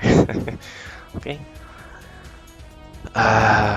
These enemy right here for floor 5 are annoying. Because for whatever reason, sometimes they're just not in the spot that I expect them to be. Didn't quite do what I normally want to do there, but it still worked out, so it's fine. Oops. Yeah, like I said, it's an awkward stage, so at the end there really is no better solution as far as I know than to just take the hit there constantly. Oof. Okay, tiny maze here. Camera's a little weird here, but don't mind that. So these brown and green blocks, they open and close depending on where you have a key, and you're supposed to go through that maze backwards, but the blocks don't close in time if you have the key, so you can just skip right to back to the start again.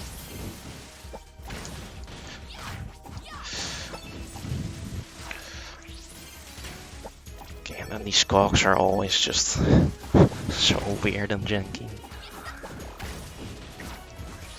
Cycle be nice. Oh, there's a platform right there that I want to land on, but depending on its cycle, it isn't there, and I get sad. Still a decent stage though, not bad, not bad. So coming up is a boss fight, which is oops.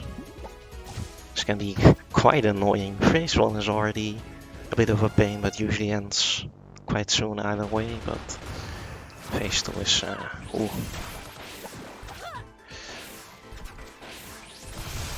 There we go, got in enough hits with the Dragon Boost there to get the kill. But yeah, I have a quick kill for this the second phase, but if I don't get it, then she's on her own and I don't know where she's going, and it's all terrible. You're supposed to run on these the elevator shaft, and conceptually it's quite cool, but in practice it doesn't work quite as well as I wanted to. Oh hell yeah, got the quick kill. Quite close to ILPB, honestly, like IPB is 27 I believe, so went quite well. Hell yeah. Okay, inversion dynamo. So this stage has a lot of teleporters. Teleporters are one of those stage gimmicks that keeps all of your speed whenever you blink dash into them. So this stage is very fun for Lilac, unless you mess up right there. I think I'm behind the cycle now. That's whatever. So this stage can get quite crazy. Just looking at it, but also playing it, it takes quite a while to learn what's on the other side of a teleporter, because you have to know, you don't have to try to see what's going ahead. Okay. So it is possible to clip to these teleporters, and hopefully we're doing that once on purpose, but at least I didn't get any bad ones by accident. Yep. Yeah, also those teleporters refresh your double jump, so you can also go quickly upwards if you have if you're using your cycling correctly. So it's really a stage where Lilac excels in, honestly.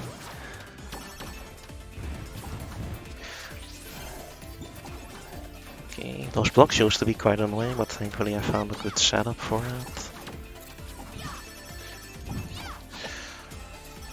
Okay, big skip going up here. Let's hope I'm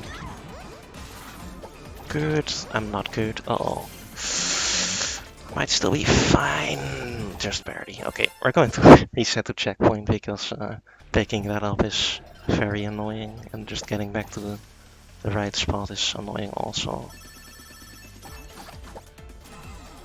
So let's see if I can do it a bit better here. I didn't have enough speed here, I don't think, so... Yeah, those lasers were off. So the annoying part about the blink dash skips are that whenever you're blink dashing, you're also invincible, but whenever that procs, you lose a lot of time because for whatever reason your end lag just increases tremendously. So if you're using it to actually platform, you're quite sad. Okay, there's a weird force field there that pushes me left. I don't know why it exists, but not too impactful either. Okay, so set up right here. What? Uh-oh. Don't know what my speed's like. Oh, it's good enough. So that's the the intentional teleporter that I wanted to clip through that I was talking about earlier. Let's say it's like 10 seconds or something. There's a big maze at the end, which I just skip entirely like that. Okay, so this boss is very tanky, and you can manipulate how he's moving by your own position, but it's quite annoying sometimes. Oh, that's a little bit sad. You can despawn these rockets if you're fast enough, but I wasn't, so I have to deal with the rockets. Still wanna... Okay, cycle though for this part. Okay, he has an attack where he's invincible for a couple seconds, which I didn't want to see, but was in time. Okay, so come up next, it's the last stage, and then after that it's the final boss fight. So yeah, Lunar Cannon, it's a lot of janky mechanics here, but some of them are the fun kind of janky, so I think overall it's still quite a nice stage.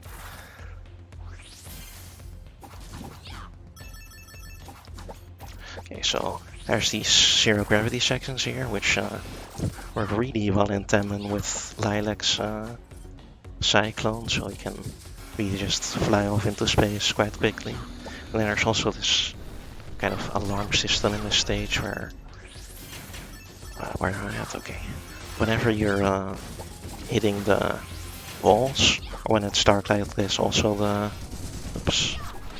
seating and the floor, everything gets electrified for a little bit. So it's quite important that you really know what you're doing here. Doubly so because this boss fight, it really relies on you having a shield for a good kill. So I'm a little sad that I'm already down to it. It's not the end of the world for sure. Can still get mostly get the quick kill, but a little annoying that it's... Oh, that's sad. Okay, so at one hit I'm starting to sweat quite a bit. Okay, at zero I'm really not sure what to do. I'm probably not getting a quick kill here, but I'm gonna try anyway. Yep.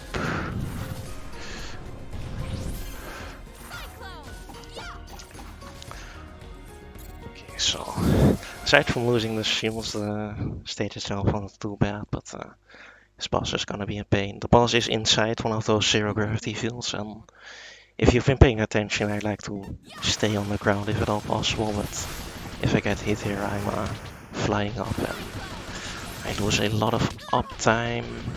Oh, this is not good at all. Maybe it's still fine. Ooh, just barely. So the crystal is supposed to fly away whenever the laser activates, but yeah, close call. Just barely got it. It doesn't kill you, luckily, but okay, so it's just Murgo left, the final boss, and unlike the time in post courtyard, I'm actually gonna try and beat her this time, so need to try a bit harder. So fun fact about Lilac, I'm watching a cutscene right now, and that's because this cutscene does not have the right trigger to be skippable, and that was fixed in version 1.1.9, but that version also happened to nerf Uppercut Cyclone by quite a lot. So I play on this slower patch because it's more fun. It wasn't even an intentional nerf, it was because of some sort of animation fix for one of the other characters. It makes it so that you don't do nearly as many hits with an Uppercut Cyclone, so the DPS is just nerfed into the ground. But the cutscenes in total save about 3 minutes, and surely this stinky little glitch for bosses doesn't save that much, so it's probably in the long term going to be smart to switch, but right now I'm really the only active runner, so nobody can stop me. Unfortunate. Can I still get this? Okay, good. There's a quick kill where I get out 4 of her health bars before she goes invincible, but thankfully I still managed to salvage the normal 3. Eclipse. Okay, so I can actually see her just barely when she's going invisible. So I'm it's not that impressive. Okay, somewhere waiting. Recently found out that this quick kill isn't as hard as I thought it was, so let's hope I can show it off. Okay, so that's... oh, never mind. That's no good. I still want her to die right there, but that's... I hope that's fine. The positioning for her is pretty important for this last phase. If she's in the corner, I don't have to do much, but now I have to try a little harder. Well, that's no good at all.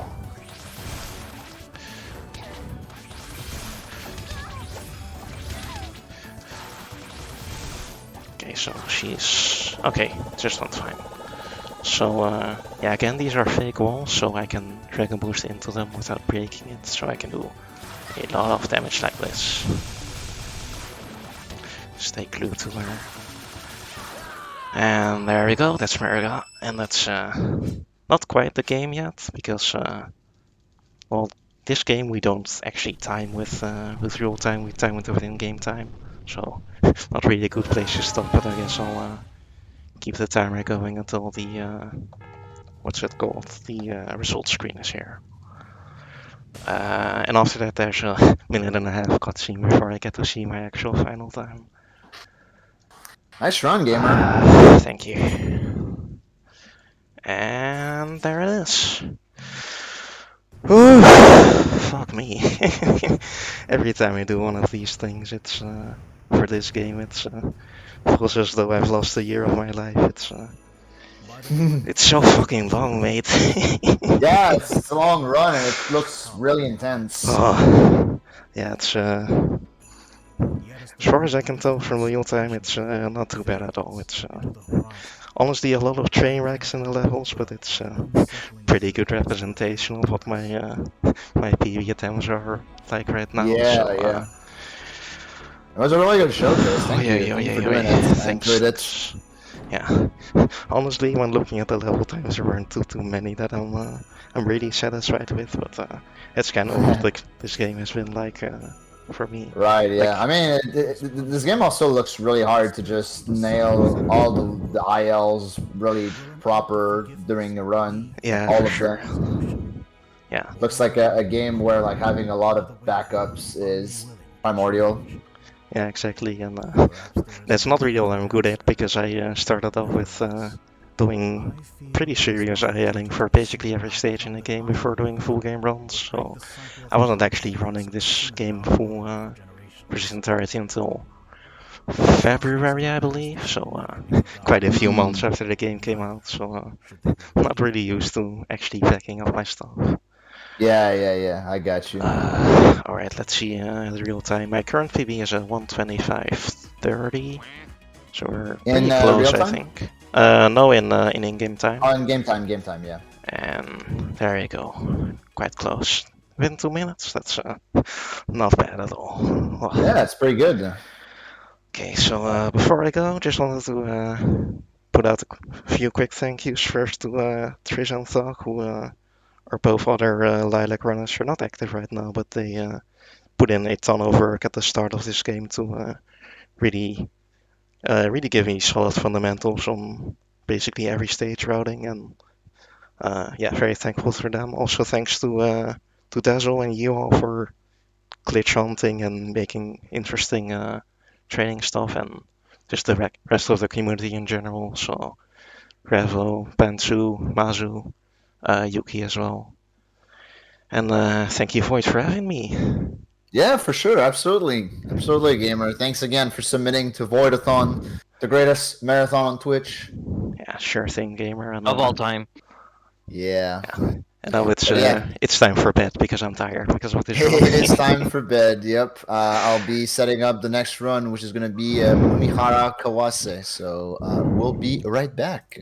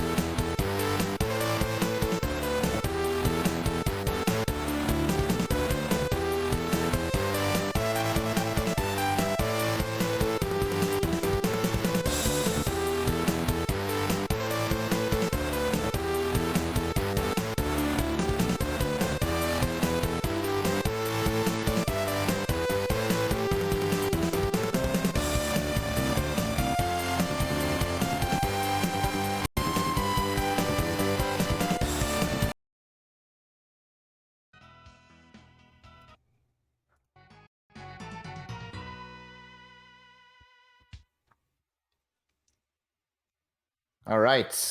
Hello and welcome back to the Hook Girl block with Hook Girl Gamer Paltha. What's going on, gamer? Hi. How's it going? Hope everyone likes Fitch because this game has Excuse me, what? Fitch. Because this game for some reason has a lot of Fitch for some reason. I don't know the lore of the history of this game, but it is something weird. Yo, show feet. Show feet. Also fish. Yeah, and also this game is really short, so don't blink. Yeah. And yeah, whenever you're ready, Paltha, the timer is on your end, so... Yeah, I'm gonna start in 3, 2, 1, and let's go. So... Okay, I followed the first strat of the game. This game is very difficult to speedrun. The mechanics are kind of weird. Okay, that's good. Yeah, so the first level in a speedrun can be very difficult, but there is. It's kinda bad piece, because in the speedrun you do like the non-intended way of the levels. Like in this level, for example, in intended way you just need to go up, but in here you just go to the low part.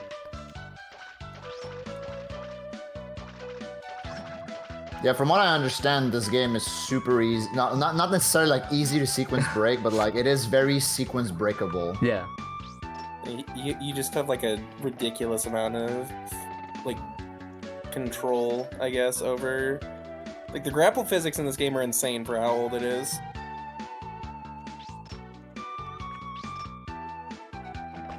Yeah, there is also a lot of ways of finish this game. This is like the most sure way to ending this game, but the game has a lot of levels. So here I'm gonna do a little strat.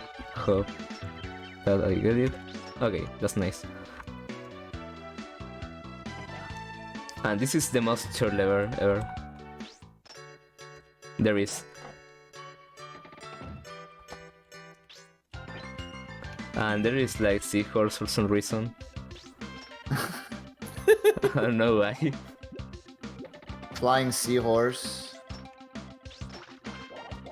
This game's a trip too. Yeah. Yeah.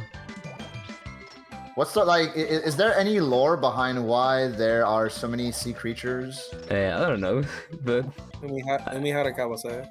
But once I read in an internet page that Yumihara is a sushi chef, and he has like a nightmare with fish and all this kind of stuff. I don't know if that story is canon, but I read that. So this is the final level, and one is the most difficult because you need to do a... Okay, that's nice. You need to do like a faster movement with the hook to have speed, and there is. Ooh, nice. Yo, sub 3. Yeah. Nice run. Nice run. Alright, I hope everybody appreciated Umihara Kawase. Yeah, I had a lot of problems with the first 2 levels, but that was a nice run, by the way. Just needed to be warmed up for the rest of the game. Yeah, all those doors, all that other stuff. There's like a million secret exits at levels, different paths. There's bosses in this game. Yeah, there are bosses. A whole bunch of stuff. Are there multiple endings in this game? Yeah. I only get like 2 endings, but there is like 4, I think. Oh, okay. But yeah, so like that was one of the endings. That was like the fastest one. The faster one. Nice. There is also bosses in this game, like this thing. That's a big blob. Yeah. Blobs?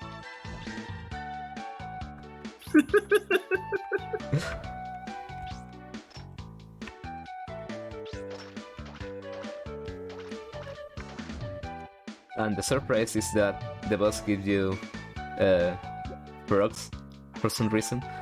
Excellent. Yeah. He gives you what? You said- Frogs. Oh, frogs. Oh. Any frog lovers in the chat room? Wait, the tadpole is laying eggs that hatch into grown frogs. Yeah. Yeah? But have you seen the size of the fella? That's a pretty large lad. Yeah. But yeah, that was Yume Haragawase. Nice, nice. Now Nice we run. have New Super Hugyu. That is another good game. I'm gonna bring us back to the setup screen, but it shouldn't be too long. So we'll be right back, gamers. We'll be right back after these messages.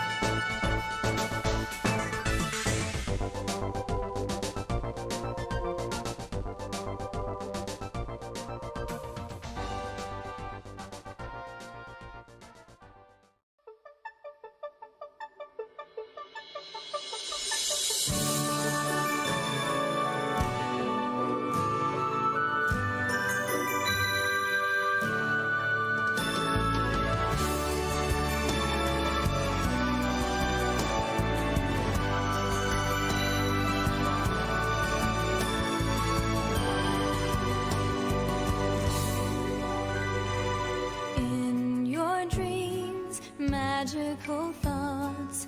All things are real unless you dream they're not.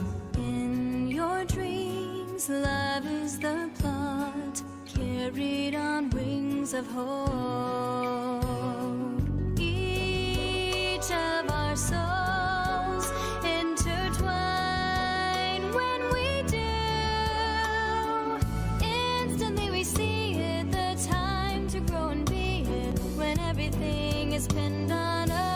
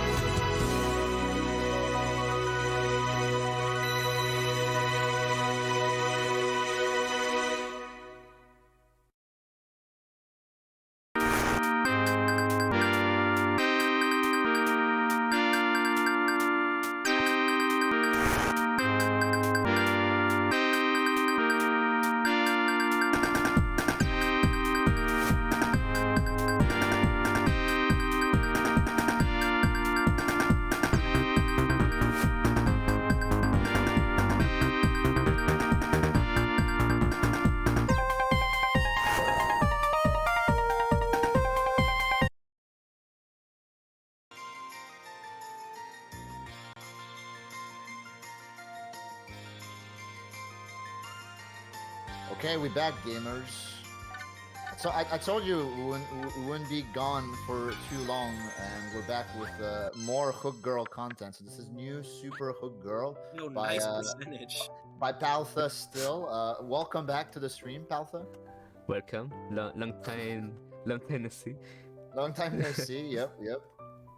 So yeah, now I'm gonna play new Super Hook Girl. It's another Hook game, but it's like more intense in gameplay because it's only Hook. It's not like platform style like in Mihara. It's only Hook, this thing. So hope y'all enjoying this game. Like you can see there are like 5 levels. The difficulty of this game, it can be hard sometimes. So I'm gonna stay focused in some levels. So when I cross the door, I'm gonna start the timer. So let me take out and okay, let's go. Yeet. Yeet. Also, this game is extremely cute, so post all the IAIs, everything you can find. Yeah, this game is really good. So the game has a timer, if you see in the up part of the screen. The game gives you 20 minutes to complete it. If you can complete the game in 20 minutes, you just do like a game over. So it's a very speedrun game. It's a very the ultimate speedrun game, yeah. Yeah. So this is a water level. We have water and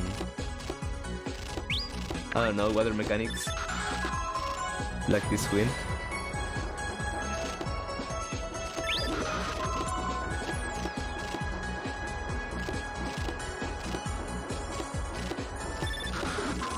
Also we have these wells. Well, no.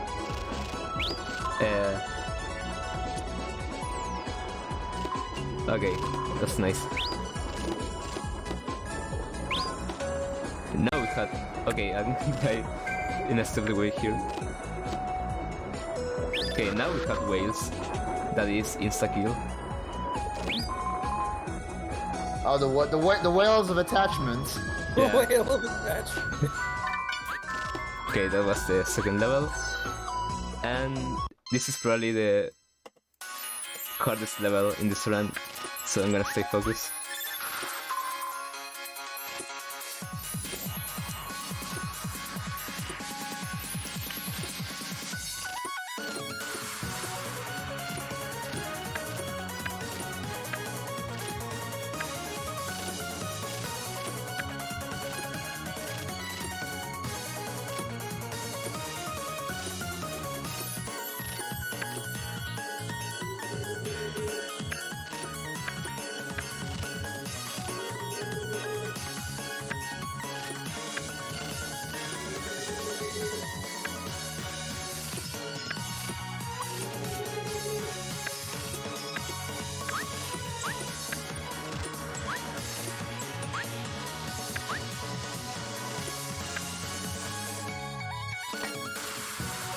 Oh no, I died. Well, it's a very hard stuff that.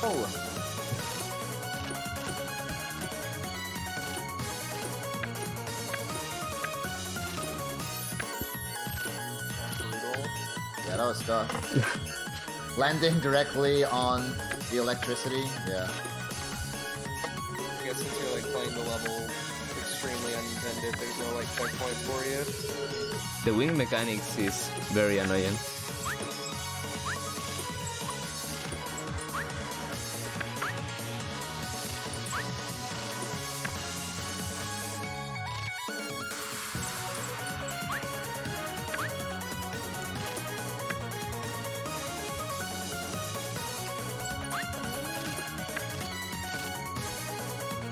Impossible trick.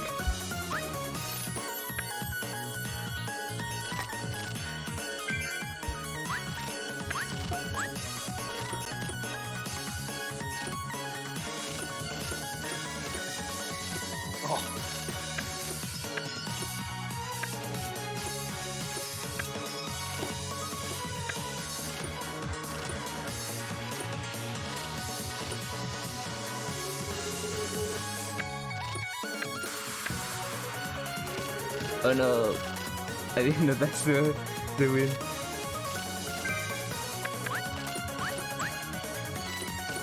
So yeah, like I said, this is like, for me, the most difficult level in the run. It's okay, we just get more time for the bangers. This is more content.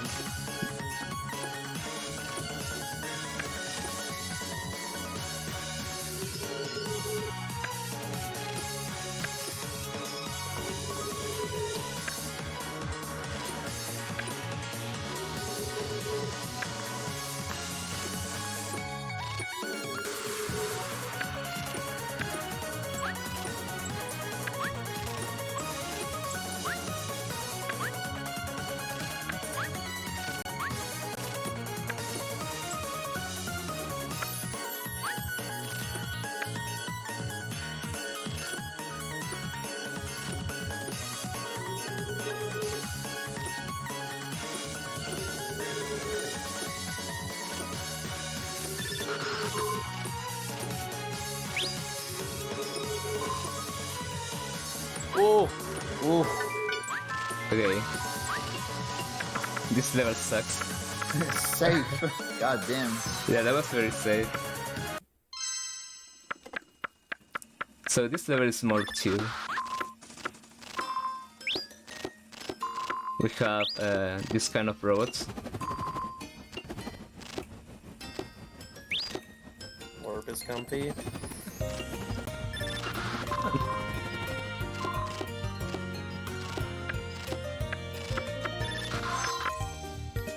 And this level we have time mechanics. We can lower the time here.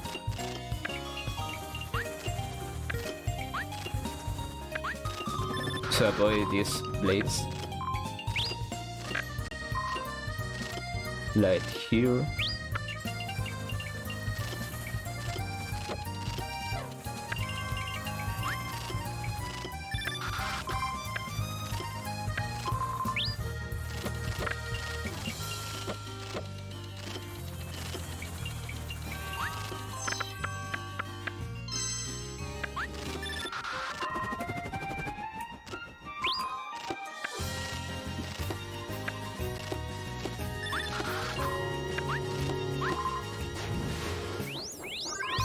And there we have another whales or dolphins, I don't know. No more whales. So there is another difficult trick in this level. Okay, I already get it.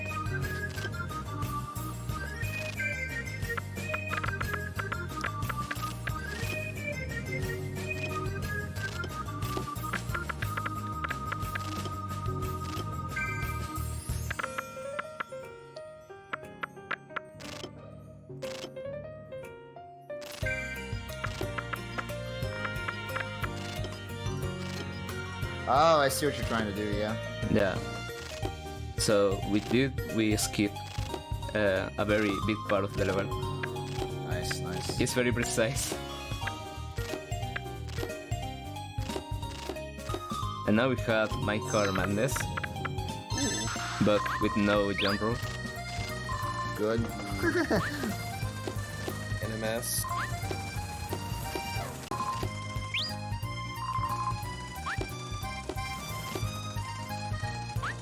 Oh wait, that's sick. Yeah, I like that a lot. It's like the cooking the minecarts. It's like the unveiled minecart level. Yeah, kind of. And now this is the last level of the game, and with more epic music. Hell yeah.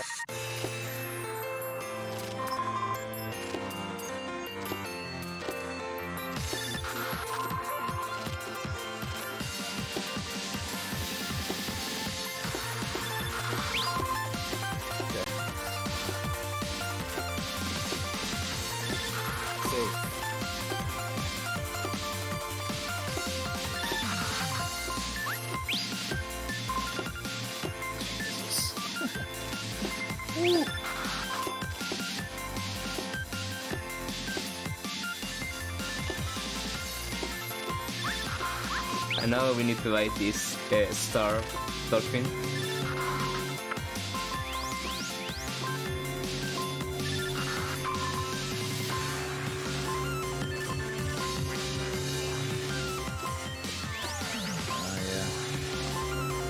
The true whale of attachment.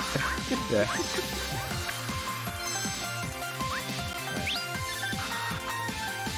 Now this is the last part of the level. Oh, okay.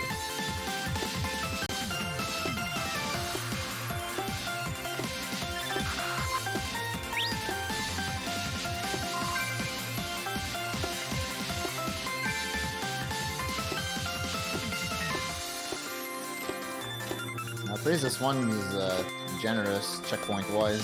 Yeah. Remind me to get 20 minutes to beat this game casually. Yeah.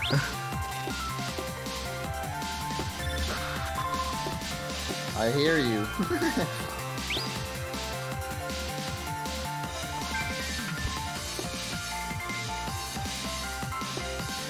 Oh.